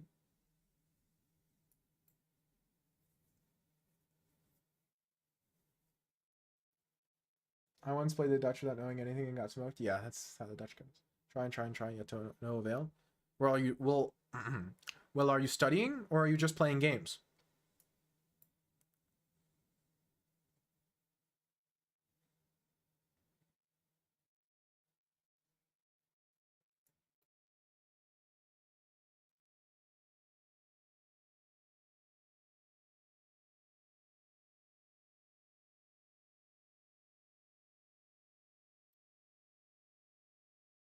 Not liking what I'm playing?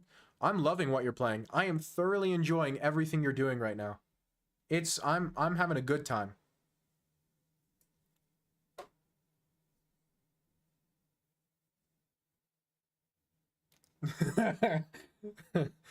Say it with me. Playing the Leningrad Dutch is an objectively correct decision that can only have an entirely positive impact on your chess results. True, I forgot. I am so sorry I forgot my brainwashing session. Well, if you can afford books, I would have book recommendations. If not,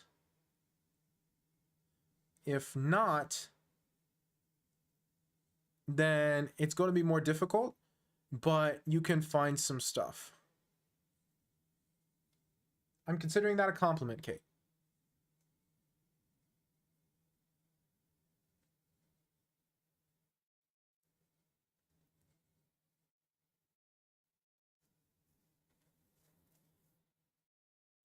I mean, you can't go wrong with like old St. Louis Chess Club lectures. There's like 50-minute YouTube videos that they have on a bunch of different openings that explain ideas, show some games. Those are pretty good. Um, Daniel Naroditsky has a lot of good instructional content. A lot of it's pretty dense, but it's very informative.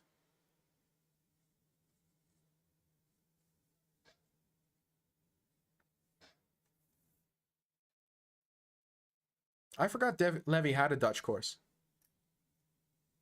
Oh, but that's on Chessable, not Chessly, right?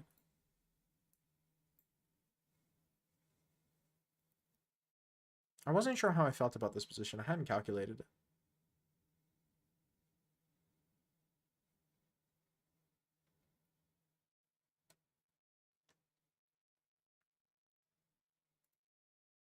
It's on Chesley? Oh, it is on Chesley. Hold on a second. Beginner, Carol Khan, D4 Dynamite, E4 Newegg style, E6 B6, Endgame, Modern Defense, Gambits, Intermediates, Middle Game, Gambit Decline, Tactics, the Dutch. Oh, he does have a Dutch.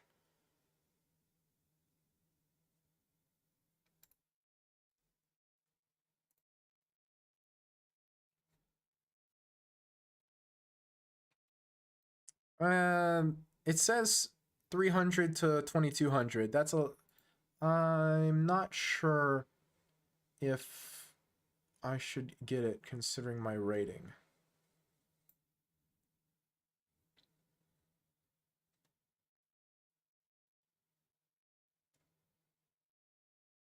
Yes. Cormac and me are like two sides of the same coin. I choose principal difficult openings. He chooses unprincipled difficult openings.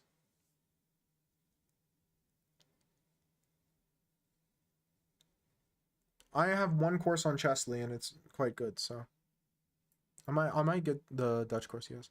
Is this the Gotham Dutch? What is the Gotham Dutch? Not the Stonewall, the Leningrad. Okay, so he has parts on all of the three.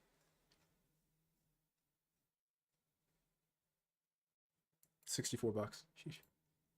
I mean, you're getting something for the dot money, but I'll consider it. I would be getting it instead of the book.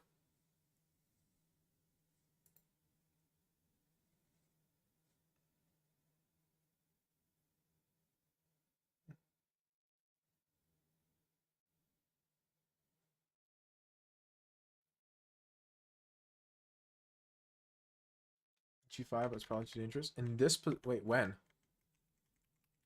Here G5? Or here G5?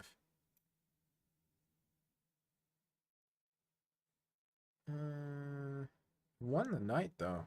Yeah, I should have played that, shouldn't I have? Yeah, I should have played that. I was calculating it here, but I didn't even consider doing it beforehand. Beforehand would have been infinitely better.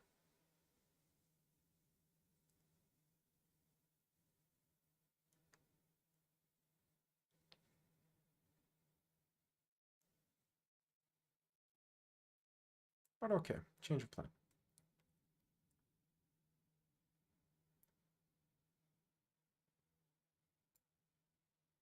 Severup, do you want? No, you're right.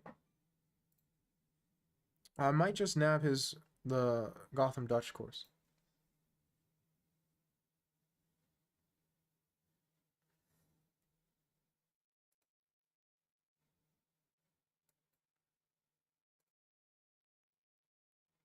It says 800 to 2200.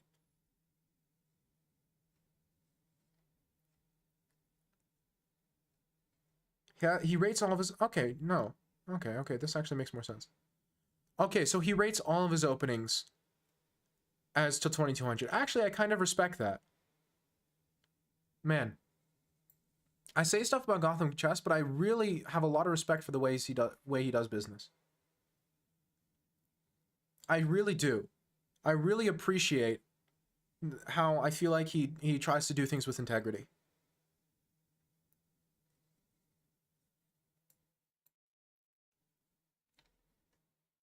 Like even his, because even his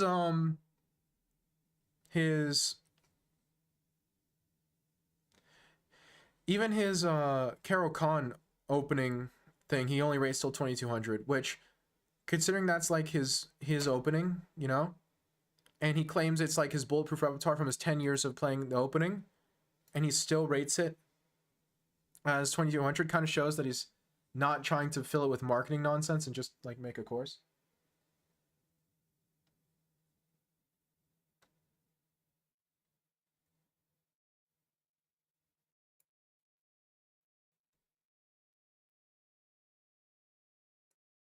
I might just get the Gotham course then.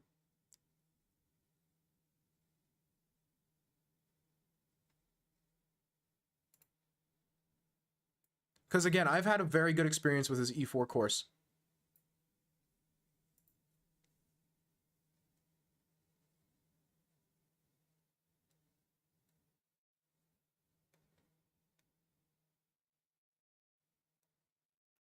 Mostly more of an under 1500 coach? Absolutely. Absolutely. Yeah. I think his ratings are based on like for what rating it'll win you games. So like I think he's saying that, I mean, I don't know. Plus, I can study my own openings. I just need somewhere to start. That's the problem. Yeah. No, I can study my own openings. I just need ideas. I need you to explain to me how the opening works. Again, his E4 course carried me from like 1200 to 1800, so how is he not GM? Because he doesn't. Because it's not about who you can beat. It's about who you consistently play better than.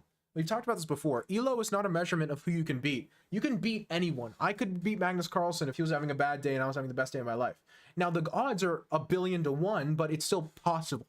Elo measures how strong you are on average. Gotham might be able to beat GMs. He probably is, but he's not a GM on average. That's the point of the Elo system. That's what makes it such a good system. Is it measures players on average, not what they can do on their best day. Because you can't consistently measure what someone can do on their best day. That's not a way you can measure stuff. That doesn't work that way. It'd be cool if it did, but it doesn't. And it can't.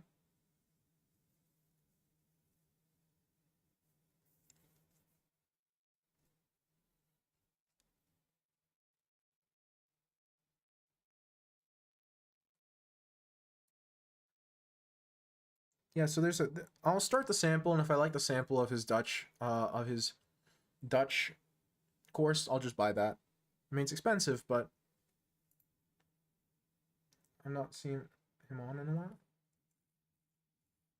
Do you mean like you haven't seen one of his videos, or you haven't seen him on Twitch? I haven't watched one of his Twitch streams in a long time, so I wouldn't know.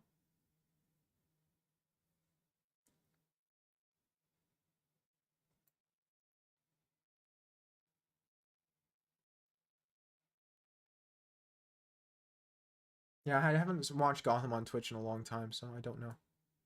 I couldn't tell you. I'm not sure what you're cooking, Kate. Well, yeah, of course. I mean, it shows everything that's in it. It shows the that he has Stonewall, Leningrad, and Classical. Which, to be fair, I always like having backup lines. So having the other lines as backup lines is something I would already want to do and already would intend to do normally. So that's not necessarily a bad thing.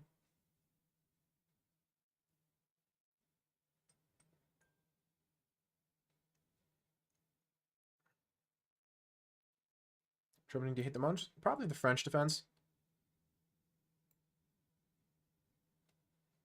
For the content, of course. It's for the content.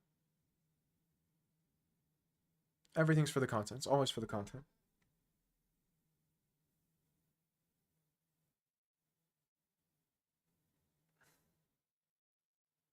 I need to practice, but I really don't like the French.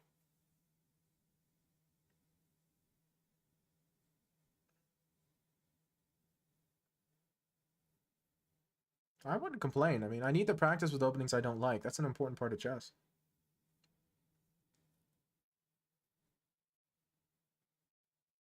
Why are you sending random numbers, Tin? I hope so, Kate. So would you mind not 4 hours? Ah, That's why.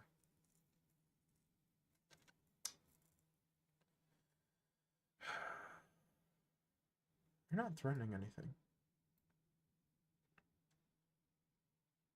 I need to play quickly more than anything else.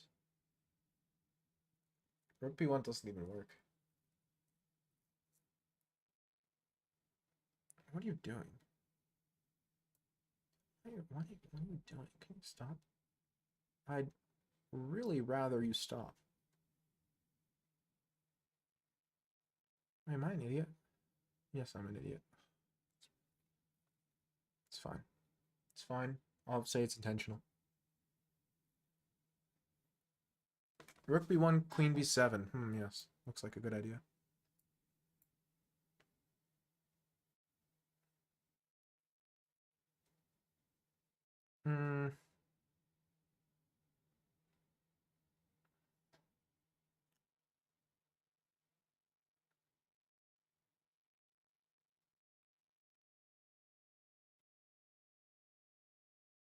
I'm not in love with my position.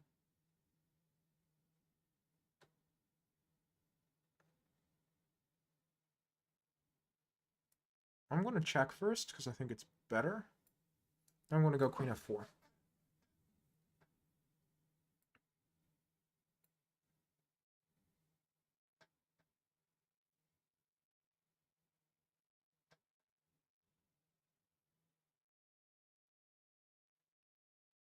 Why do you say that, Tin?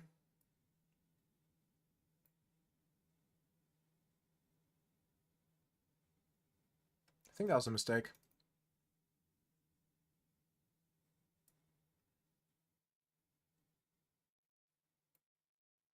Looks bad. I think you lose a piece. No, not fine. You lose a piece. Good night. My main opening is the Catalan. This is trap. This is true. Good night, Kate. But I also play the Dragon. And I would say the Dragon and the Leningrad have a lot of DNA in common from a style perspective. What is this, 2 pawns? Not enough. Shouldn't be enough. How do we win?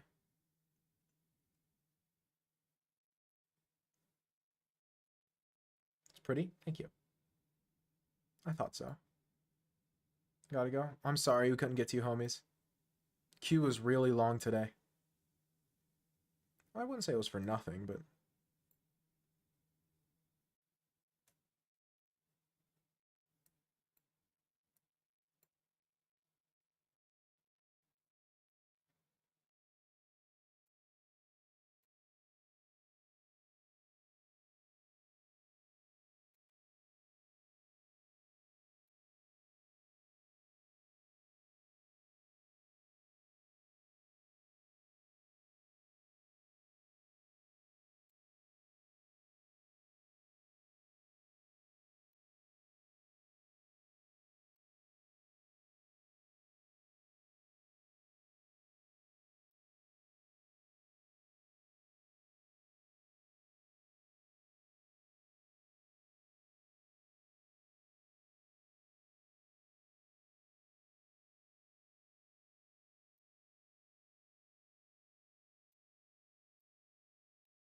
Yep, we're in time.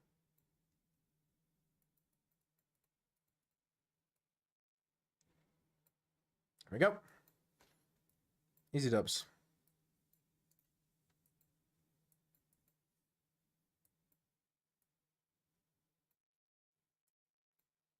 There we go.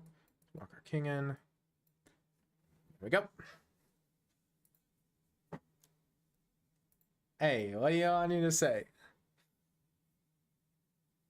Yep. Have a good night, homies.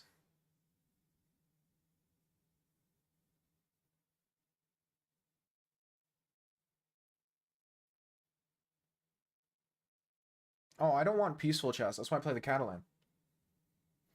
Why am I the only one that's been low-key struggling against the English? Bro, play c6 and transpose into a Karo-Khan or a Slav. If you play c6, they cannot avoid a transposition, or they just get an equalized position out of the opening.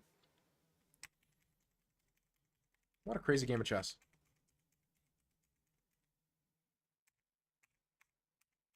So I shouldn't have played that. What should I have played? Was there like g4 immediately? That would have been funny. He wants queen b3. Interesting. Don't play this love. What do you play as white against the... What do you play as black against d4?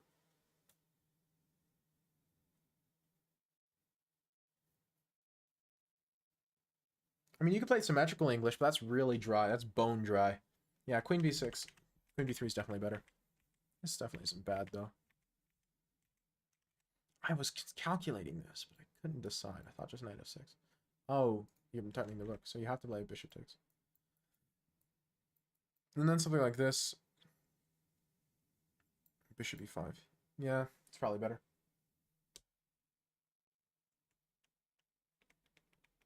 And then play Queen's Indian.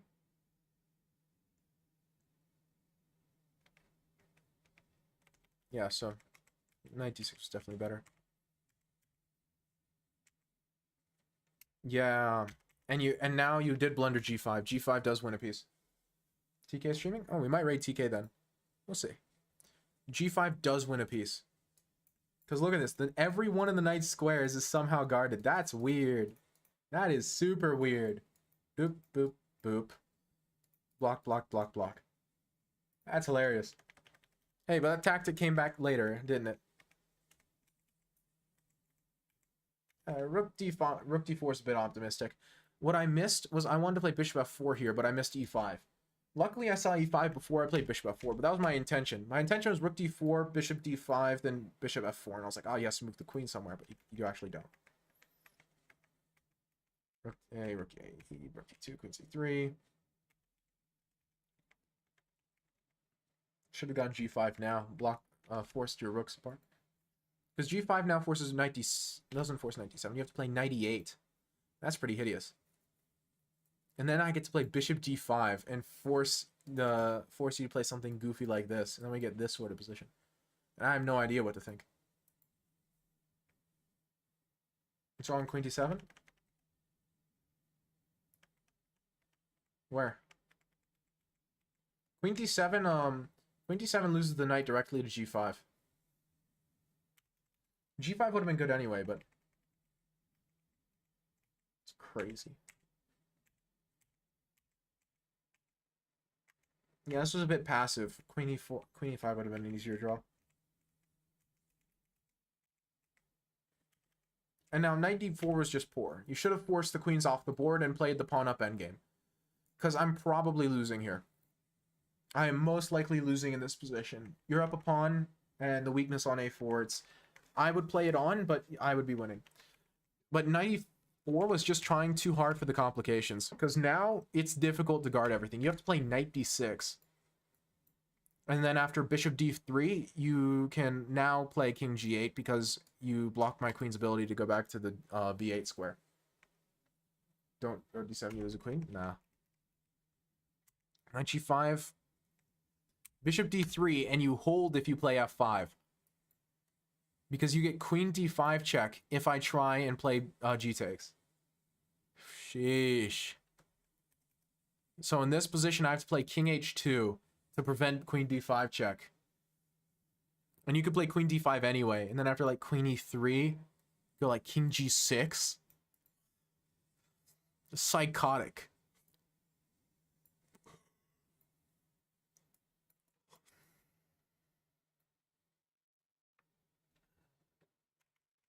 That's hard to calculate in classical, man.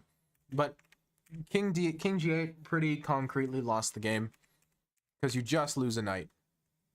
Evidently you don't have f4 though, because you can play here, and then after bishop takes, you go g6. I was planning f5, but you just go king g7. Wow. And you get your piece back. And you play this king and pawn endgame. So I played the wrong pawn forward. I have to go here. That way after knight h7, bishop takes h7, g6, I get to play... I don't even know what the difference is. The difference is I get king f3 and I bring the king in front of the pawns. And it's a winning king and pawn endgame. That's the difference. I get king e4 and f4, and this is a winning king and pawn endgame, evidently. I just don't even know, man. Endgames. The bane of everyone's existence. But you just gave me the knight anyway. You've made my life way easier. I appreciate that, Kate. I appreciate you making my life easier. So Torbith isn't here because he said he couldn't wait that long. Which means it's Tin and then it's Cormac. Tin and Cormac are both here for Sherzies. For Sherzies and jerseys. I was being kind, of course, naturally. That's why I assumed you were being kind. Because I know you're such a kind, reasonable person who just gives your opponent pieces to be cool.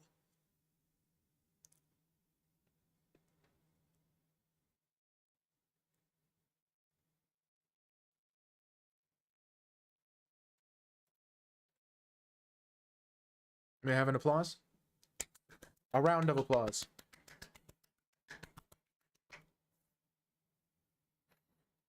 Okay, show me. Show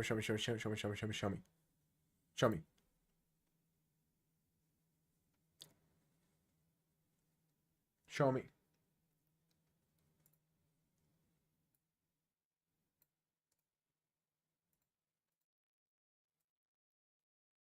Yep, I got it. It's a PGN file. I've been around the block. I know a PGN file when I see it.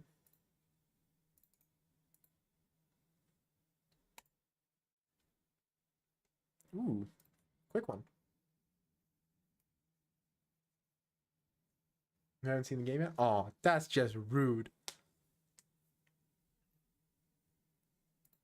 Let me say, not a complete useless game. Okay, yep. He's never played classical chess.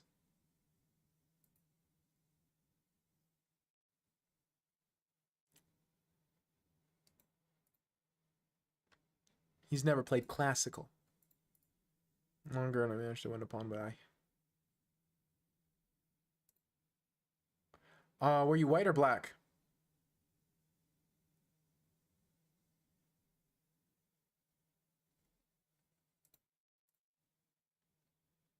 Black. Thank you. Classical games are a lot longer. Usually they take hours.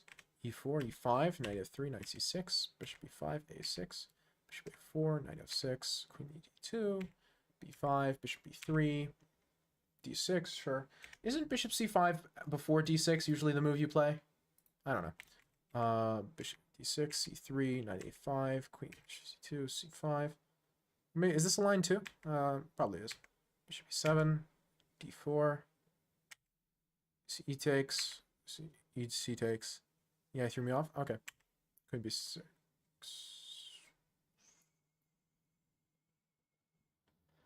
It feels like it's a bit early to bring out the queen. I would be... Feels like the queen's liable to get hit by something at some point. I don't like it. You're not castled. It feels early. Now, computer's saying knight takes, which I don't know the theory, so I don't know if this is the theoretical way of going about it, but even just castling it first here makes more sense to me aesthetically than playing queen b6. Bishop g4 also makes sense. I'm not sure it's good because there's probably some tactic. You have e5 evidently. King's very centralized. I don't know if the dollar sign means something in particular. The dollar sign in a PGN file, I don't remember.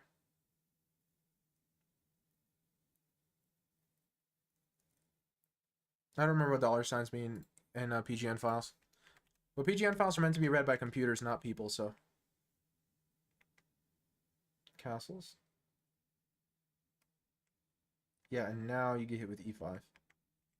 And that knight is in a poor position. Yo.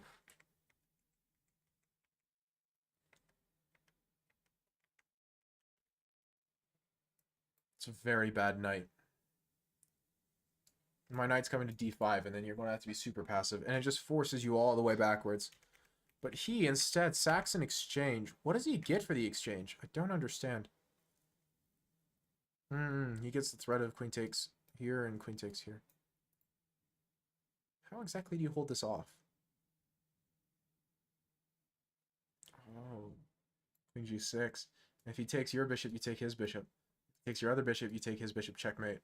That's pretty funny. That's pretty fun. He took it? Oh, and you can't take your bishop for fear of mate on the back rank. That's insane. Bishop d2, rook fe8. Oh, whoops. You trapped your own queen. Congratulations, you played yourself. The most tragic. Rook a d8. And a queen takes e7, then rook takes d2. And you're fine. Because he gave you an exchange, you can just give the exchange back. Bishop h4 is hard to calculate. I wouldn't have seen it. You wouldn't have seen it. Just rook ad, give the exchange back. Oh, that's tragic. Oh. Oh. I'll also take b2 pawn. Yeah, that too. Oh. And now you're just down a full piece. Oh, yuck. And you played this on? Queen b8 check. Yeah. I mean, he can just play queen c7 and it's a similar problem. And he takes your knight. So, I mean, this is better, but it's still bad. Queen d8 loses on the spot. Or queen e8 check. Or queen x e8, I guess is how it should be written.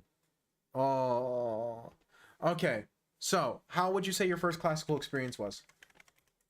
A stinky game, but well, what do you think, just in general?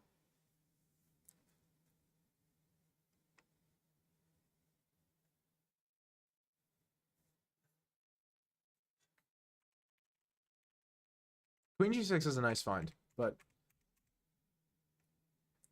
was against the 2200 IM. So?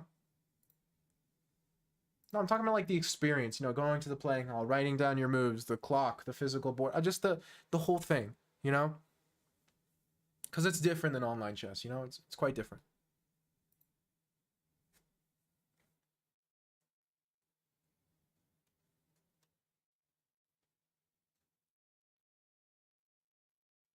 Played white. Let's find out what happened. What open do we have?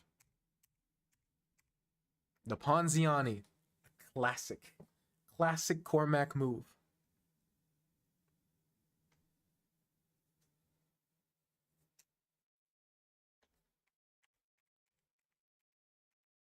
Six d4, ex d4, e5.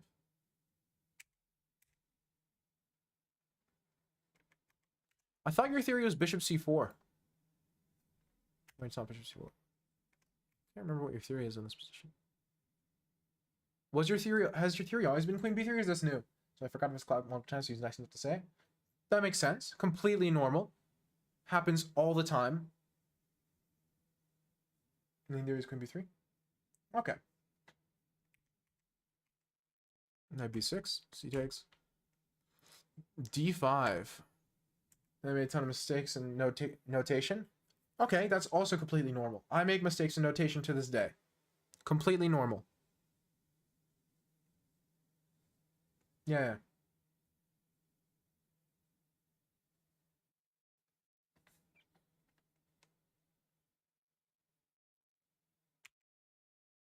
Five bishop e7, knight c3, and then you get a lot of activity because these pieces feel kind of weirdly placed.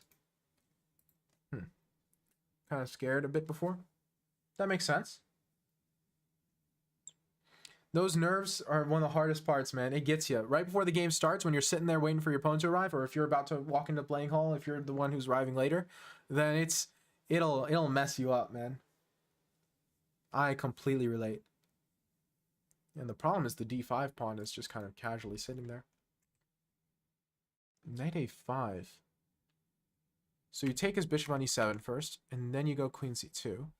And these knights are misplaced. That's an interesting position.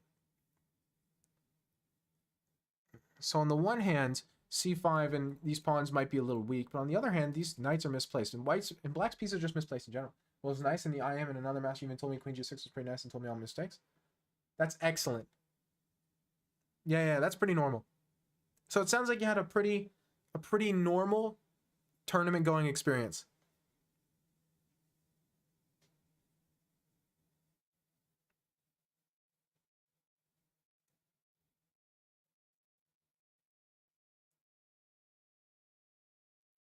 That's good. I mean, the nerves get easier and notation gets easier. That's practice. And even then, as I'm sure you noticed, making mistakes in notation, it's not a big deal. It happens all the time. Everybody does it. You're not going to get like kicked out of the playing hall or yelled at by the arbiter or anything. Nobody minds because it's a completely normal part of playing chess and writing down moves. Same with the forgetting the clock, you know? I forgot my check and I go 50 stairs back up. Oh my gosh. Okay, that's the worst part. So yeah, it's a nerve-wracking experience, but I hope you found that, you know, people are usually pretty chill. Especially if they know you're newer. Bishop b4, castles. Thank you for the follow, Marco1234SS. Castles, castles. Knight e2. And then knight comes to f4? Or is it the intention to play a3 and not let him trade bishop for knight?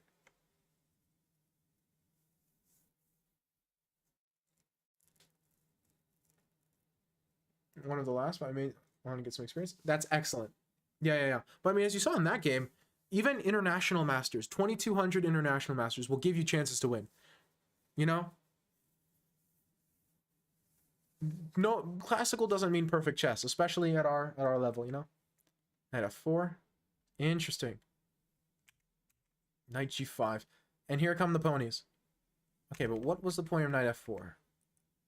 Queen d3, and then queen's just going to try to come to h3. What? Oh, what's this? Cora, what are you doing? Chickening out now?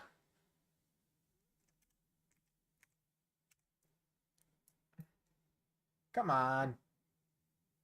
What's the point of all this if you're never actually going to go for it? And then play e6 afterwards? Come on.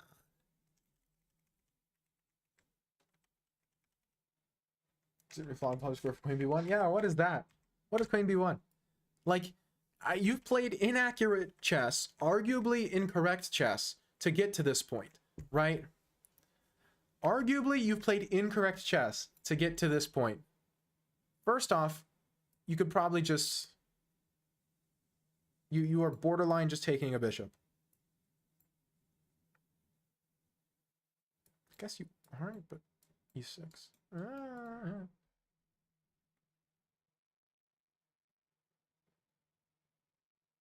Yeah, that happens. That happens, I'm telling you.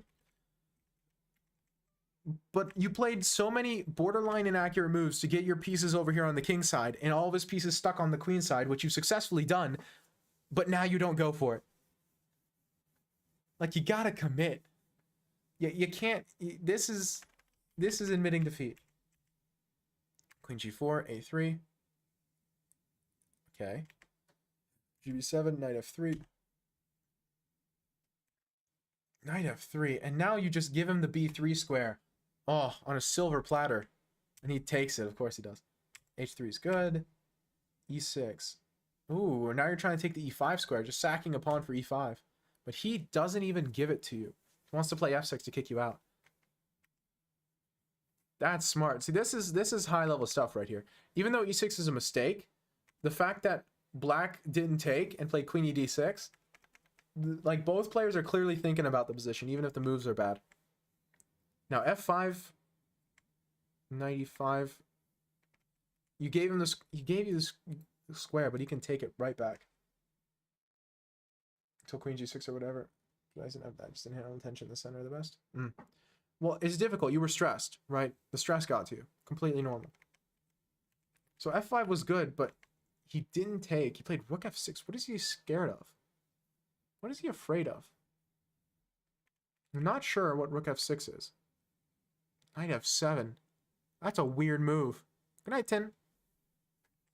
He takes, king takes, rook e6. Queen d7, bishop e3.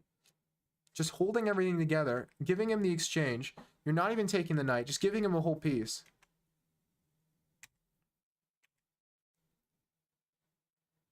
And things are getting worse and worse because you are currently down a rook. And he just takes the free stuff. But he lets your pieces in.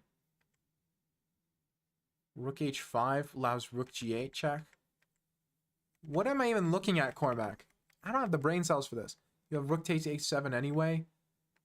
Rook h8's a blunder because king e7, knight g6, rook takes, and suddenly you don't have anything. Because bishop takes h8, and the queen is not enough by herself. And if you go bishop g5, I go king f8, and you're out of checks. What on earth? This is psychotic.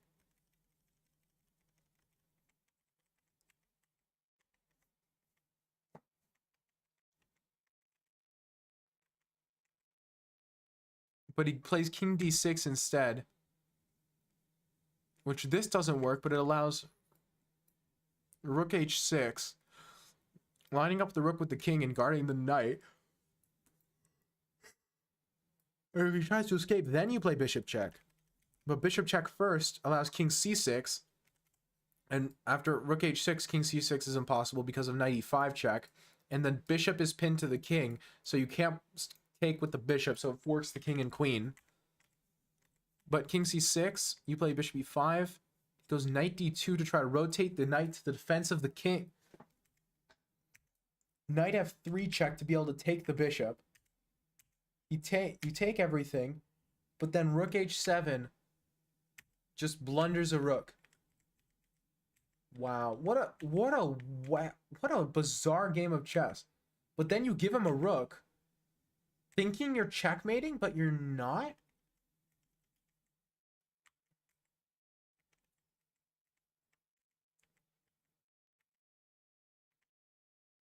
I had 6 seconds at this point.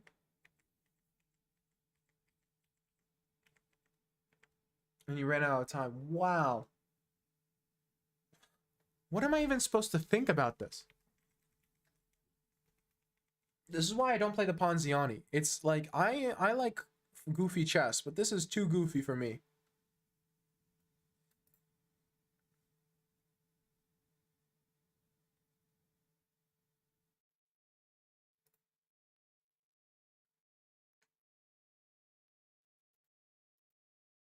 Queen b1 flogging. Yeah, no, Queen b1 was terrible.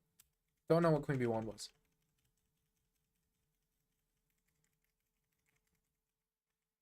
Because you played like 6 moves to get your pieces all to the king side, and then you said no.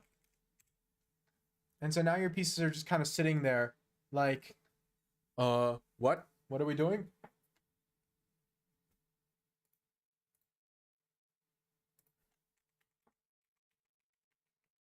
But then somehow, despite all of this, against all odds,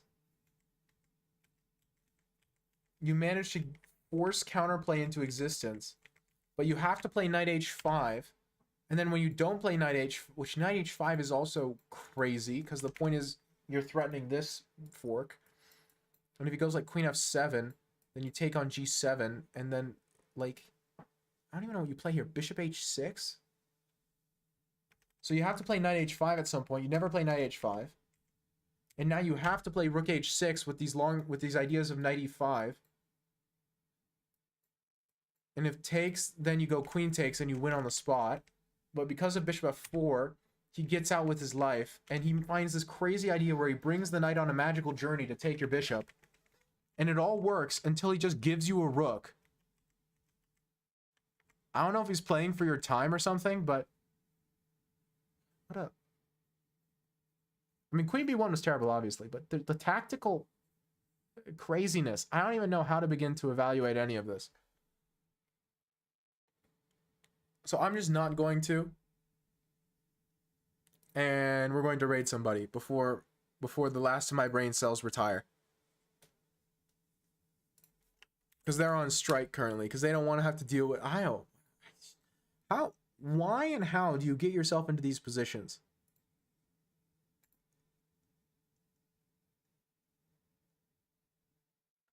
It's been a few streams since we raid TK. We'll raid TK.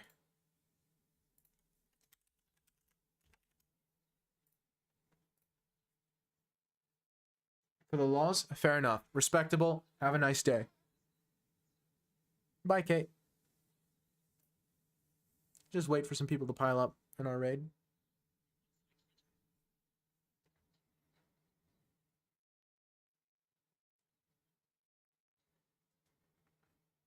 Have an excellent night, y'all. Sleep well.